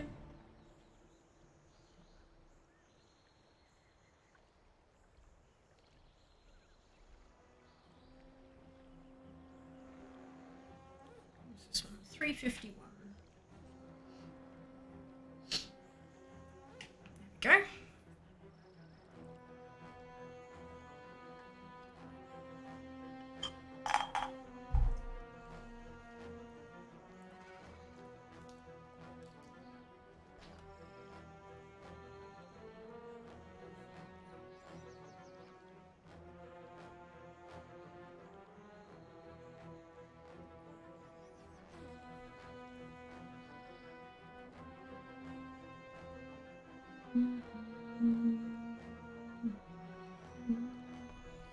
These colours are absolutely gorgeous.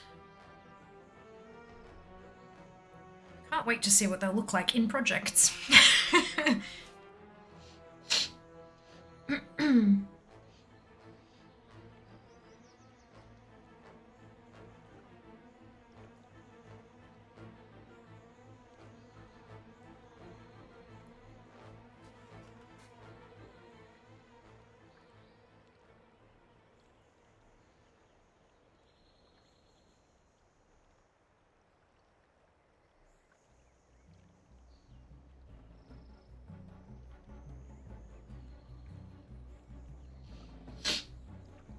Oh, goodness.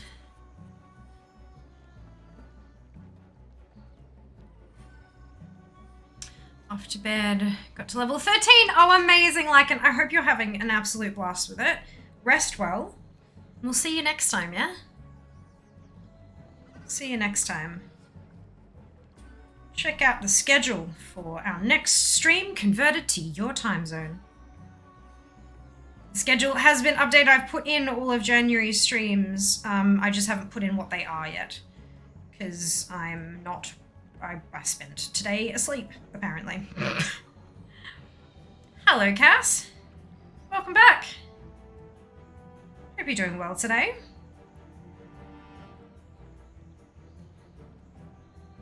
Jackpot 4 Titan Touch Notes on the same pillar. Jesus! Go you. Far out. Well done.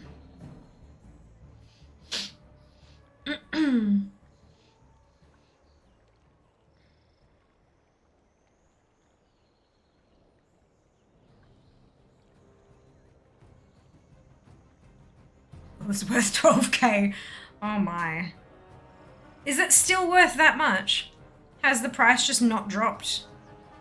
That's interesting.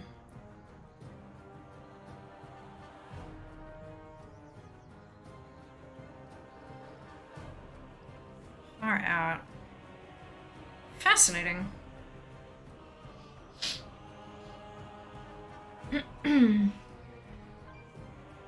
1 minute to go until Uni shows his face. Everyone's crafting stuff that needs order, and it's still a pain in the ass to get. Noted. Noted. I think that we'll wait for Uni to spawn before we do that battle, just because he's got less than a minute. And I'd hate for you all to miss the drop. So pulled 10 cows right out of it. Holy cow.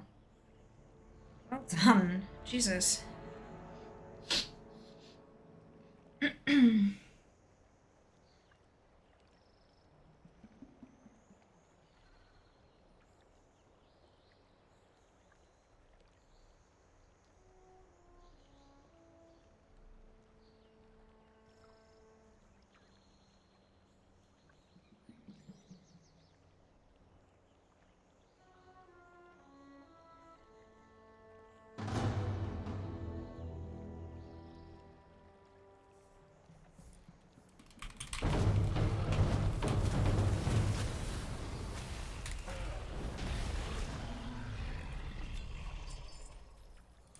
Perfect.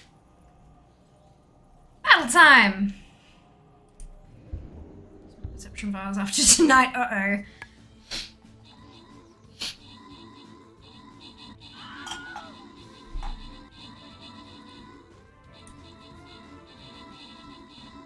390 attempts.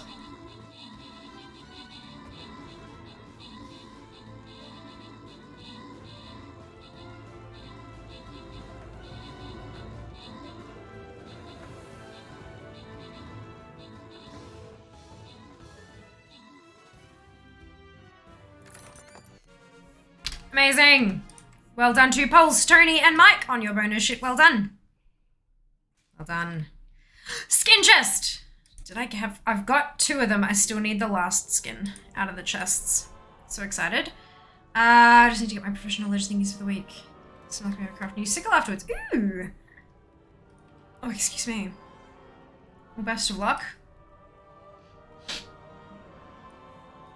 There we go. Follow link in chat, log in with your Twitch account, and drag and drop your units to the battlefield.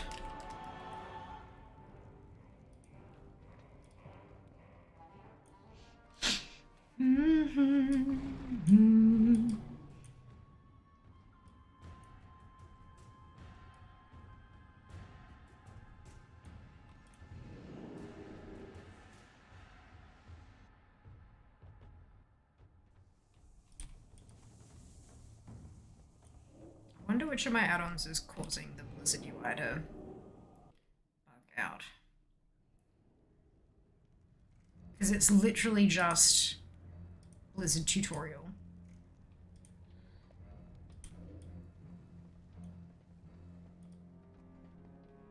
It's annoying.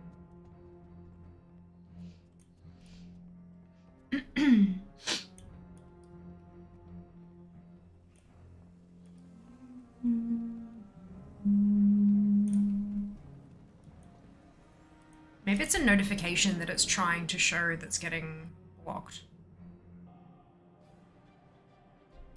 Let's turn it off. Nah, I like to know when something's bugging out so I can go check for updates on add-ons and stuff like that. But when it's a lure for... Oh my goodness. Hello, Tan. Welcome on in. How was your stream? Hope you're doing wonderfully well today. Yeah, I like to know when my add-ons are flipping out, so I can fix them or find updates or whatever it happens to be. But when it's the Blizzard UI that's throwing the error, like the actual Blizzard UI itself, it can get a little bit wonky. Usually I have to find a solution on the forums or something. But yes, thank you very much for the shout out, guys. Follow Tan, very easy. Just hit that heart at the top of chat. Nice and easy. And if you click the little arrow, it'll show you when her next upcoming stream is. Super convenient. All of the hype, Cthulhu. Hello, love. Welcome in. Hope you're doing well. Same to you, literally. Welcome, Raiders. Indeed. Hello, Drac. Welcome in. Happy New Year to you, too. How are you going? I hope you had a fantastic weekend and, like, week and all that kind of stuff. Hope you've had a chance to chill and relax and enjoy yourself amongst all the hectic activities and such. Yep, built-in captions indeed. Built-in via OBS. Thank you very much for the biddies, literally. Much appreciated. Much appreciated. Just turn off the errors because of that. Yeah, as I was mentioning to... shit, who was it was asking? Cass. As I was mentioning to Cass, I do like to know what errors are being thrown so I can actually figure them out, how to fix them and stuff. Especially if it's an add-on that I know the creator because they're a fellow streamer and part of the community and all that kind of stuff. I like to be able to tell them, hey, by the way, your add-on is throwing this error. Thought you should know, because if they don't know about it, they can't fix it. Especially if their own setup isn't throwing it. Or at least get to the bottom of which other add-on is making it go bananas. But when it is the Blizzard base UI, it gets a little bit funky. But there are ways to figure it out. And again, if Blizzard don't know it's an error, they can't fix it. And they're going to have different setups to us. And so it's good for us to send them the info so they can fix their shit. If they don't know about it, they can't fix it.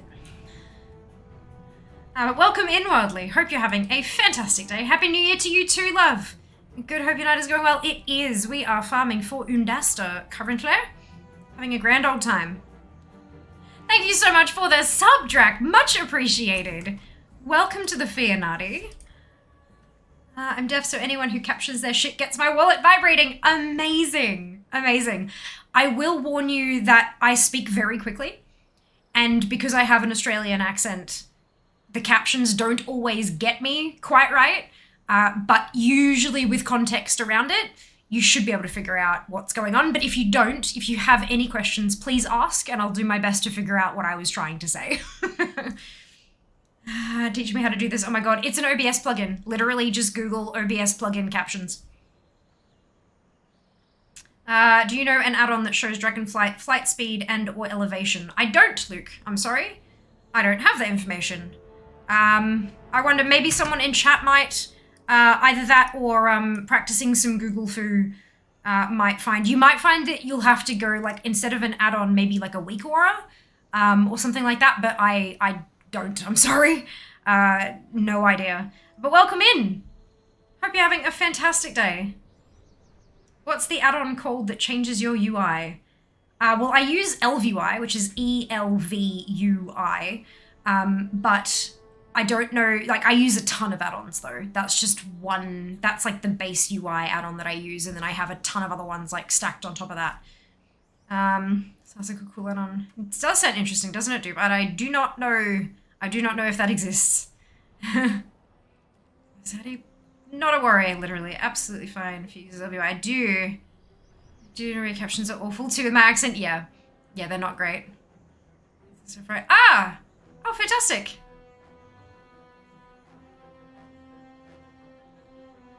Oz UK. Yeah, NZ.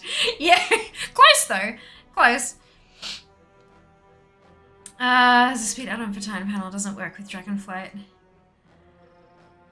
Yeah, cool, because if it existed prior to Dragonflight, it'd be because it uses, like, speed in dragon riding is a different thing in the back end to speed on a flying mount regularly. So it's pulling different things from the UI, from the API. So you'd need something different. Yeah.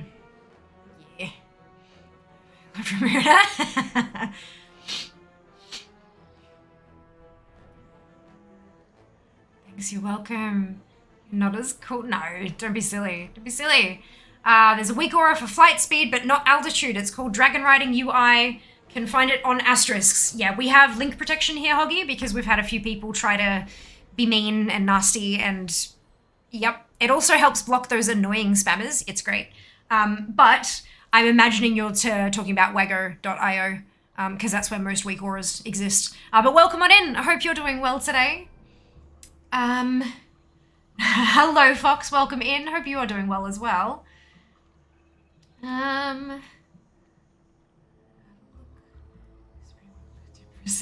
Fantastic.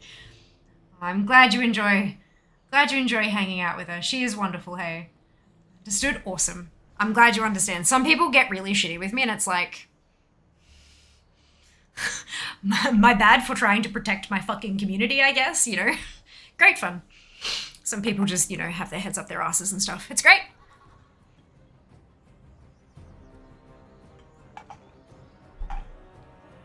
I don't know who that is, literally. But that's okay.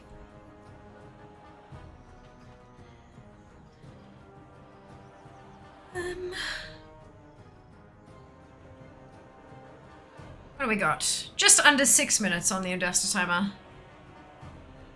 Amazing.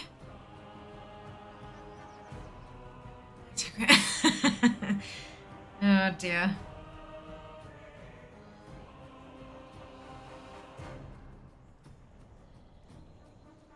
Deary me. Dreams are fascinating, aren't they? My mum has been sending me stuff about lucid dreaming lately, and there's been some research and some studies done that apparently show that gamers find it easier to lucid dream than the rest of the population. And I'm like, good. The problem is, because I lucid dream all the damn time, like a lot. The problem is, when I have lucid dreams, I get no actual restful sleep because my brain is active the whole damn time, controlling what's going on. And so, like, it's like, can I just, and as an insomniac, I would like some actual proper sleep instead of this dreamy bullshit, please, thank you. It's boggles my mind as to why people want to do that. It's like, no, keep your restful sleep, trust me. It's worth so much more. Want to learn to lucid dream? Yeah, look, to each their own, but I don't recommend it. It's annoying as fuck. Good morning, Slep. Welcome on in. Hope you're doing well.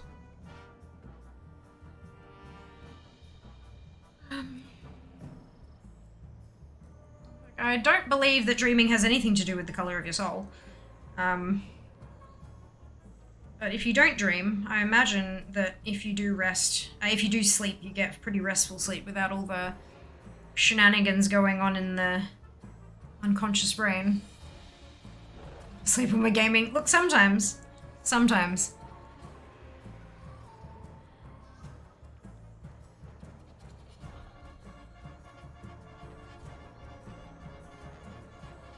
Sleep in this economy. Yeah, it's a thing. Yeah, Drac, unfortunately it doesn't work that way. But that's fine. It is what it is. ADHD problems. Oh dear. It's interesting, hey. It blows my mind how different our bodies can be. How something that puts one person completely wired and on edge and all that kind of stuff can literally lull another person to sleep just because of body chemistry. It's fascinating, isn't it? Super cool. Excuse me, super weird, but also super cool. Love Wonder, fantastic.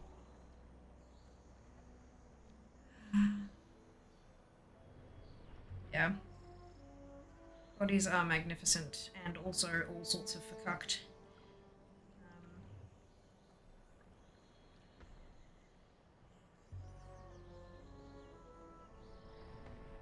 I have a condition in which my immune system attacks me.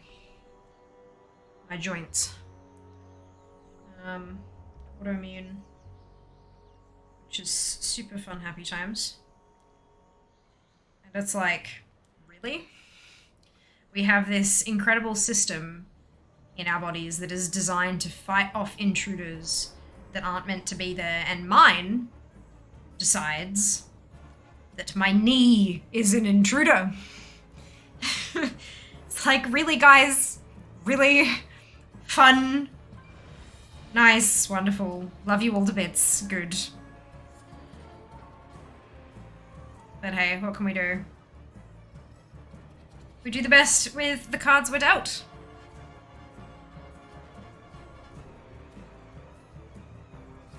I think it's amazing that my body can simultaneously attack itself and also heal itself. Even in the same spot.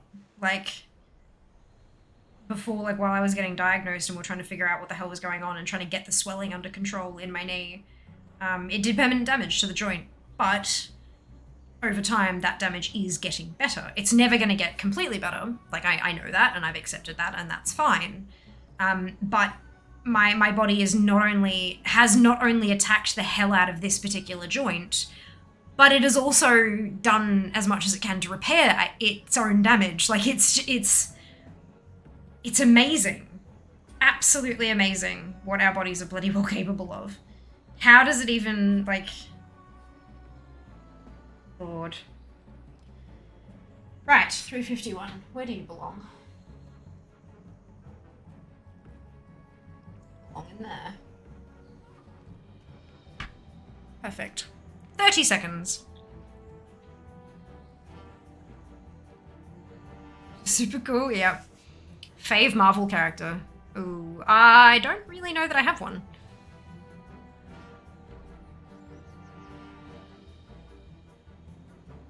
Yeah, I don't really know that I have one.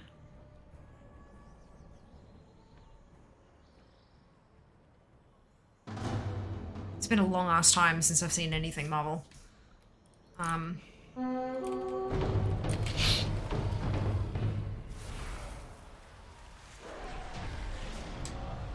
Oh, god damn, I thought that was the mount. It wasn't. It's just that this toon hasn't killed Undasta yet. God damn it.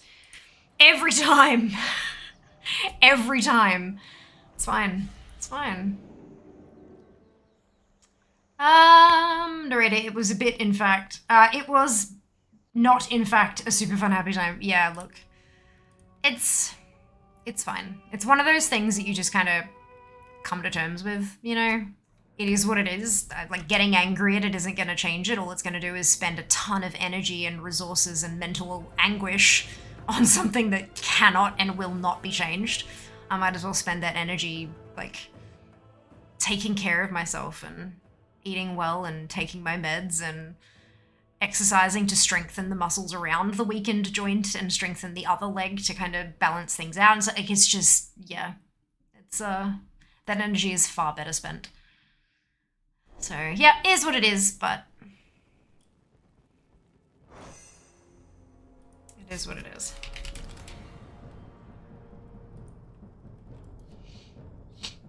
My autoimmune fights off my hair. Totalis, oh dear. Far out. How much of that could be controlled mentally, like how people control their sleep. The autoimmune stuff.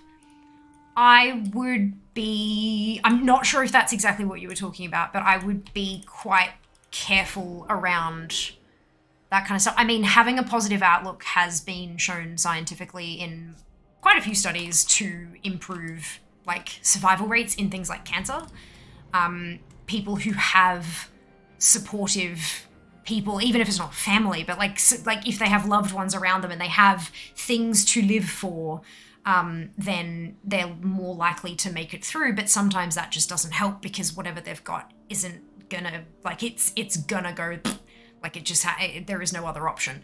But yeah, it can be really sort of it can be really dangerous talking about controlling symptoms or medical stuff mentally, because people can and will, assholes can and will extrapolate that to, you're just not trying hard enough to fix your own body. You know, you've just got to be more positive. Stop being so fucking depressed all the time. You know what I mean? Like, there are assholes out there who are like that. And that's, of course, not how that works. But in terms of any kind of chronic illness, chronic pain, all that kind of stuff, taking care of your mental health, even though it's not, you know, mentally controlling your illness, taking care of your mental health is super important. It always is anyway, but especially when you're dealing with chronic illness. Because there's, talking from my own experience, there's a lot of stuff that comes up with that, you know, like, why is my body doing this to me? Did I do something wrong? If I didn't do this, would I not have had this, and all that, you know, that kind of shit, that kind of shit. Having a therapist, talking to people, support groups and stuff like that, other people, other humans who are dealing with the same kind of stuff that you are, so that, you know, you're not alone in this, like, it's not just you kind of thing. But not only that, like, if a member of a support group finds something that really helps them and then they talk about it, could help you too. That's like, it's additional resources. So I would say taking care of yourself in all of the ways with any chronic illness is super important, but not to the extent that you can mentally will away the disease, if that makes sense. But yeah, it's still absolutely important. 100%. Okay, found the week or holy crap works stream. Fantastic, Luke! So glad to hear that people in the community could help. Well, new people to the community, but you're in the community now anyway. You're stuck here. Suck it. That's fantastic news. I watch a neuroscientist, Stephen Eagleman, and he's like, we're not in control of our bodies, and sass that the conscious self does not exist, just the subconscious, and it's thrown me for a loop. Interesting. I've not heard that theory before.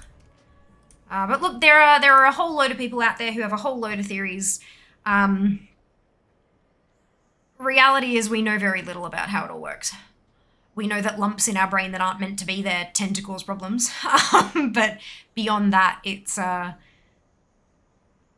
yeah, we don't know why. We know what happens on, you know, we know what actually goes on through a lot of different pathways and stuff, but we don't know why.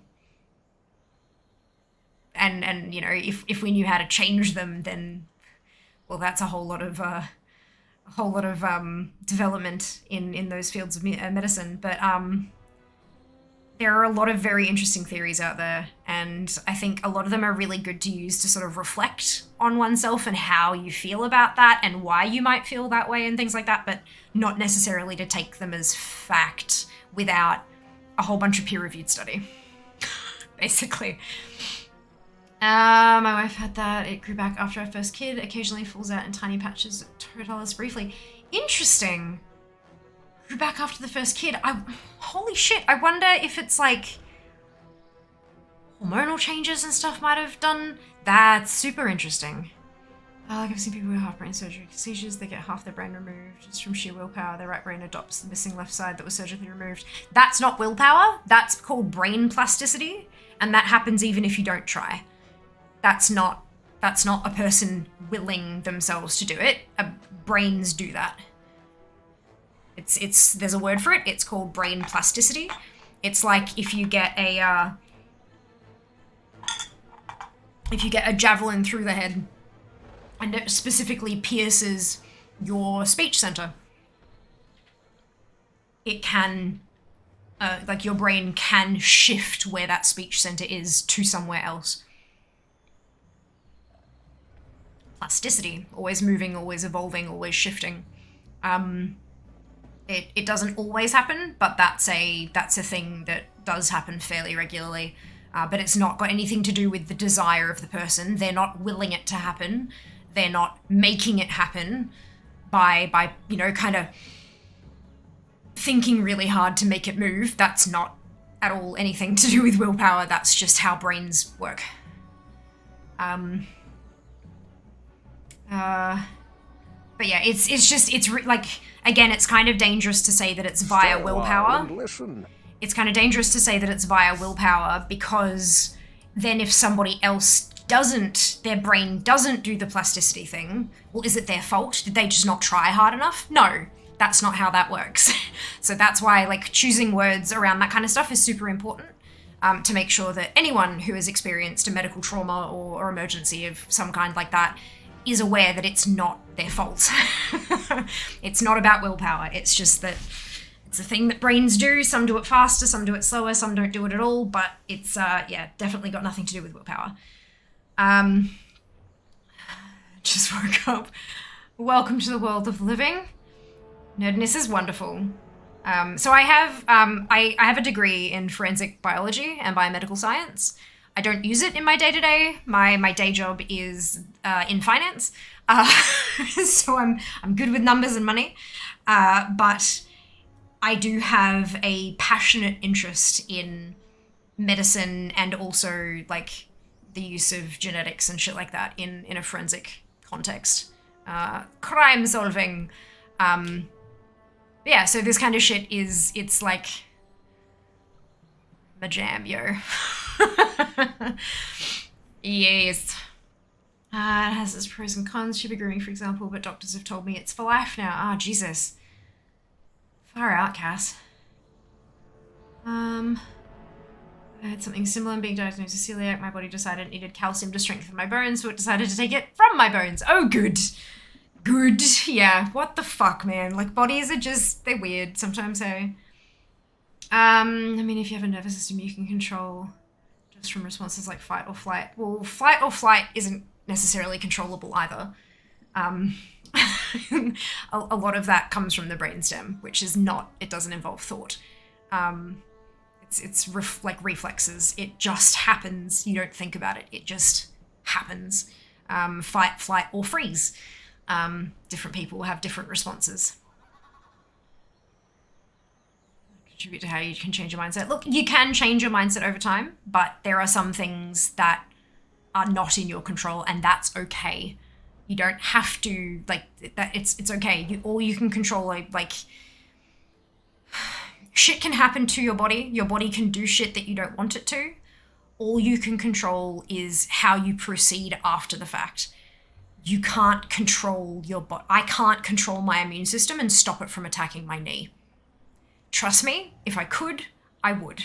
Instead, I have to stab my thighs every month with intramuscular injections. It's like an EpiPen. I am deathly afraid of needles. It's panic attack levels of shit, right? if I could change, if I could stop my immune system from attacking my knee and avoid having to stab myself, I would. It would be the first thing I would do. It's just not possible. What I can do is control my approach to it. I know that my knee is fucked. I know it's never gonna heal. I have accepted that reality. I don't struggle with it on the daily. That part I can control. I can't control the fact that it's there or it's happening, but I can control my acceptance of it. Yeah. I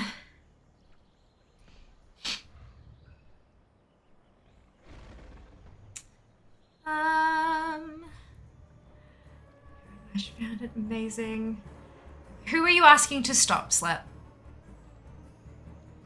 We talk about these kind of things here. We do. We do. Actually, really interesting topics of conversation compared to most streams. We talk about a lot of random shit here. A lot of really interesting random things.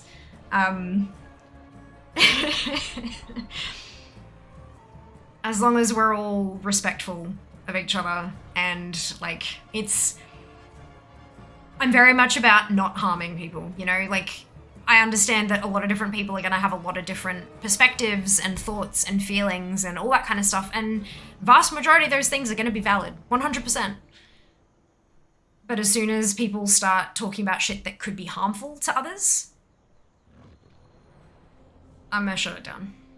Things, you know, the isms, racism and sexism and homophobia and transphobia and all that kind of shit, no, we'll shut the fuck out of that. Like, no, that's not happening here.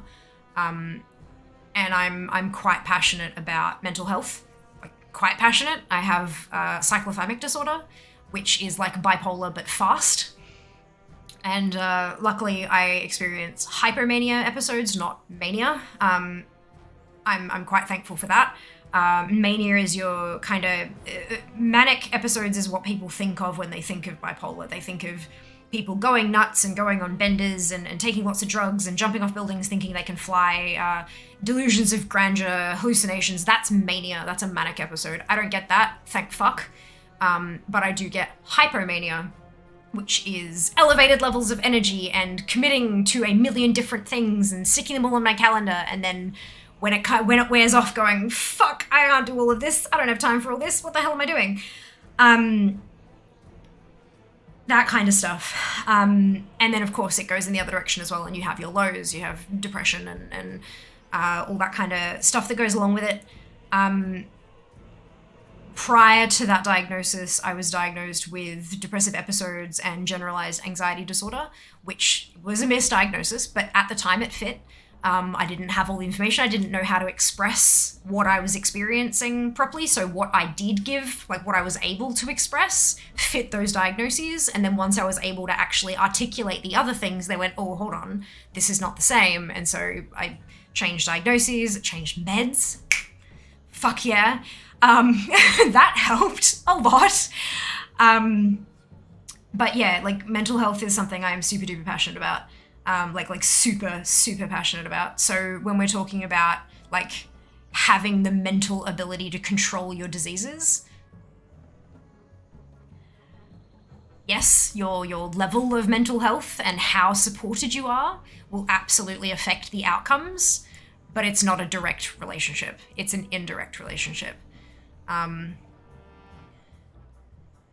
Yeah. It's good fun. It's good fun.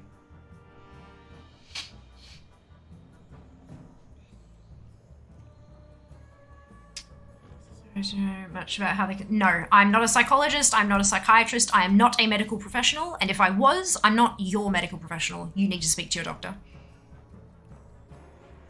No, I will not offer any insight. I am not a medical professional, and I'm not your medical professional either. So no, absolutely not. That's something that you'll need to speak to your doctor about. If you have any concerns about your own health, speak to your medical professional. The thing with the internet is we can only, like, especially as an untrained person, I don't know how to get a medical history. I don't know what the important questions are to ask. I don't know how to like figure all that out. On top of that, I can't actually, you know, when you sit down with a person, even if it's over the phone, you can still have like your intonations in voice and your tone and shifts and stuff like that that can prompt a medical professional to go, I need to ask more about that to make sure I'm getting the whole story here. And you can't get that in a bloody text chat on Twitch or YouTube or Twitter or any of that kind of shit. Don't get your, like, just no. Dr. Google can be somewhat useful for like, if you don't know what the hell's going on and you gather some information via Dr. Google and then take that information with you to a medical professional and say, I have these symptoms, I've done some research and I have found this on the internet. Is it possible that this might be what I'm experiencing? And then the doctor can look at that, or the medical professional in general can look at that and go, maybe we can confirm or deny by running some tests. Like that's how this works. It can be good as a research tool, but you need to supplement that with an actual medical professional. Someone who is, you know, knows your situation, knows all of the different variables, knows what to ask about, all that kind of shit. All I can ever speak about is my own personal experience with the bunch of different shit I've been diagnosed with. That's all I can talk about is my own experiences. Occasionally there are things that I haven't personally dealt with, but I have had friends or family members who have, and they have given me permission to talk about their experiences. And in that case, it's their experiences only. It's not a generalized thing. This is what they have learned and have shared with me. I am not a medical professional, and I'm not anybody particular, like, I'm not your medical professional, nor is anybody in chat your medical professional. That is something you need to deal with a specific human, like, person that you go and find and engage as a pro. Good morning, Sen. Welcome back. Hope you're doing well today. Hello, Crud. Welcome back. How are you doing today? Welcome, welcome. Let's try again. I'm offering a topic of conversation based on my personal experiences as it's a relevant question. I wasn't asking for advice or any sort of diagnosis or anything like that. Apologies if it came across like so. Weed is illegal in Australia. End of sentence. That is all the insight I have. Weed is illegal in Australia. Zam, Knight, Sarom, Rhett, and Mike, congratulations to you on your bonus shit. Well done. Well done. So no, I have exactly zero information because it is against the law. Okay, if only Google would use that advice instead of when you Google a symptom and tell you're probably dying when you have a cold. Well, the thing is, colds and dying can share some symptoms. People tend to, if they're Googling their symptoms, they're probably at the point of catastrophizing already. And so they're gonna click on the scariest looking link, right? It's a thing. Everybody knows Dr. Google. It's cancer! Yeah, look, basically. So we're gonna ask next time. It's got nothing to do with that, Slep. I made it as clear as I possibly could, and it seemed to not, like, come across as clear, and so I was just expanding on my feelings and thoughts on the situation and why I'm not gonna give anybody advice, because I'm not qualified to. It's just that simple. There's no need to, Jesus. Like, there's just no need. Not in South Australia, so I've heard. Well, it's illegal where I live, and that's all the information I have. Oh, dear.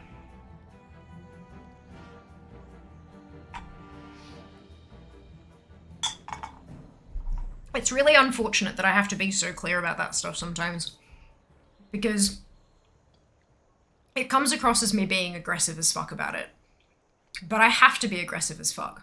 I have to be, because the problem is, if I share my experiences and I don't give a lengthy, in-depth, detailed disclaimer that I am not a medical professional, there will be someone out there who takes what I say as fucking medical advice and roll with it, which could open me up to all sorts of legal bullshit.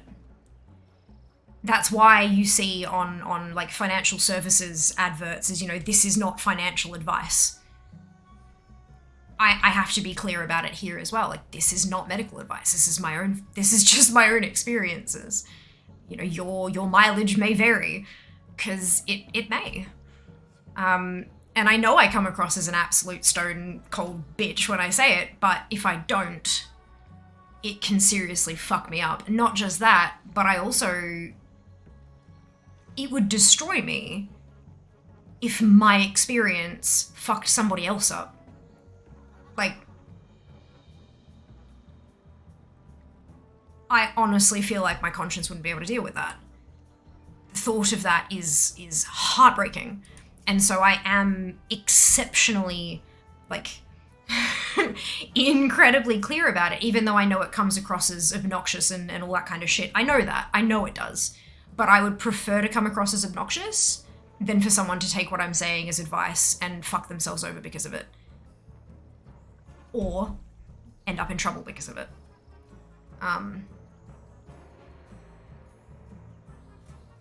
Yeah. That's basically it.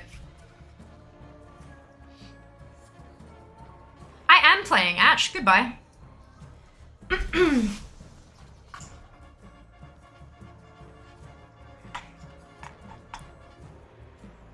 Have you not been here for the last fucking 5 hours where I've been camping this one particular boss trying to get a mount from it? That's called playing.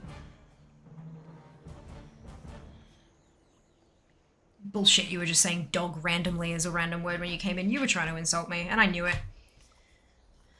And I'm not going to deal with other people's bullshit today, because I don't need to. I don't deserve that. Only profession Fear does at this moment is streaming. Bonus shit and a skin. Amazing! Super awesome. Last I heard it was legal in ACT, but nowhere else. It's, there are some places in Australia where you can get a prescription for stuff for very specific reasons. Unfortunately, the laws around those scripts are so vague that a lot of doctors just aren't willing to prescribe it, because they don't actually know exactly what they can prescribe it for, how much they can prescribe, etc., and so they don't want to lose their medical licenses over making some small mistake when the laws are too vague. And you know what? Valid. Unfortunately, that is fair enough. I wouldn't want good doctors who are willing to look into new bits and pieces to get kicked out of the profession over something that stupid. But it is a bit shit. It is a bit shit. Yeah,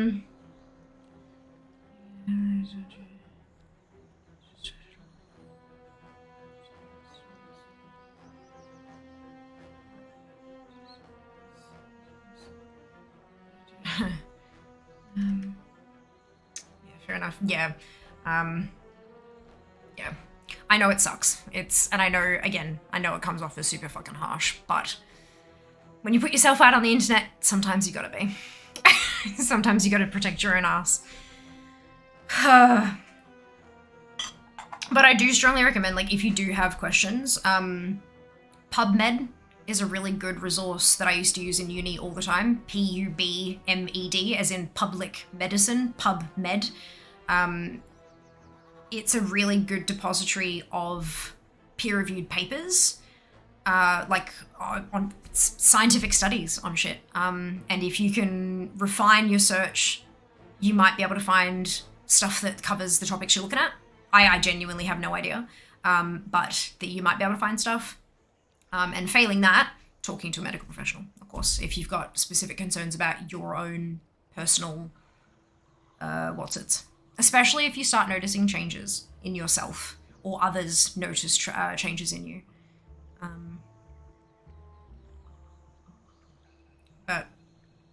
And that's the same with literally anything. If people all of a sudden, like a lot of people all of a sudden start telling you that you're behaving weirdly or differently, or you notice all of a sudden that your vision, your hearing, your taste, your smell, your ability to think or whatever is changing. Excuse me, talk to a medical professional. Because, I mean, it could be nothing. You could just be tired or something, but it could be something. And you're always better off ruling out something. Always better off.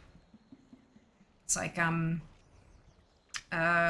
when I was on my last medication for my, again, personal experience, when I was on my last medication for I've gone through so many different meds for my autoimmune. The last one, not the one I'm currently on, but the one before that, I noticed that there was a patch of skin that was kind of a bit numb. I was like, like if I pressed on it, I could feel the pressure, but if I like tickled the surface, I couldn't feel anything. Or if I put ice on it, I couldn't feel it. Or heat, I couldn't feel the temperature change. So it was like the nerves right on the surface were wonky, but the ones deeper down were still functional, if that kind of makes sense. And I was like, that's a bit weird. And then I did another shot, and I noticed new patches, and I went, fuck. And so I reported it to my rheumatologist, and she said, huh. And she asked me a whole battery of questions, and I answered them to the best of my ability. And she said, okay, so with this medication, there is a 1 in 200,000 chance, let me repeat that, 1 in 200,000 chance that people on this medication can develop multiple sclerosis type symptoms. Not MS, MS-like. So I didn't have MS, but I had MS-like symptoms. So they called them sensory patches, where the sensation was dead. So blood tests, MRI, I had 3 MRIs. And eventually it came back that not only had my liver shut down, but I also had a lesion in my brain. 2 millimeters, teeny, tiny. But yeah, and I was like, okay, good. Now what? And they're like, we will take you off this medication. They diagnosed me with drug-induced lupus. And I was like, oh, good. That's exactly what I wanted. The good, thank you. And this is right near Christmas as well. So I was like, that's exactly what I wanted for Christmas. Thank you so much for that. They took me off the meds. The lupus cleared up because it's drug-induced lupus. Usually means, this is what I was told, usually means when you take out the drug, when you stop giving the drug, the lupus stops because the drug that's inducing it is no longer inducing it. So luckily for me, it didn't stick around. The patches did. So I've got 4 patches on my body where I have no sensation except for like pressure. One of them is like just at my waist level, like where your waistband sits, and it's about that sort of a size. And I can like I sat there. She's like, okay, can you draw a thing around it? So she gave me a pen, and so I was like tickling my belly. I had my shirt hiked up in her office, and I was like tickling my belly, trying to find the bounds of this, and just like drawing little lines where I found that. Yeah, never thought I'd be doing that. Yeah. So it's like when you notice difference thing, like when you notice something has changed, bring it up, because it could be nothing.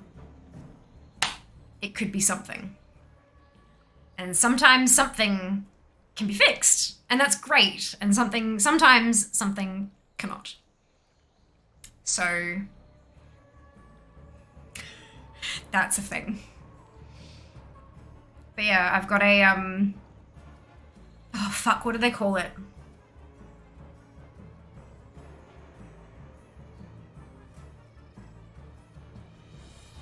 I don't remember what they called it. There was like, it was like a 2mm hyper something something centric. It was like this big string of words to describe this lesion in my brain. Little tiny 2mm blip on an MRI.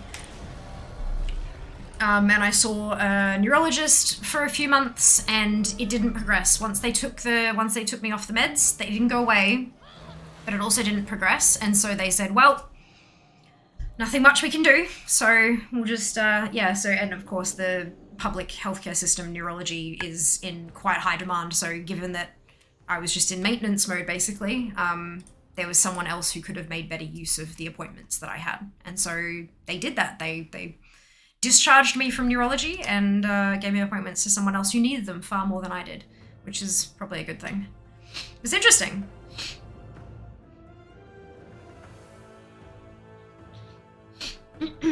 Camping is one play mode. It is.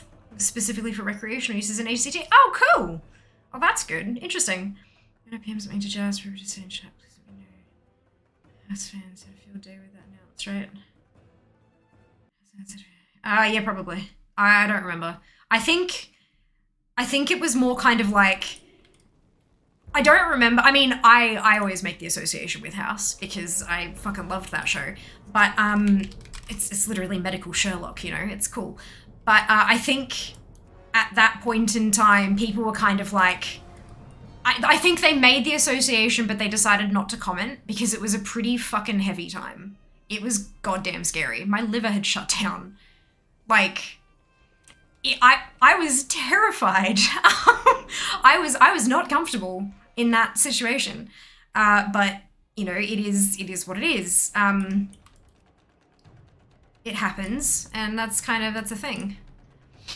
Similar to drug-induced psychosis. Yeah, once you take the drugs away, usually the drug-induced blank also goes away. Not always, but usually, according to the statistics and stuff. Hello guy, welcome on in. Hope you're doing well today. Yeah, see, I do talk to other doctors, and 1 in 200,000. I just won the wrong lottery. Like, this is a medication that literally saves lives, keeps people alive, and 1 in 200,000 is a damn rare, like, how many people are allergic to peanuts? Like, what is the rate of that happening? And what is the rate of people being allergic to laundry detergents and stuff like it's 1 in 200,000 is incredibly rare. It just so happened that I got struck by lightning. And that was, you know, it was the wrong lottery.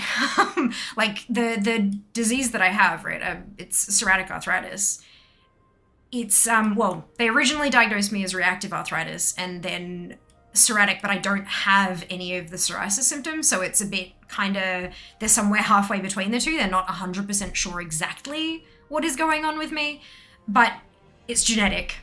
8 to 10% of the population have the gene. 8 to 10% have the gene. But of that 8 to 10%, only 1 to 3% of those people ever get it triggered. So I won that wrong lottery. I got, you know, got the flu, or I had a bout of gastro and all of a sudden my knee swells up. Like, my body finished fighting off the gastro and went, okay, troops, to the knee, and then decided to attack that as well and caused irreparable damage. So there's already that issue.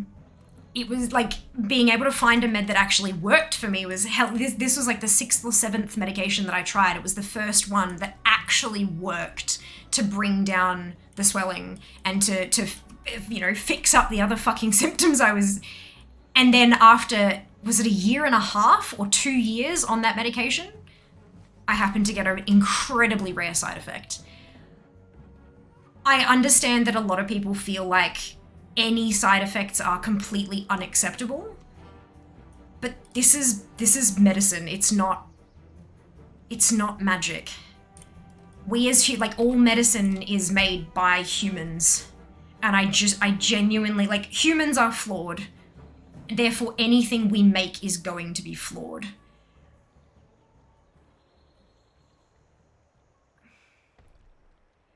If it weren't for those meds, I would have lost my ability to walk.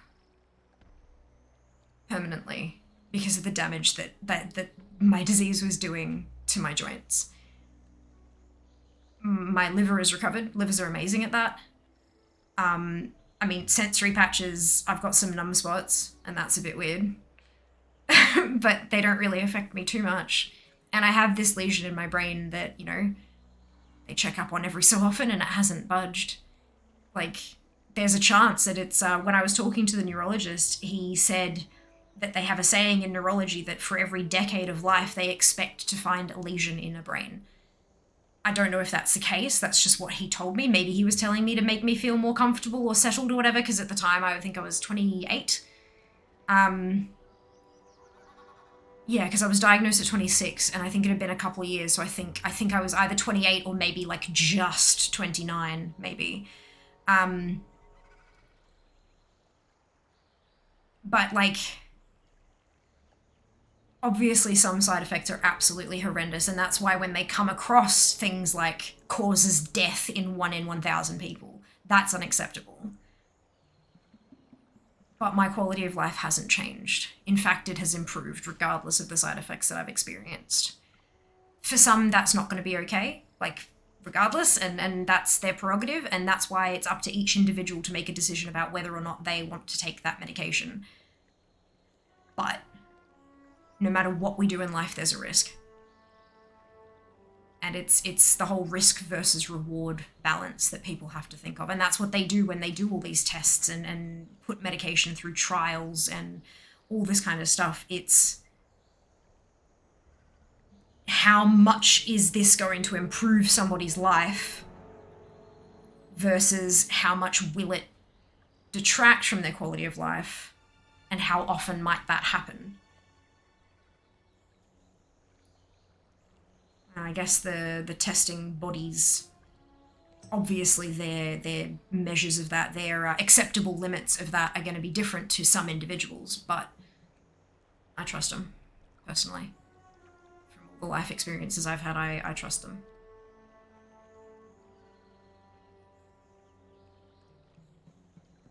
But yeah, getting second, third, fourth, fifth opinions are your right, your prerogative, and you should. Absolutely. Absolutely. My biggest concern is when people get 4 or 5 different opinions and they're all the same and they choose to ignore them anyway. Especially if they're a loved one. Because, you know, you get worried. You get worried. That's human. It's human. Yeah.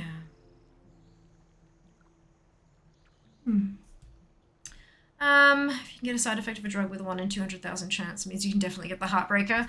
I mean, I reckon so. I reckon so. In America, in Oz, they push generic brands a lot more often. America absolutely sucks. The problem is you trust this provider and sign papers saying you can sue them. It's a messed up system. What?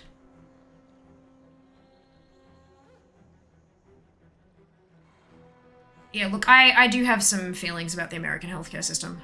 I don't know a ton about it, but I know that it's privatized, like the entire thing. We have, obviously, public healthcare and private healthcare. I think having private health is okay and fine and great in some circumstances, as long as there's public to back it up. But, you know, no country is perfect. We all have our flaws. Hello, Pinkest Rabbits. Welcome on in. Hope you're doing wonderfully well today. I'm a little bit behind on chat, but I'm catching up quickly. Can I ask a WoW question? Of course you can. I reached 70 today. Congratulations. Well done.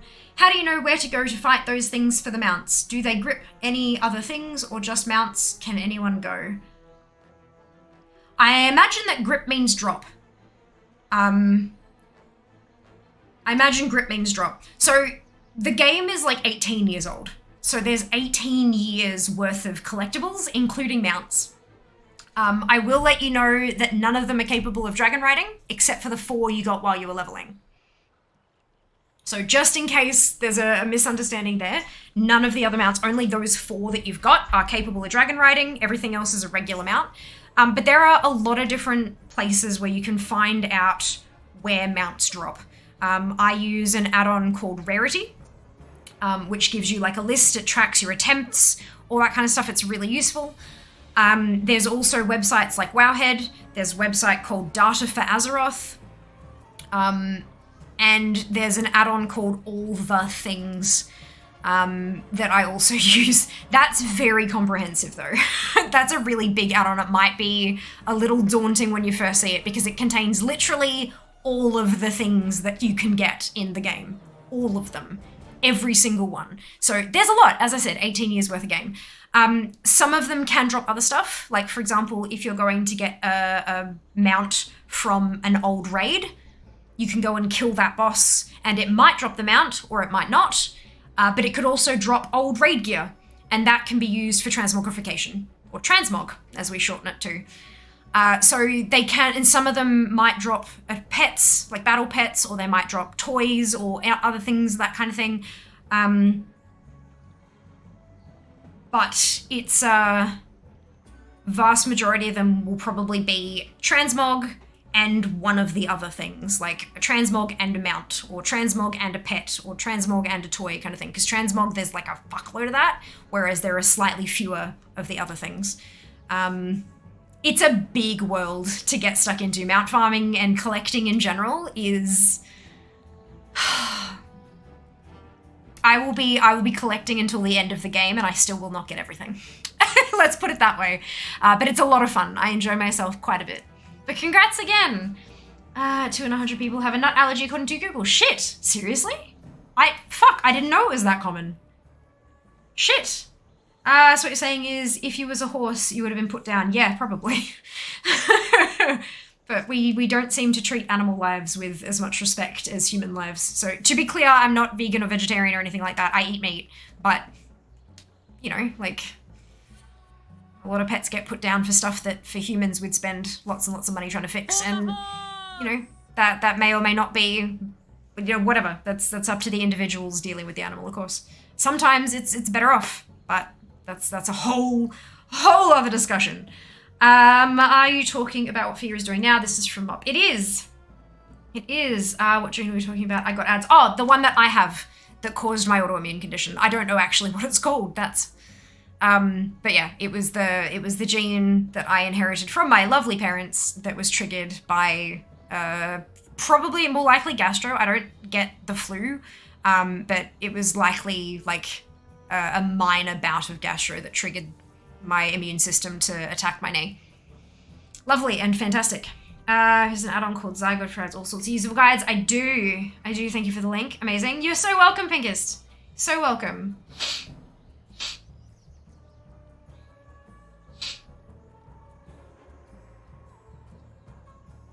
You really have a positive and optimistic attitude about this. Shows your true character. I hope things work out for you. Thank you. It has taken me a lot of work to get here. Not like, this isn't just like, hey, I'm positive. No, fuck that. No. I've been seeing a psychologist for a very long time. I've had all sorts of wonderful experiences in my younger years. It's something that takes active work, and it was a skill that I had to learn learn how to develop? No, not quite the word I'm looking for, but we'll go with it. It's something I had to learn, like actually pay attention to and develop over years and years and years of actively looking for a silver lining. So when something shit would happen, I'm like, this sucks, this is crap. And once I clawed my way out of the dark pit that a fair few of us have probably been in, I would imagine, I'm like, nope, I don't want to go back there. It sucks down there. How can I keep myself up here? And so I was taught and I learned to look actively for silver linings. So when something shit is happening, I'm like, right, where's the benefit? There is one, no matter how goddamn small, where is it?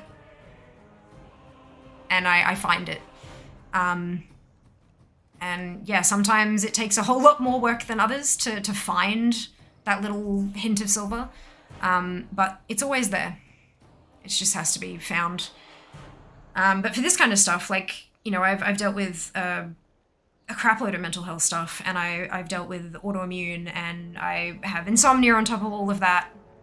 But I have an incredible support network. I was able to get through all of it. I'm still here. That says that, like, that's It's not just a flippant remark. I am still here. I've survived it. And I will continue to survive for as long as I can. Yeah, it's a thing. Mooncow, I don't care. I don't care. Like, when people come in and make flippant remarks about, can you play the game now? No, I don't care. You're also flagged as a likely ban evader, so I don't believe that you're actually a friend of Attunes. I reckon you probably are. So we're gonna say goodbye to you two. Bye. Thanks, Cass. Sunwell. Anyone can go and get the mounts of figures currently farming. Even a fresh 70. Is there one for you looking for in particular? Indeed. You can have a look through. There's a mount journal. It's the default binding is Shift and P, but it's under collections. Is that here somewhere, or is that, yeah, collections? There you go, next to the question mark. And so you can see, like, there's I'm not even kidding. There's like literally ridiculous. This is just mounts, by the way. These are the ones I don't have. So you can find stuff and be like, I want to go and farm this one, and it will tell you where you can go get it, and then you can go get it. It's very, very cool. That's like your base way of doing stuff. Once you get into actually collecting, even ones you don't particularly like the look of, you can go even further than that. But that's a really easy way to find stuff to start with. Shit, I missed something, didn't I? Potato, thank you very much for the resub. And Guy, thank you also for the sub. Much appreciated to both of you. So generous of you. Thank you. Hello Caden, welcome on in. Hope you're doing well today. You're correct on the lesions. Had an MRI a few weeks ago and they shown age-related lesions. I have a few. Well shit. Well shit. I hope that they are all age-related and then they're not in any important areas. MRIs suck.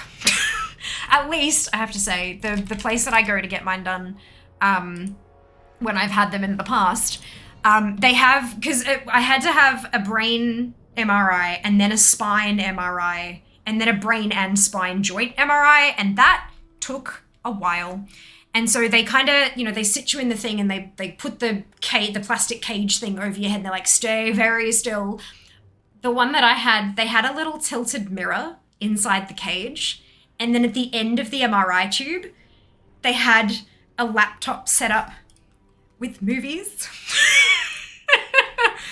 And they had little like earbuds that they gave me so I could listen, and they had like the captions on because you can't hear shit over an MRI machine. I watched the entirety of The Sherlock with Robert Downey Jr. and Jude Law in the tube.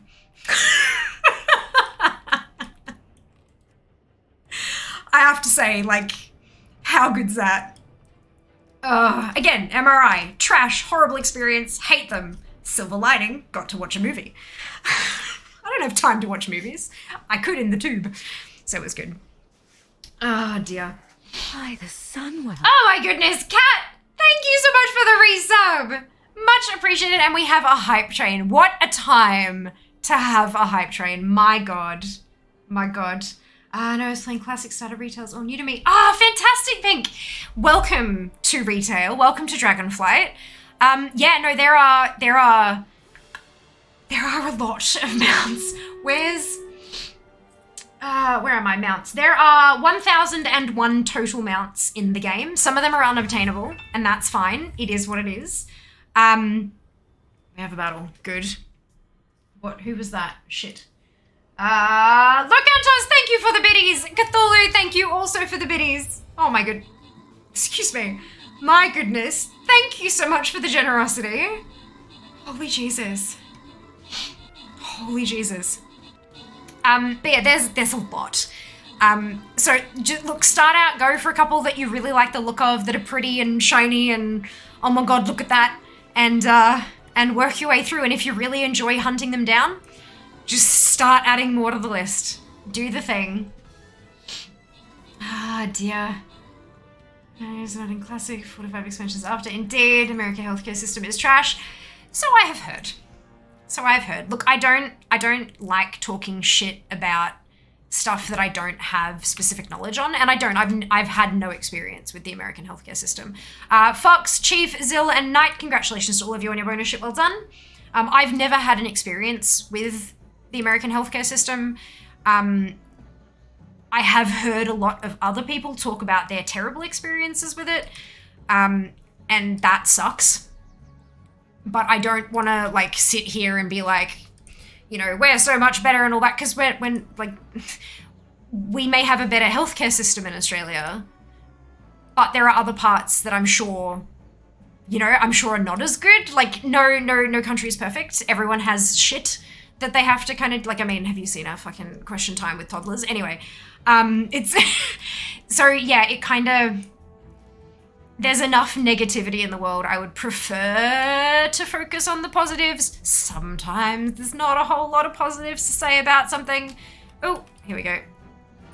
But yeah, look, I am thankful that with what I have been diagnosed with, I live where I live. I think that's probably the best way to put it.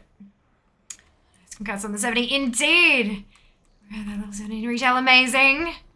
Happy to see another Horde streamer is one of the reasons I started streaming, isn't it? Fantastic! Wonderful. I have 35 Horde and 25 Alliance. Happy New Year to you too, Locke. Happy New Year to you too, casually checking the countdown on screen. Oh, but yeah. Silver lining, more days off work to play out. Yeah, look, sometimes. Like my dental stuff, you know, $23,000 worth of dental work to have done. I've had 2 surgeries. I had a bone graft in my fucking jaw, and now I have titanium in there with an implant, and all like 23 grand of dental. Like, what? I've never seen that much money. But one of my idiot teeth. I had a root canal that failed, and when it failed, part of the tooth broke off, and the tooth next to it shifted into that space. Now there's not enough space. They've fixed the root canal, but they can't put a crown on it because it doesn't fit. So I need a full set of Invisalign to bump the tooth back out again. $5,000 of Invisalign to move one tooth. But, silver lining, there is no way to increase or decrease that price.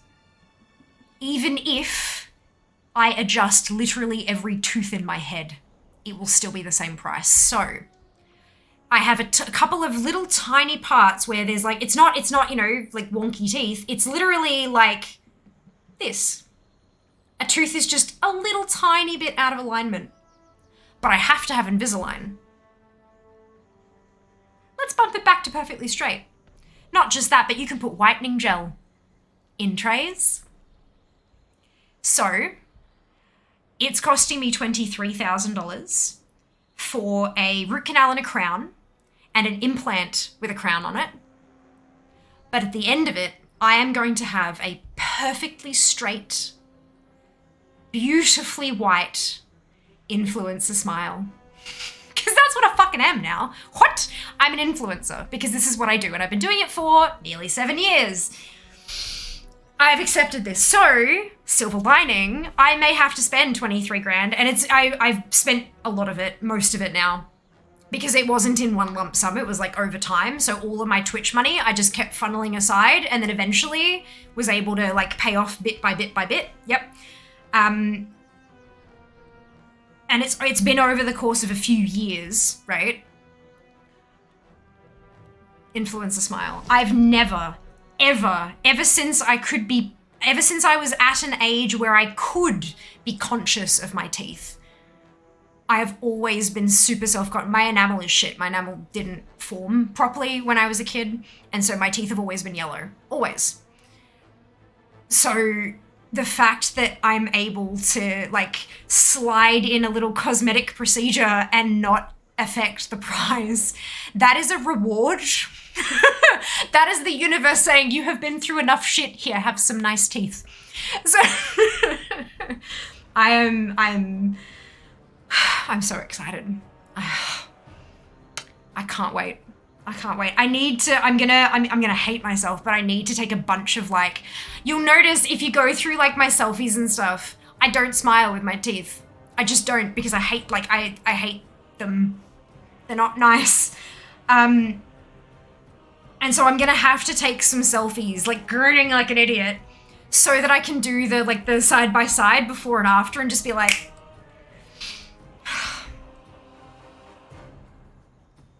I'm so excited, you guys. I can't wait. Ah, dear. Doing great, you do. Thank you. I know my Twitch doesn't understand /logout. Clicks back over to WoW. Oh no! Oh no. One brain said, yeah, that's it, hey. Happy New Year to you too, Kat. Hope the mount farming goes well this year. Me too, my lord. Me too. All of the hype, Sam. All of the hype. I thought my most bad dental work was 8K. Yeah, so I had a couple of little fillings that they got done right at the start because it was just easy to get done. I had a tooth down the bottom that has been fucked since I was in early... Like, I had a filling in it in, like, the dental van in primary school, and then the filling came out in early uni, and the tooth was completely hollow inside, and the nerve was exposed. It was pain. Pain like I have never known it. Like, no sleep for, like, like momentary sleep for, like, weeks. Obviously, if I had no sleep, I would have died, but, like, just momentary sleep for weeks on end because I just couldn't, the pain was too much. And so I eventually got a root canal done, but I couldn't afford the crown. I found someone that would do the root canal for relatively, and who would do the root canal and not put a crown. Everyone else insisted they had to put a crown on it. I'm like, I can't afford it. It's like $1,200 to $1,500 that I don't have. I'm a fucking university student. So eventually I found someone who'd fill it but not crown it. And then it failed, and I got it redone, and it failed, and I got it redone, and it failed, and I think it was like 5-ish times that it ended up failing. And by the end of it, it's like, look, we could redo it and put a crown on it, but there is so little natural tooth left that it will probably fail anyway, and then you'd be spitting out a crown, not just a filling. And so I said, okay, let's do it, let's get an implant. They had to do the extraction in surgery because the actual level of the natural tooth was below the gum line. So they had to, like, get in there and take that out. My jaw was infected underneath it, and I couldn't feel it because no nerve. So my jaw was totally screwed. And so they took that out and they cleaned all the bone out and packed it with bone graft material. And then I spent 4 months growing a bone, which is really cool. I was exhausted. And then they did scans and that all healed beautifully well. Spitting out stitches is the weirdest sensation, let me tell you. And then I went back in for my second surgery and they put the implant in, the titanium screw. And then I had that taken out and then they put in the tooth. So I have a tooth there and I still play with it with my tongue because it was such a long time that tooth was just fucked. Titan Forged V-Armor, yes, it's metal, totally. Upgraded, you said you got diagnosed with something, mind elaborating, I'm new here. Oh, so many things, Psych. So many things. So I have, we're talking currently about dental work. That's not really a diagnosis. But I have cyclothymic disorder, which is cyclothymic, cyclothymic disorder.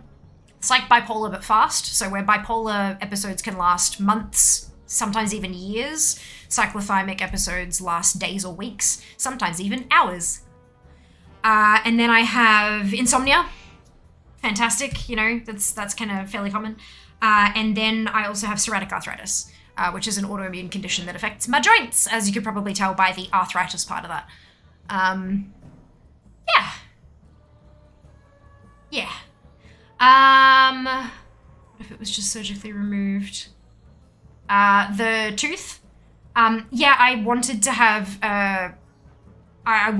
the implant there because you can't really go back and get an implant later.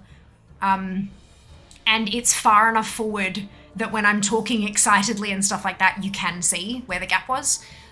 So I wanted to have that in there. And honestly, having the implant was small percentage of the entirety of all of the cost. It probably would have knocked it down.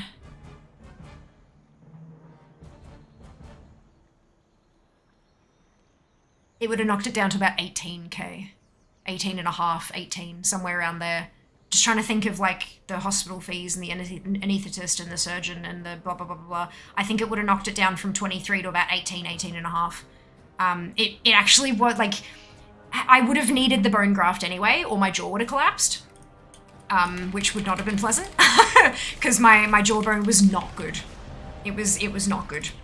I needed the bone graft, and that was a pretty exy part of it. But yeah. Yeah. Influencer, that's it, right? Exactly, Sam.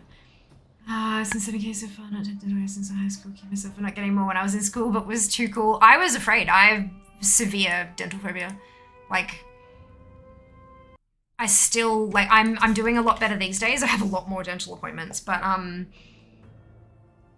there was a point where if I had to call to make an appointment, I would have a panic attack Googling the number for the dental surgery.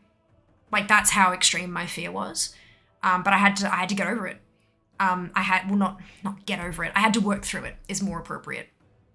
Because it just caused me so much pain and anxiety and all that kind of stuff having the issues.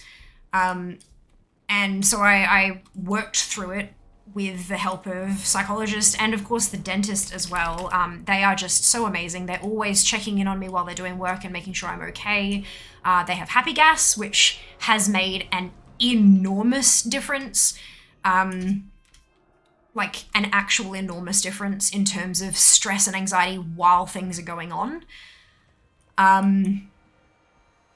yeah, it's been a long journey, but I'm getting there.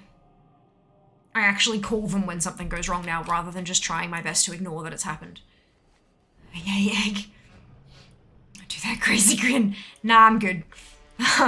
Actually, I'm not exactly sure what's wrong because I'm still working through it with doctors and stuff, but I've got some issues with my jaw. Not the dental stuff, but as in like the jaw joint, like my TMJ, temporal mandibular joint. I think it's temporal. Is it temporal? Give me a second. I know it's TMJ and I know it's mandibular joint, but what is the T? Temporo, it's one word, temporomandibular joint. So temporomandibular joint. Good. Let's see if I can remember that. So I have some issues with that joint just on that side at the moment.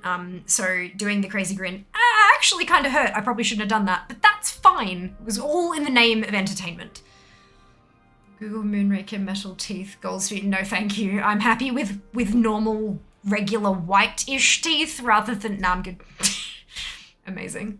I had a lot of fun running the Wintervale event, but could only do Grumpus on 2 characters and the Grinch on 6. So I was wondering if you had any advice for someone starting out collecting. For instance, any locations or other things to unlock that make it easier to get where the collectibles are. I do agree with Dupe. Zygor's pretty good for it. Even the free version has a bunch of guides. My big thing for getting places is the Zygor thing. You can set it up and it will figure out the fastest or the most comfortable, so like the least running, to get to an area. So it tells me, take the portal from your garrison to Ashran to Orgrimmar, take the Jade Forest portal, then fly straight, kind of like it's telling me how to get there. There aren't too many. Mages are really good for porting all over the fucking shop. And also engineers. Jack will love me for that. Engineers have their wormhole generators, which are similar to portals. So if you have alts that you don't care about what their professions are, it might be worth picking up engineering and working your way through to some wormhole generators. Beyond that, it's just time consuming. I mean, I have 60 characters. I don't often get through all of them. It's that simple. Like sometimes I get through 12. There are very specific circumstances like Love is in the Air where I will be doing all 60 characters every single day. But that's a stream event with with Winter Veil, I had a couple of things. I put a screenshot in Discord of where I started, and I've got nothing left now. I'm done with Winter Veil. And with that, there were a couple of days where I did all 60 tunes, but only like maybe 2 or 3. Then there were other days where I did maybe like 40 tunes, or I did just my Horde characters, which is 35. There was one day that I was just absolutely wrecked, and I did literally 7. You do what you can. That's all you can do is what you can. There are some events that have Hearthstone locations close to the area, so if you're not using your Hearthstones on a bunch of alts for something specific, you can run there once, set your Hearth, and then just keep... So I had all my alts had their Hearthstones set to Orgrimmar, so that they could fly out to Grumpus and do free Metzen, and then Hearth back to Orgrimmar, and then turn it in and then go to the next tune. So little things like that that can make it a touch easier on your travel time can really help. But some things have those options, other things don't. Getting your garrison unlocked to have a garrison Hearthstone is super useful, because you can Hearth back to the garrison, portal to Ashran, portal to Org, or Stormwind. So that's it's a couple load screens, but it's a fuckload faster than having to like fly back places and take Zeppelins and shit. So there's, obviously you have your Hearthstone, you have your Garrison Hearthstone, Dalaran Hearthstone's another really good one to have. If you have characters that haven't done Legion and you want to get a Dalaran Hearth, you don't have to do the intro quest line. You can go to Orgrimmar, you can take the portal to Azuna, and then you can fly up to Dalaran and talk to the innkeeper and say, I've lost my Dalaran Hearthstone, and she'll give you the purple one. Don't need to do the opening quest chain. You can just pick it up from the innkeeper. Really super nice. I need to do that on a bunch of tunes still. But yeah, so those are kind of the 3. Garrison, Regular, and Dalaran will help you get around a bit. Engineering or Mage. Druids, don't forget you've got your Dreamwalker portal stuff. Monks have their going to the place with the fountain, and that has a portal to a place there as well. I think it's a portal to Orgrimmar. Like, so many characters have these interesting ports that can take you places. DKs have death gates. Yeah, there's a few maneuverability bits. But beyond that, it'll really depend on specific, like, what are you farming and what's available for that farm. I hope that helps. ATT usually tells you where to go to get things, if you need anything to unlock them, etc. But it is kind of a big add-on. It's an enormous add-on. It's really large. Darkhind Dwarves, yes, small machines, yep, most males are Darkhind Mages, for example, for easy travel, Dalhearth as well. How long on the industrial time, I don't know. I just realised I didn't have it turned on. Good, wonderful, brilliant. I hope all that helps, Kat. If you have any questions about a specific farm that you're trying to do, I know that for Wintervale, I know it's a bit late now, but for Wintervale, there's apparently a snowman in a patch of trees near the Grinch that you can talk, like, that will give you the quest there, but I think you still have to go back to Orgrimmar to hand it in, so there's not a whole lot of point. Oh, I missed it? No, that's not right. That can't be right. It says I've missed it. No, I know what it was. I didn't have the timer turned on the last character, so it didn't register the kill. That's why. I need to have it in the same place on all the tunes so that I can actually tell if it's on or not. But it's roughly 6.5 minutes. It won't be exactly because the timer I did a wobbly with the timer, but around 6.5. For Lovers in the Air, for doing Heartbreaker, the X45 Heartbreaker farm, my biggest recommendations: turn off all your add-ons. Turn off all your add-ons. The only ones you should have turned on are things that you absolutely need to do stuff with. So, for example, I have Tomcat's Tours because it prevents me from accidentally queuing for random dungeons, which I've done in the past. Tomcat's Tours add-on has a button to queue, so you're queuing for the right thing. And it also has like a check thing so that it checks off tunes as you've done them, so it helps you keep track of who you have and haven't done. I also have GSE turned on. GSE is Gnome Sequencer Enhanced, and I'll get onto why I have that one turned on in a second.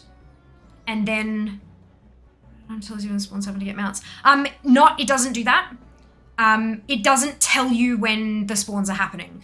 You need to see a kill for it to log that it's happening at that time. It needs to see it die, and then it knows that Undasta's on a 15-minute timer, so it'll count down the 15 minutes kind of thing. But it doesn't just tell you when things are happening. It's not that simple, but it does help if you're doing multiple tunes on the same server and shards and stuff. But yeah, World Boss Timers is the one. So Tomcat's Tours, GSE, and ATT. Because ATT will make the pretty brain noise, the happy brain juice noises when I fucking get the mount. But that's it. No LVY, no Zygor, no anything. Everything else is turned the fuck off. Just those three.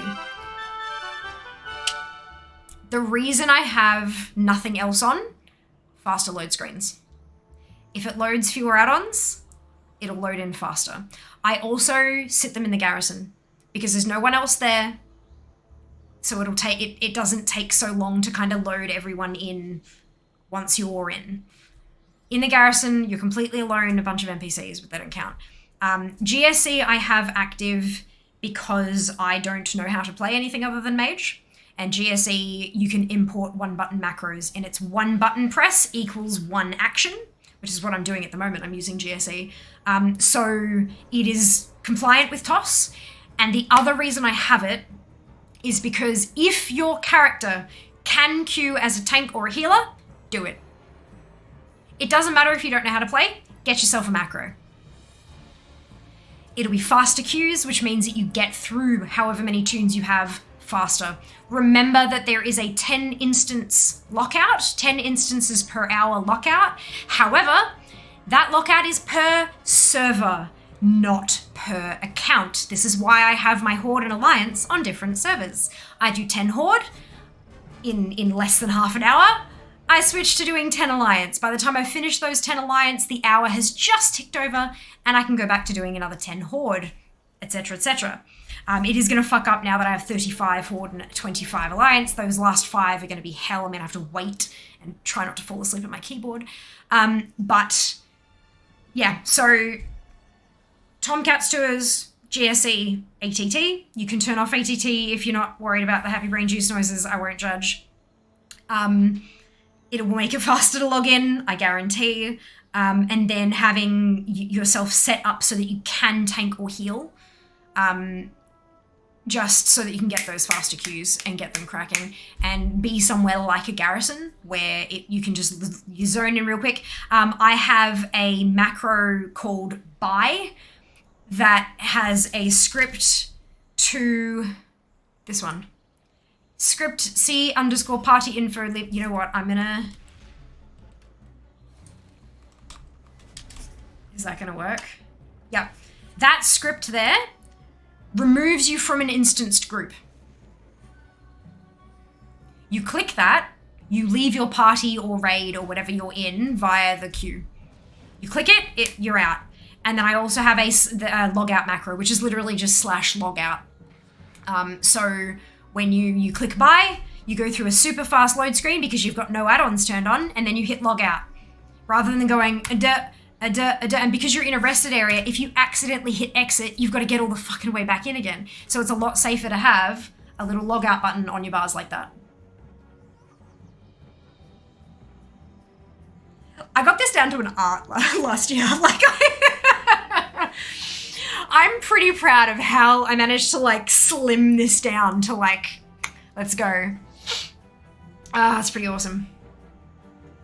Oh, dear Mage, very helpful. Oh, you're welcome. Mage is a mage, don't have the Garrison or Dalaran on most of the alts, and as I need to level up some of them, this helps know where to level up. Yeah, so Garrison, you do have to do the entry quests to get your Garrison Hearth, but you get that Hearthstone very, very early. But Dalaran, you don't need to do any of it. Yeah, just go talk to the innkeeper. Yeah, the ATT noises there. Hello, Cam. Welcome on in. Hope you're doing well today. Thanks for joining us. Do you do Mythic Plus? Occasionally. Sometimes. Not super often. I'm not a good player. I mean, I've gotten KSM and stuff like that, but I'm not a good player by most people's measure. But that's okay. I have fun anyway, and that's what counts. How are you going? Doing very well, thank you, Cam. My man left you. Oh, fantastic! Well, best of luck on the drop. And rarity to count your... Oh, shit, yeah, rarity. God, I forgot about rarity. How did I forget? Thank you. Rarity, count your attempts. That's so important. Stop collecting after I hit 400 attempts on the slab hide. Ooh, slap rough. I'm so sorry to hear that. Thank you for the info, Macro. You're so welcome. Not a worry at all, guy. Not a worry at all. You need level 3 garrison for the portal, though. You do. You do need level 3 garrison for the portal. But if you're doing it just to have an easy, quick place to log out, and you can, like, quicker load screens because there's not a ton of people around you and stuff, the garrison husk can still be useful for that. But you are absolutely right. You need a level 3 garrison to be able to port to Ashran from it.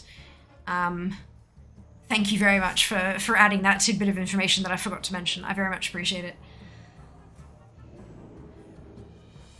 But yeah, I'm, can you tell I'm very much looking forward to February.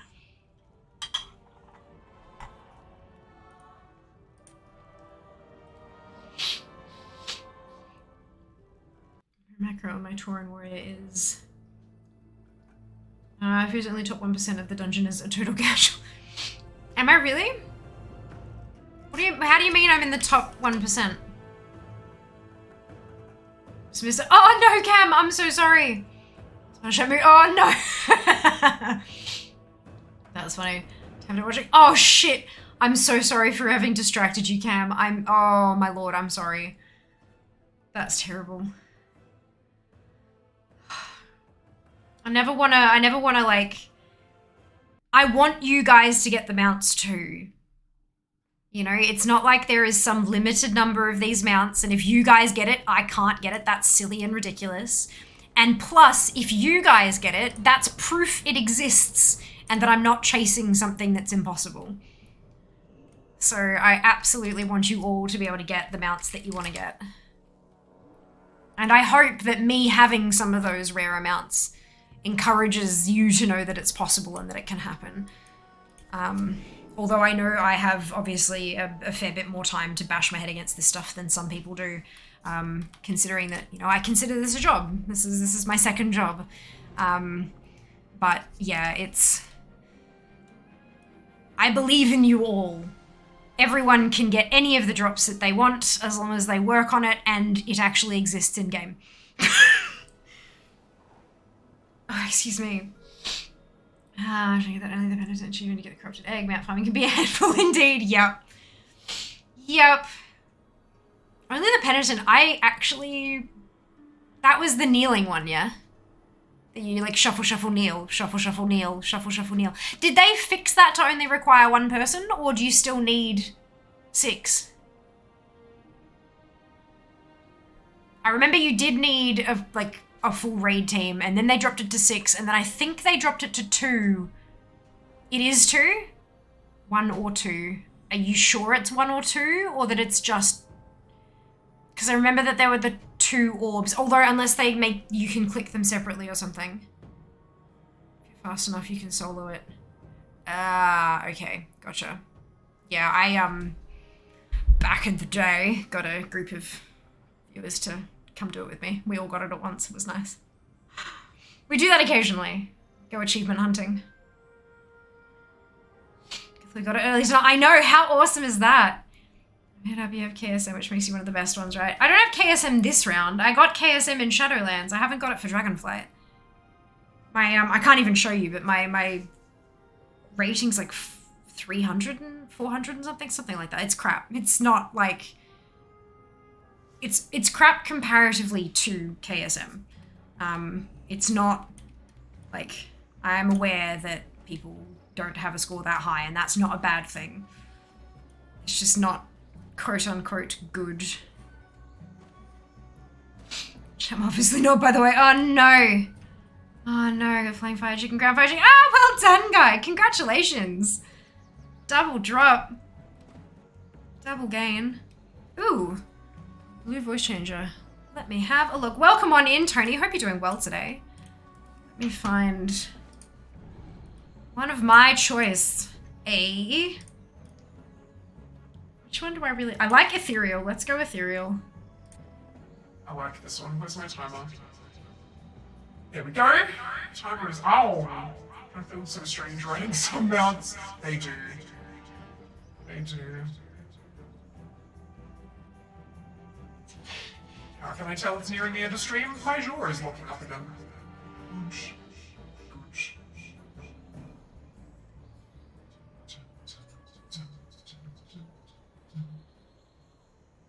I have 218 mounts to collect.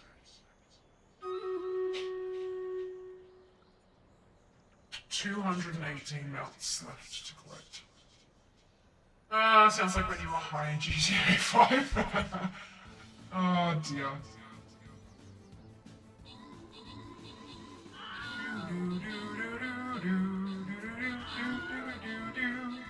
Just about to say that, they go. What's wrong with your mic? Everything and nothing all at once. Just under 10 minutes to looting. Oh, this will be the last one for the day, won't it? Yes.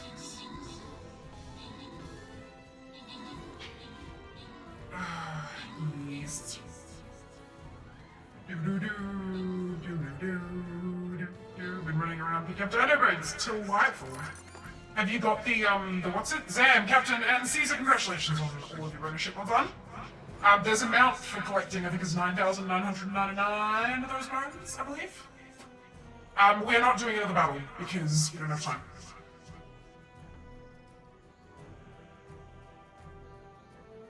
For the night, no worries, Kitty. Thank you so much for joining us. I hope you enjoyed your work, and we will see you next time. Thank you very much for the well wishes. Very much nothing. Awesome. Brilliant. So we're at 396. This will be 397. One of the raptors and one egg. Brilliant. There we go. Mike is back to normal.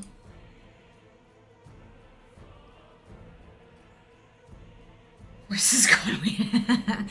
Yep, that was the redemption that Tony did. The blue voice changer. I have a Blue Microphones Yeti X World of Warcraft edition microphone. Thanks very much to Blue Microphones, who sent it to me, gosh, a couple years ago now. And so Tony gave me a choice of which voice effect I wanted to use, and so I chose to use ethereal. There's a bunch of, because it's the World of Warcraft edition, there's a whole bunch of voice effects that are inspired by World of Warcraft characters, creatures, areas, that kind of thing. And yes. So that's good.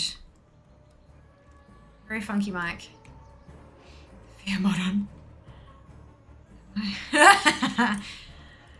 Oh dear, Mike. I just started streaming more content last night. Any advice for someone new to streaming?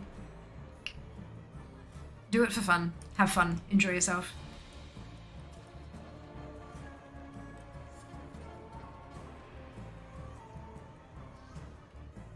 That's it. Fun. Have fun. First and foremost. Because the likelihood of generating an income and stuff is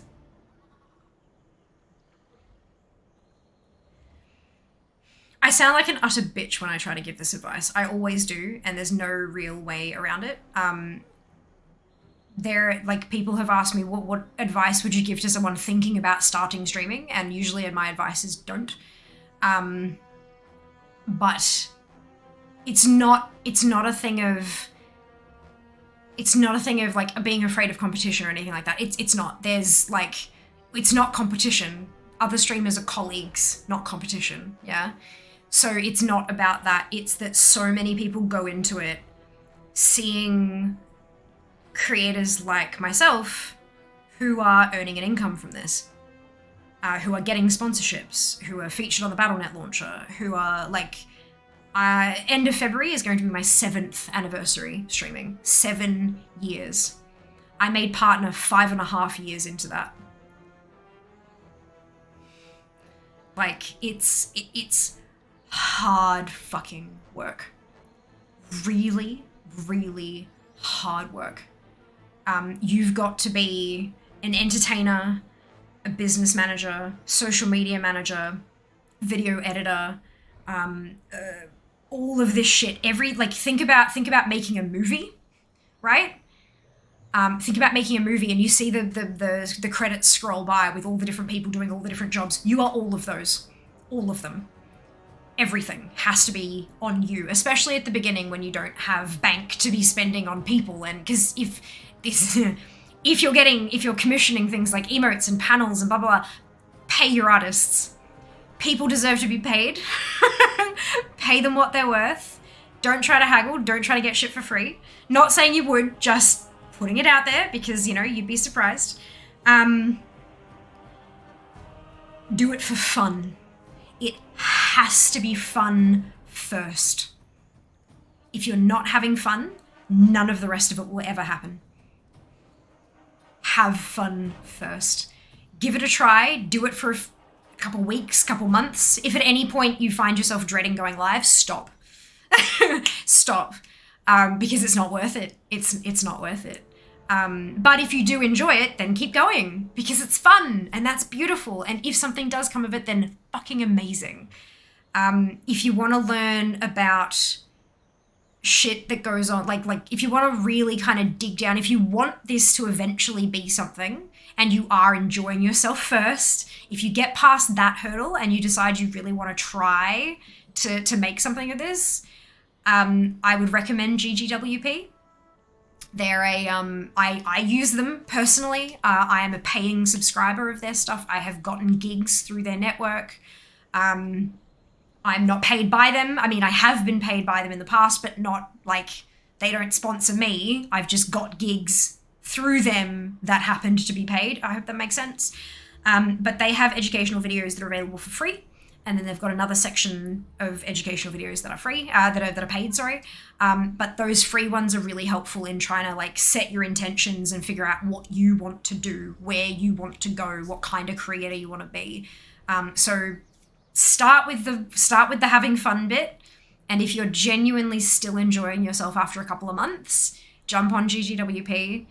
If you're feeling generous, you can use my referral thing. I've got a referral link.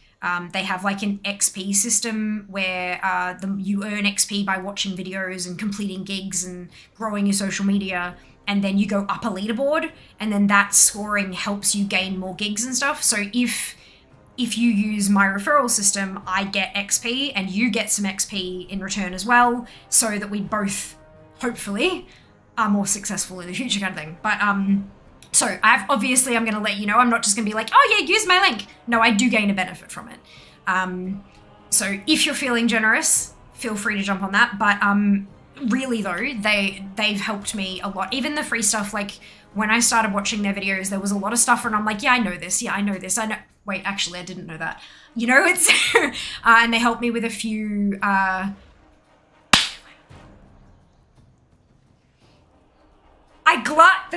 the shit went purple. I glanced over at the screen. We just hit 11,000 followers. That's 11,000. Good. Amazing. Thank you very much for that. Good. And now it's going to drop. Watch. But no, they've been really helpful, especially with suggestions. Like I knew I needed to do something with my socials, but I had no idea what. And so they kind of offered a couple of suggestions of scheduling programs and stuff like it, which was really helpful. But yeah, I know that's a lot. Start with that. Have fun. Then free GGWP videos. Once you get through that, if you're still on board, talk again. Should take you about 3 months to get there, maybe more. All right, we're good. It'll be fun when I get a new mic because I found out mine was not working after doing my first stream. Oh no! Make sure it's not muted in OBS or whatever platform you're using. Like, I know it sounds ridiculous, but when we troubleshoot, we start with the simplest answers, right? Is it muted? Is it actually loaded properly? Is it plugged in correctly? Etc., etc., etc. Has your system granted the program access to use it before you start going and spending cash money? Because streaming gear can be very expensive. Especially considering everyone wants to get on Twitch these days. And so anything that can be used for streaming has massive markup on it. But, shop the sales. Do that thing. I'm not expecting anything to come of it besides some people getting a laugh out of my videos. Perfect. Great mindset. I had someone come in a few months back and asked me for advice with starting, I've had one stream, what kind of advice would you give me? And I said, well, are you in it to have some fun, or are you trying to make it full time? And they said, no, I'm going full time. And I'm like, I'm not full time. and I've been streaming for 7 years, and I have had sponsors, and it has to start out as fun. It has to start out as a hobby. But not everyone kind of grasps that. Especially people will go spend $300, $400, $500, $600, $700 on a setup, and then stream twice. It's a shit experience, and they never do it again. And it's because the moment you take it all out of the box, you've lost hundreds. But that's it. I know it sounds really discouraging and all that kind of stuff, but I'm not trying to discourage people, except when I say don't. It's usually don't go into it for that reason, yeah. But my genuine desire is to make sure people don't have skewed expectations. There was one person I asked, one person who asked me for advice starting with streaming, and they wrote a whole ass paragraph in a DM saying, I really respect you and your opinion, and I love your content, and blah, blah, blah, blah, blah, and I'm looking at starting streaming, and I really just want to, what is your recommendation for, what kind of words should I block for someone like me who I don't want to, I'm struggle with mental health stuff and blah, blah, blah, and I want to make sure that nothing that anyone says triggers me and blah, blah, blah, blah, and I basically said, don't stream. I basically said, with all of these conditions you've tried to apply to it, people aren't going to abide by that, don't stream. It will be damaging to your mental health, I promise you. And they blocked me on every platform and then went and streamed for about a week. So, it's... Guys, I'm doing it because I want to be honest. I want to be honest with you and completely upfront and genuine, because that's why you guys trust me. If I ever did or said anything, if I threw my weight behind a product that was shit, or tried to sell a service that was subpar or whatever, I've spent nearly 7 years building up the trust of a community. Why the fuck would I throw it away over some platitudes about, oh yeah, you'd be fine streaming? No, fuck that. Because either they block me and ignore me and go and do it anyway, or they go and do it because they're on my encouragement and then they blame me for it. Nah, better off being honest. Better off being honest. Anyway, all of the hype. Thank you for the grats. It'd be a great time to get them out, wouldn't it just? But that's fine. Lights are Tokyo neon pink. Why Tokyo specifically? I mean, I've just set them to pink in my what's-it. But I'm curious as to why it's Tokyo neon pink. I'm listening so I don't miss spawn. Amazing. Amazing. Remember to follow me on socials. Yes, please do follow me on social media. I kid you not, it actually helps. So, as briefly as let's see how short I can make this explanation. I want to be full-time. To be full-time and quit my day job, I need money. I would prefer, I really appreciate subs and cheers and donations, all that. Means the absolute world to me, but I would prefer for the money to come from businesses because they have marketing budgets that need to be spent. Why not on fair? Yeah? The first thing businesses look at when they're deciding when to spend or where to spend their money is follower numbers. That's what's available publicly. The fact that I'm partnered, 11,000 followers on Twitch, 1,200 followers on Instagram, 4,000 and something on Twitter, those numbers are the first thing they look at. Then they go, okay, you have met that requirement. What's your engagement like? What's your engagement rate? that's the next step. So the fact that they'll even consider me is the follower number. How much they'll pay me is on engagement rate and how many followers I have. The more it goes up, the more the money goes up. Makes sense, right? Paying per person, per potential view. So if you have social platforms that you are willing to use to follow content creators, follow them on all the platforms. Doesn't matter if you use them or not. Follow them on all the platforms that you feel comfortable doing so. That's not just me, it's any creator that you want to support, all the platforms. If you want to go the extra mile and you have the time and all that kind of stuff, engage with their posts, like them, comment, share, retweet, that kind of stuff. The more effort you put into an engagement, the more the algorithm likes it. Like it? Great. Comment half a paragraph? Fucking brilliant. That's how it works. So, go forth, be merry, click the buttons. It's free. A free way to support your favorite creators. There's an on shoot mic kept cutting audio. I'm in Blade Beauty and sale for 60. Amazing. Yes, get them sales. My wife would be very upset if I quit my job for streaming. She's the one who should I straight. Oh, fantastic. Love that you have the encouragement. A support network is super, super important, as is picking good mods. While you're starting out, it's, you know, sure, but like as you start growing, having a strong moderating team that knows what you want out of your community is very, very important. Very important. What did you think about Kuhn quitting around streaming? Haven't you heard? I hadn't heard, psych. Didn't hear. He streamed 4 days ago by the looks of it. 2013th last stream date, now it's about a month ago. So it work being stream money-wise. Yeah, that makes sense. That makes sense. We need 8 more people to follow views insta 1, 2, 3, 4. Yes! Fair reason to stop. Absolutely. Already done. Perfect. Amazing. Yeah, it's really, really rough making this shit work. Like, really rough. Oh, for God's sake. Good. So...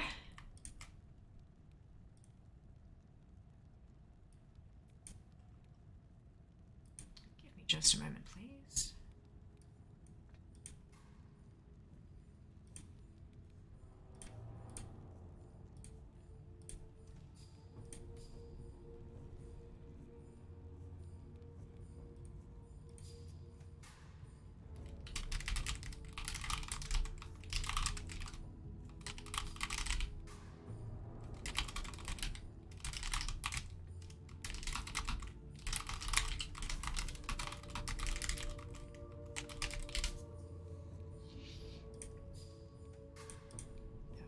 All right.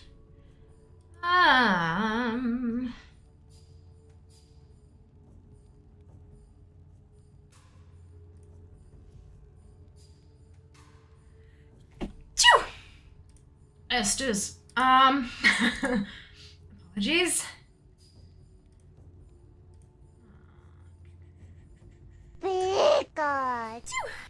That's it. That's it. Amazing. Yeah, don't give them attention. Just ignore it. There's a reason I don't engage. What they want is attention. Don't give it to them. Okay. I'm going to bed. I have to go to work tomorrow. First day back for the year.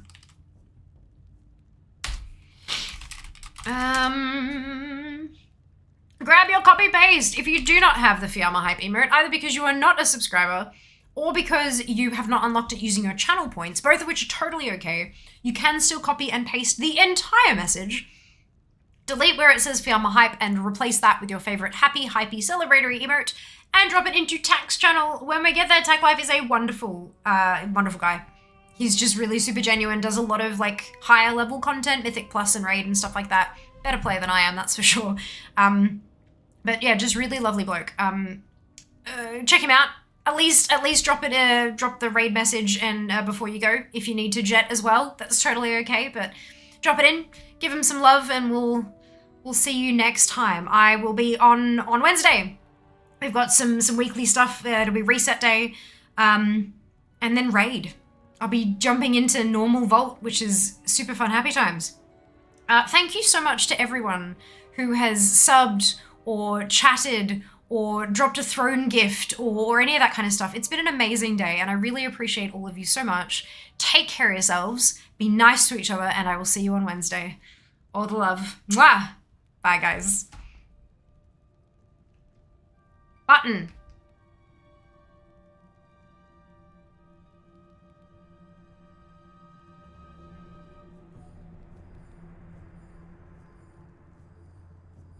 Job's done.